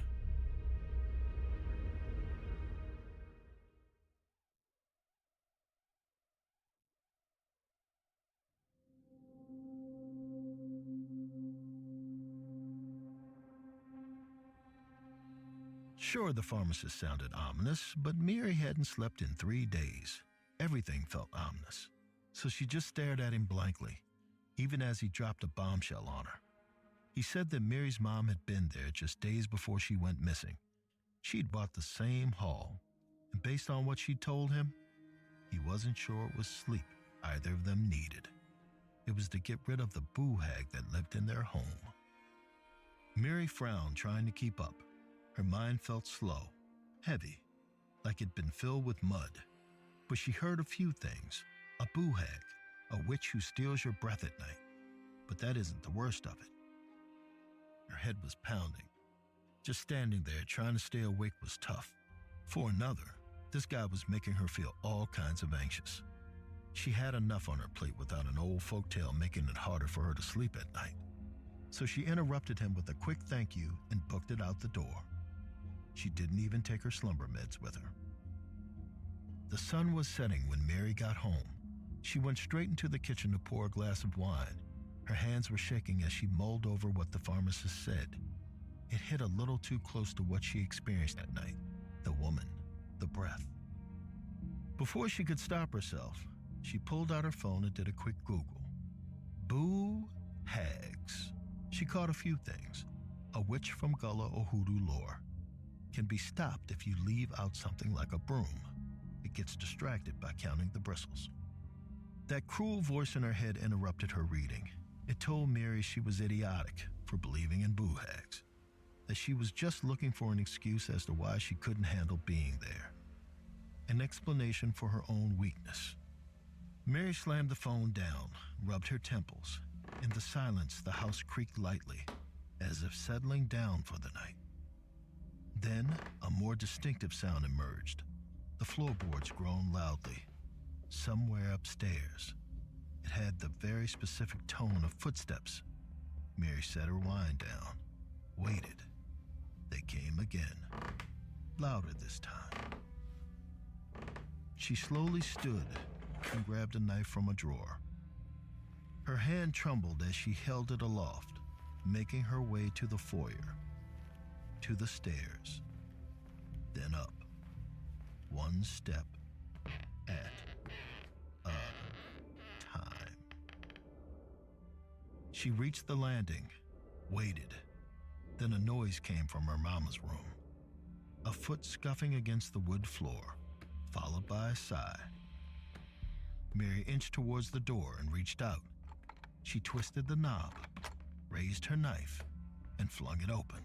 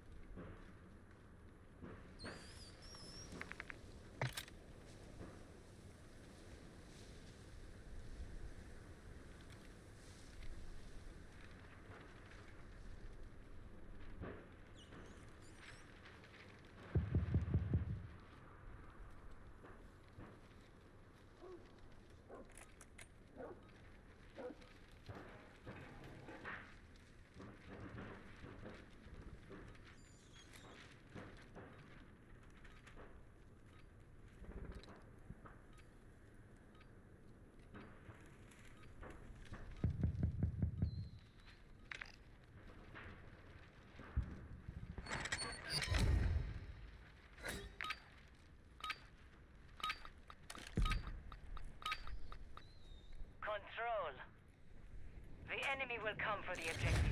Don't hold back. Taking A.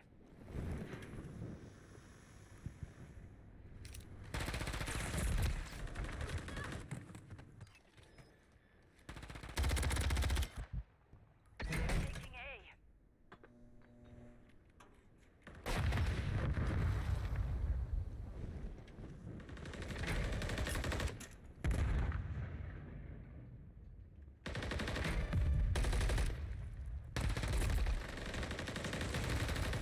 Down to our last objective. Defend. We lost A.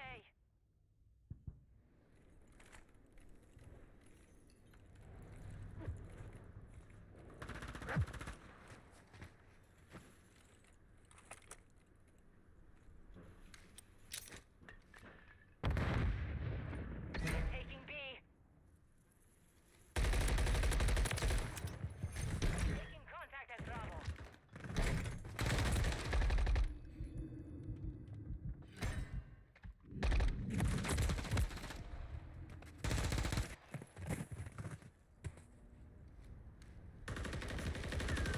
Enemies at Bravo.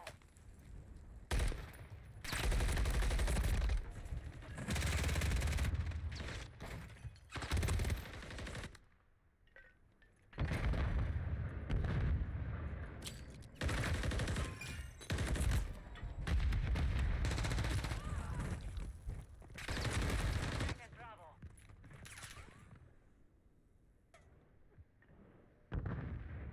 Be advised, you're low on reinforcements. Enemies at Bravo.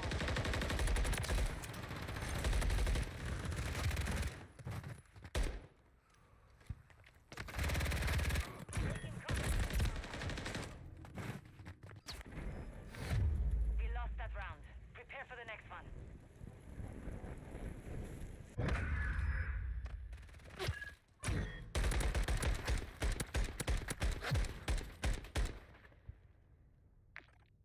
Switching sides.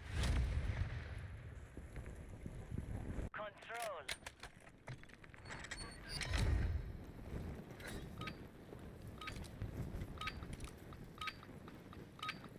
Control all objectives. Eliminate any threats.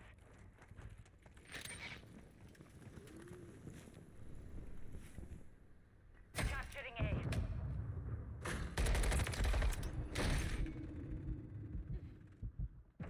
Capturing B.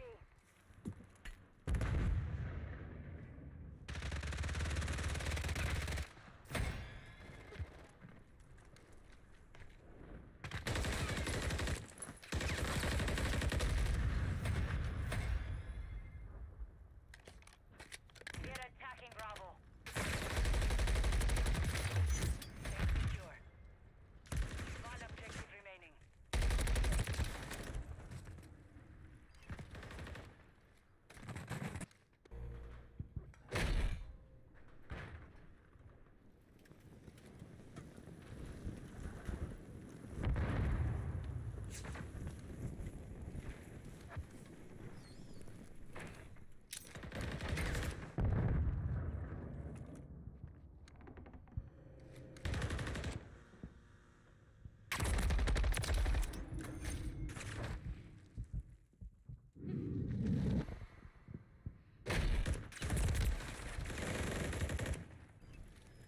Capturing B.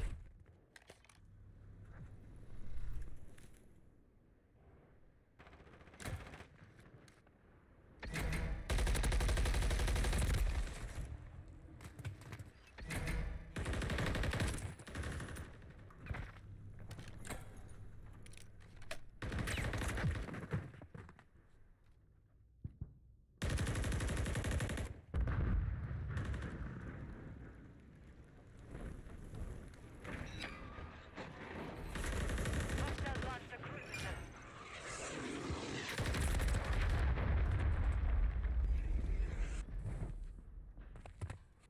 You're running low on reinforcements. 1 minute remaining.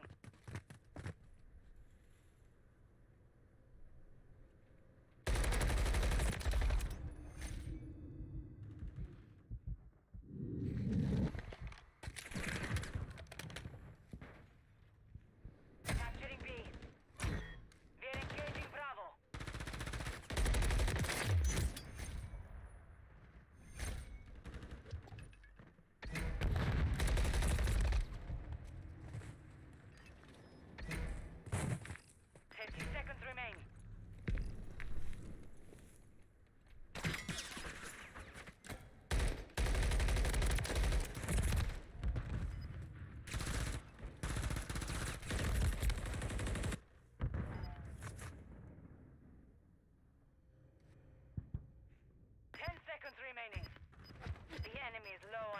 reinforcements. Capturing B. Bravo. No support is available at this time. You're on. You're capturing B. We're engaging Bravo. The round is lost. Focus on the next one.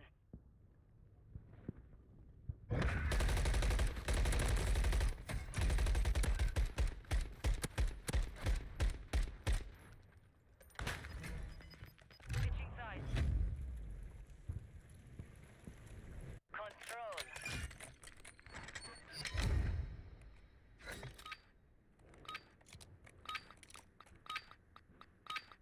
Defend our objectives from the enemy.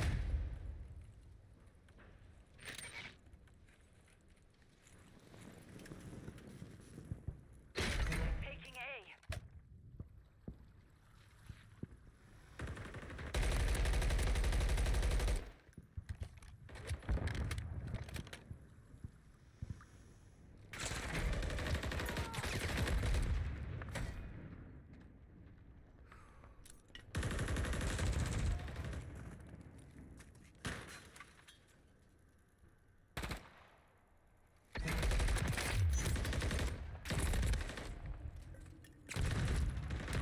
Enemies attacking Alpha.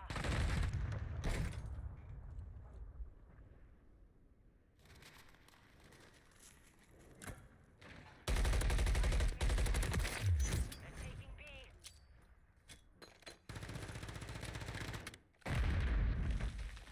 Enemy.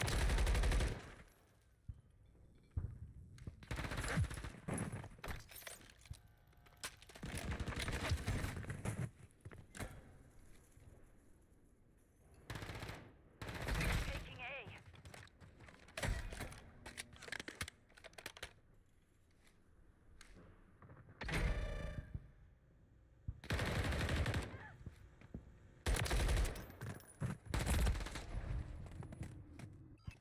Taking B.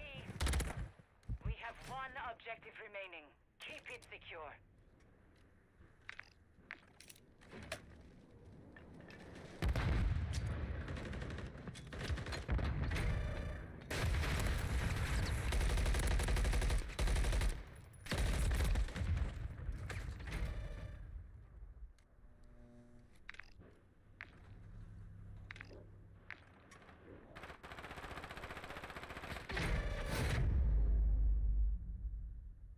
Mission failed.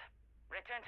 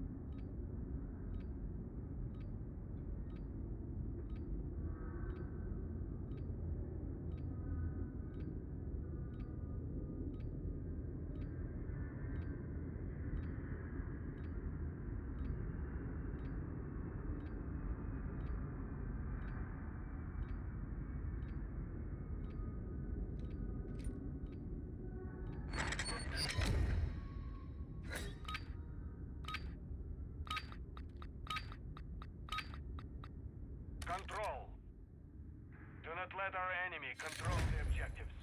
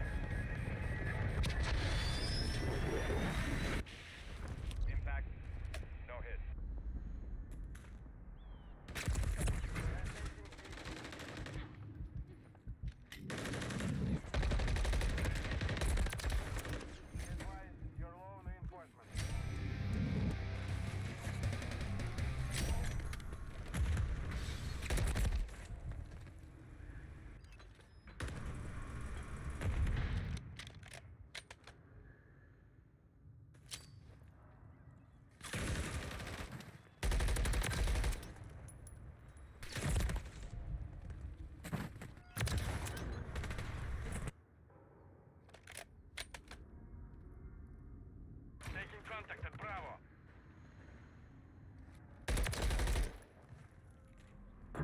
Enemies at Bravo. They're taking B. The enemy's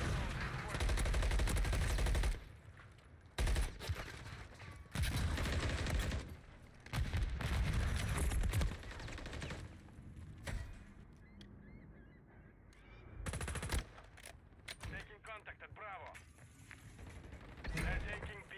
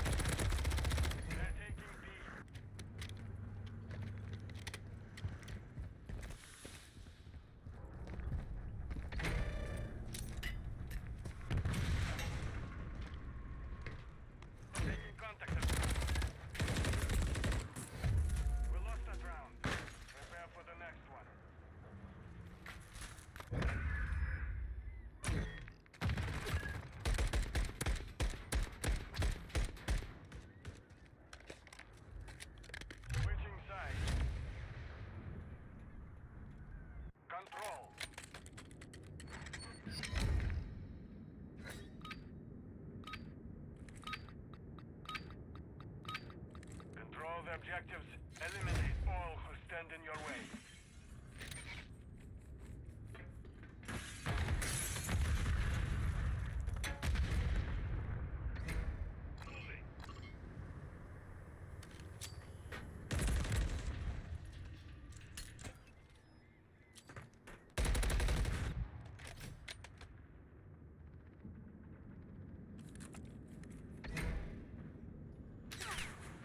Final minute.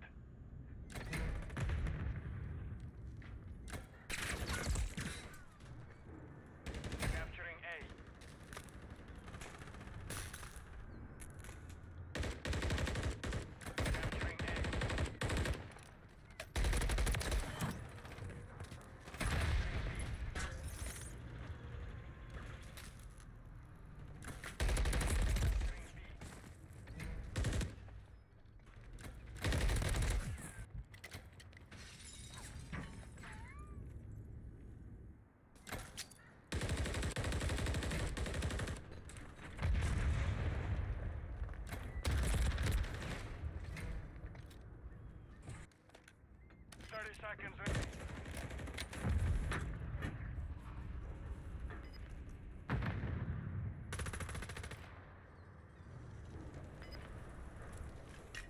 They're taking Bravo.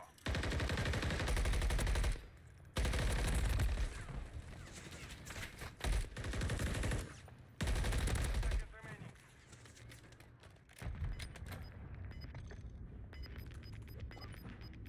We're attacking Alpha. Capturing A. You're running low on reinforcements. The round is lost. Focus on the next one.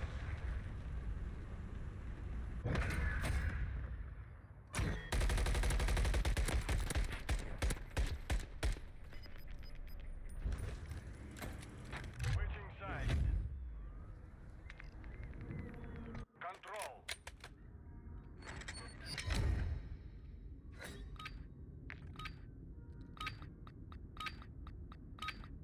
Defend the objectives with your lives. Understood?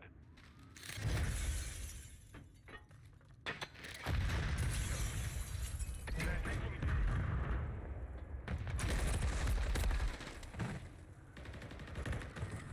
They're taking B.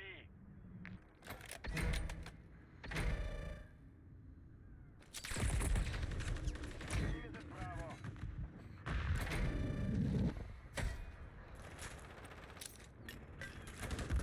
The enemy is attacking Alpha. We have one objective remaining. We lost it.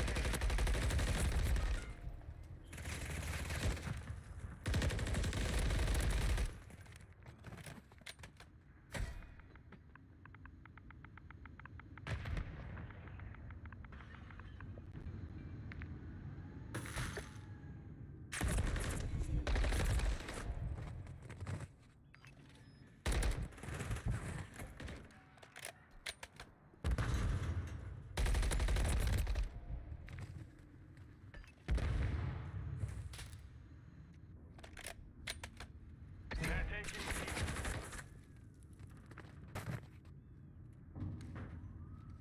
Taking contact at Bravo.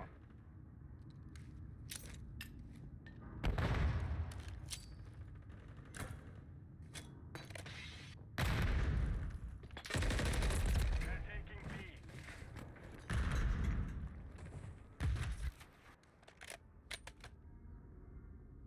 Enemies at Bravo. Targeted.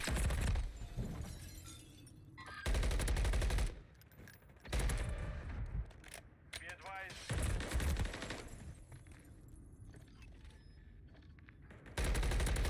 Taking contact at Bravo.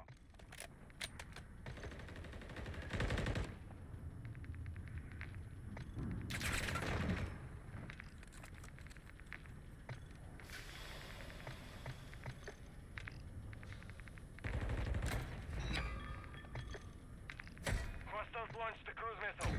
Enemies at Bravo. They're taking B. Taking contact at Bravo.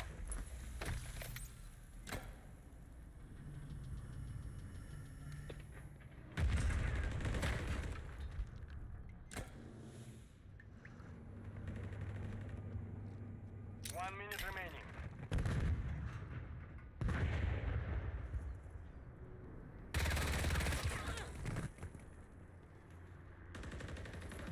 They're taking B.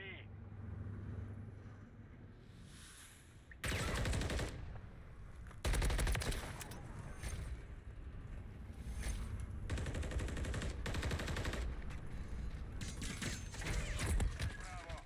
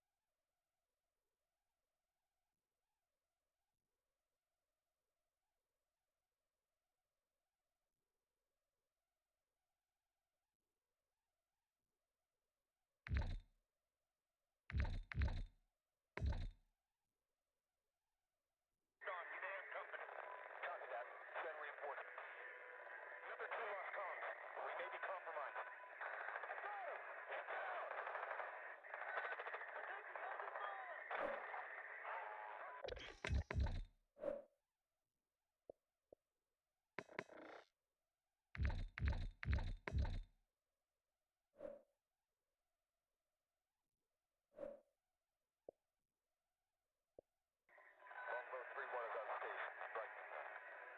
Got anything? What's your status? Longbow 3-1 flying outbound. Stay sharp. Saw something. Where's that from? Negative. Nothing yet. Got a shadow down. Send reinforcements. I think I have something. Target. No visual. Boss UAV is disengaging. Confirm. We saw something near our location. Copy. The boss UAV is entering the area. Move out, Styles. Head back. Up full security. Copy. Longbow 3-1 on approach. Strike inbound. Copy that. Roger the sky. We'll check the area. Up full security. Hey, front. Number 2 lost comms. We may be compromised. All shadows get switched on. We may have company. Copy that. Send reinforcements. Longbow 3-1 is on station. Strike me now. Got anything? What's your status? Longbow 3-1 flying outbound. Stay sharp. Saw something. Where's that from? Negative. Nothing yet. Got a shadow down. Send reinforcements. I think I have something. Target. No visual. Boss UAV is disengaging. Confirm. We saw something near our location. Copy. The boss UAV is entering the area. Move out, Styles. Head back. Up full security. Copy. Longbow 3-1 on approach. Strike inbound. Copy that. Roger the sky. We'll check the area. Up full security. Hey, front. Number 2 lost comms. We may be compromised. All shadows get switched on. We may have company. Copy that. Send reinforcements. Longbow 3-1 is on station. Strike me now. Got anything? What's your status? Longbow 3-1 flying outbound. Stay sharp. Saw something. Where's that from? Negative. Nothing yet. Got a shadow down. Send reinforcements. I think I have something. Target. No visual. Boss UAV is disengaging. Confirm.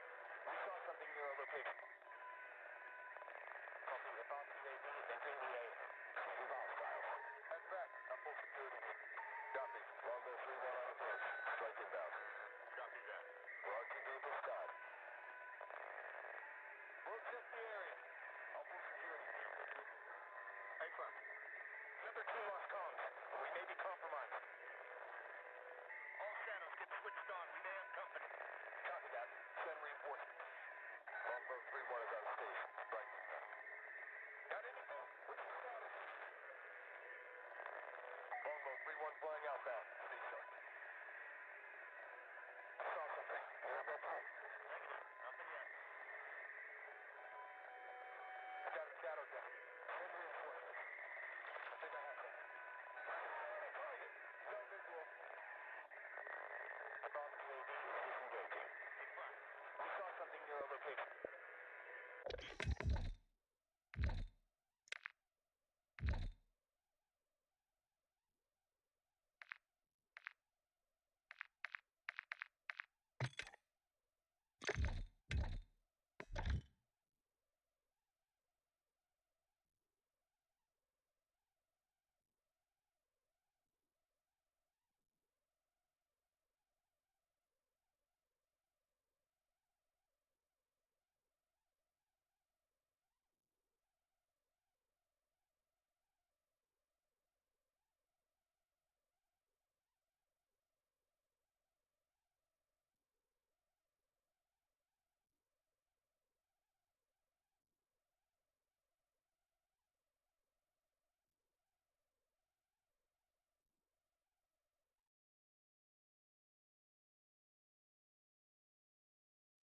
The exact mark to do. The Rah! the Timmy.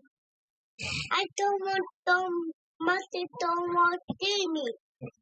Mother I'll don't get want rid of the manja. No manja. the monster. No manja. Daddy, that's a monster. That's a monster. Not those deal. It's red. Yeah? It's red. It's red. It's just monster.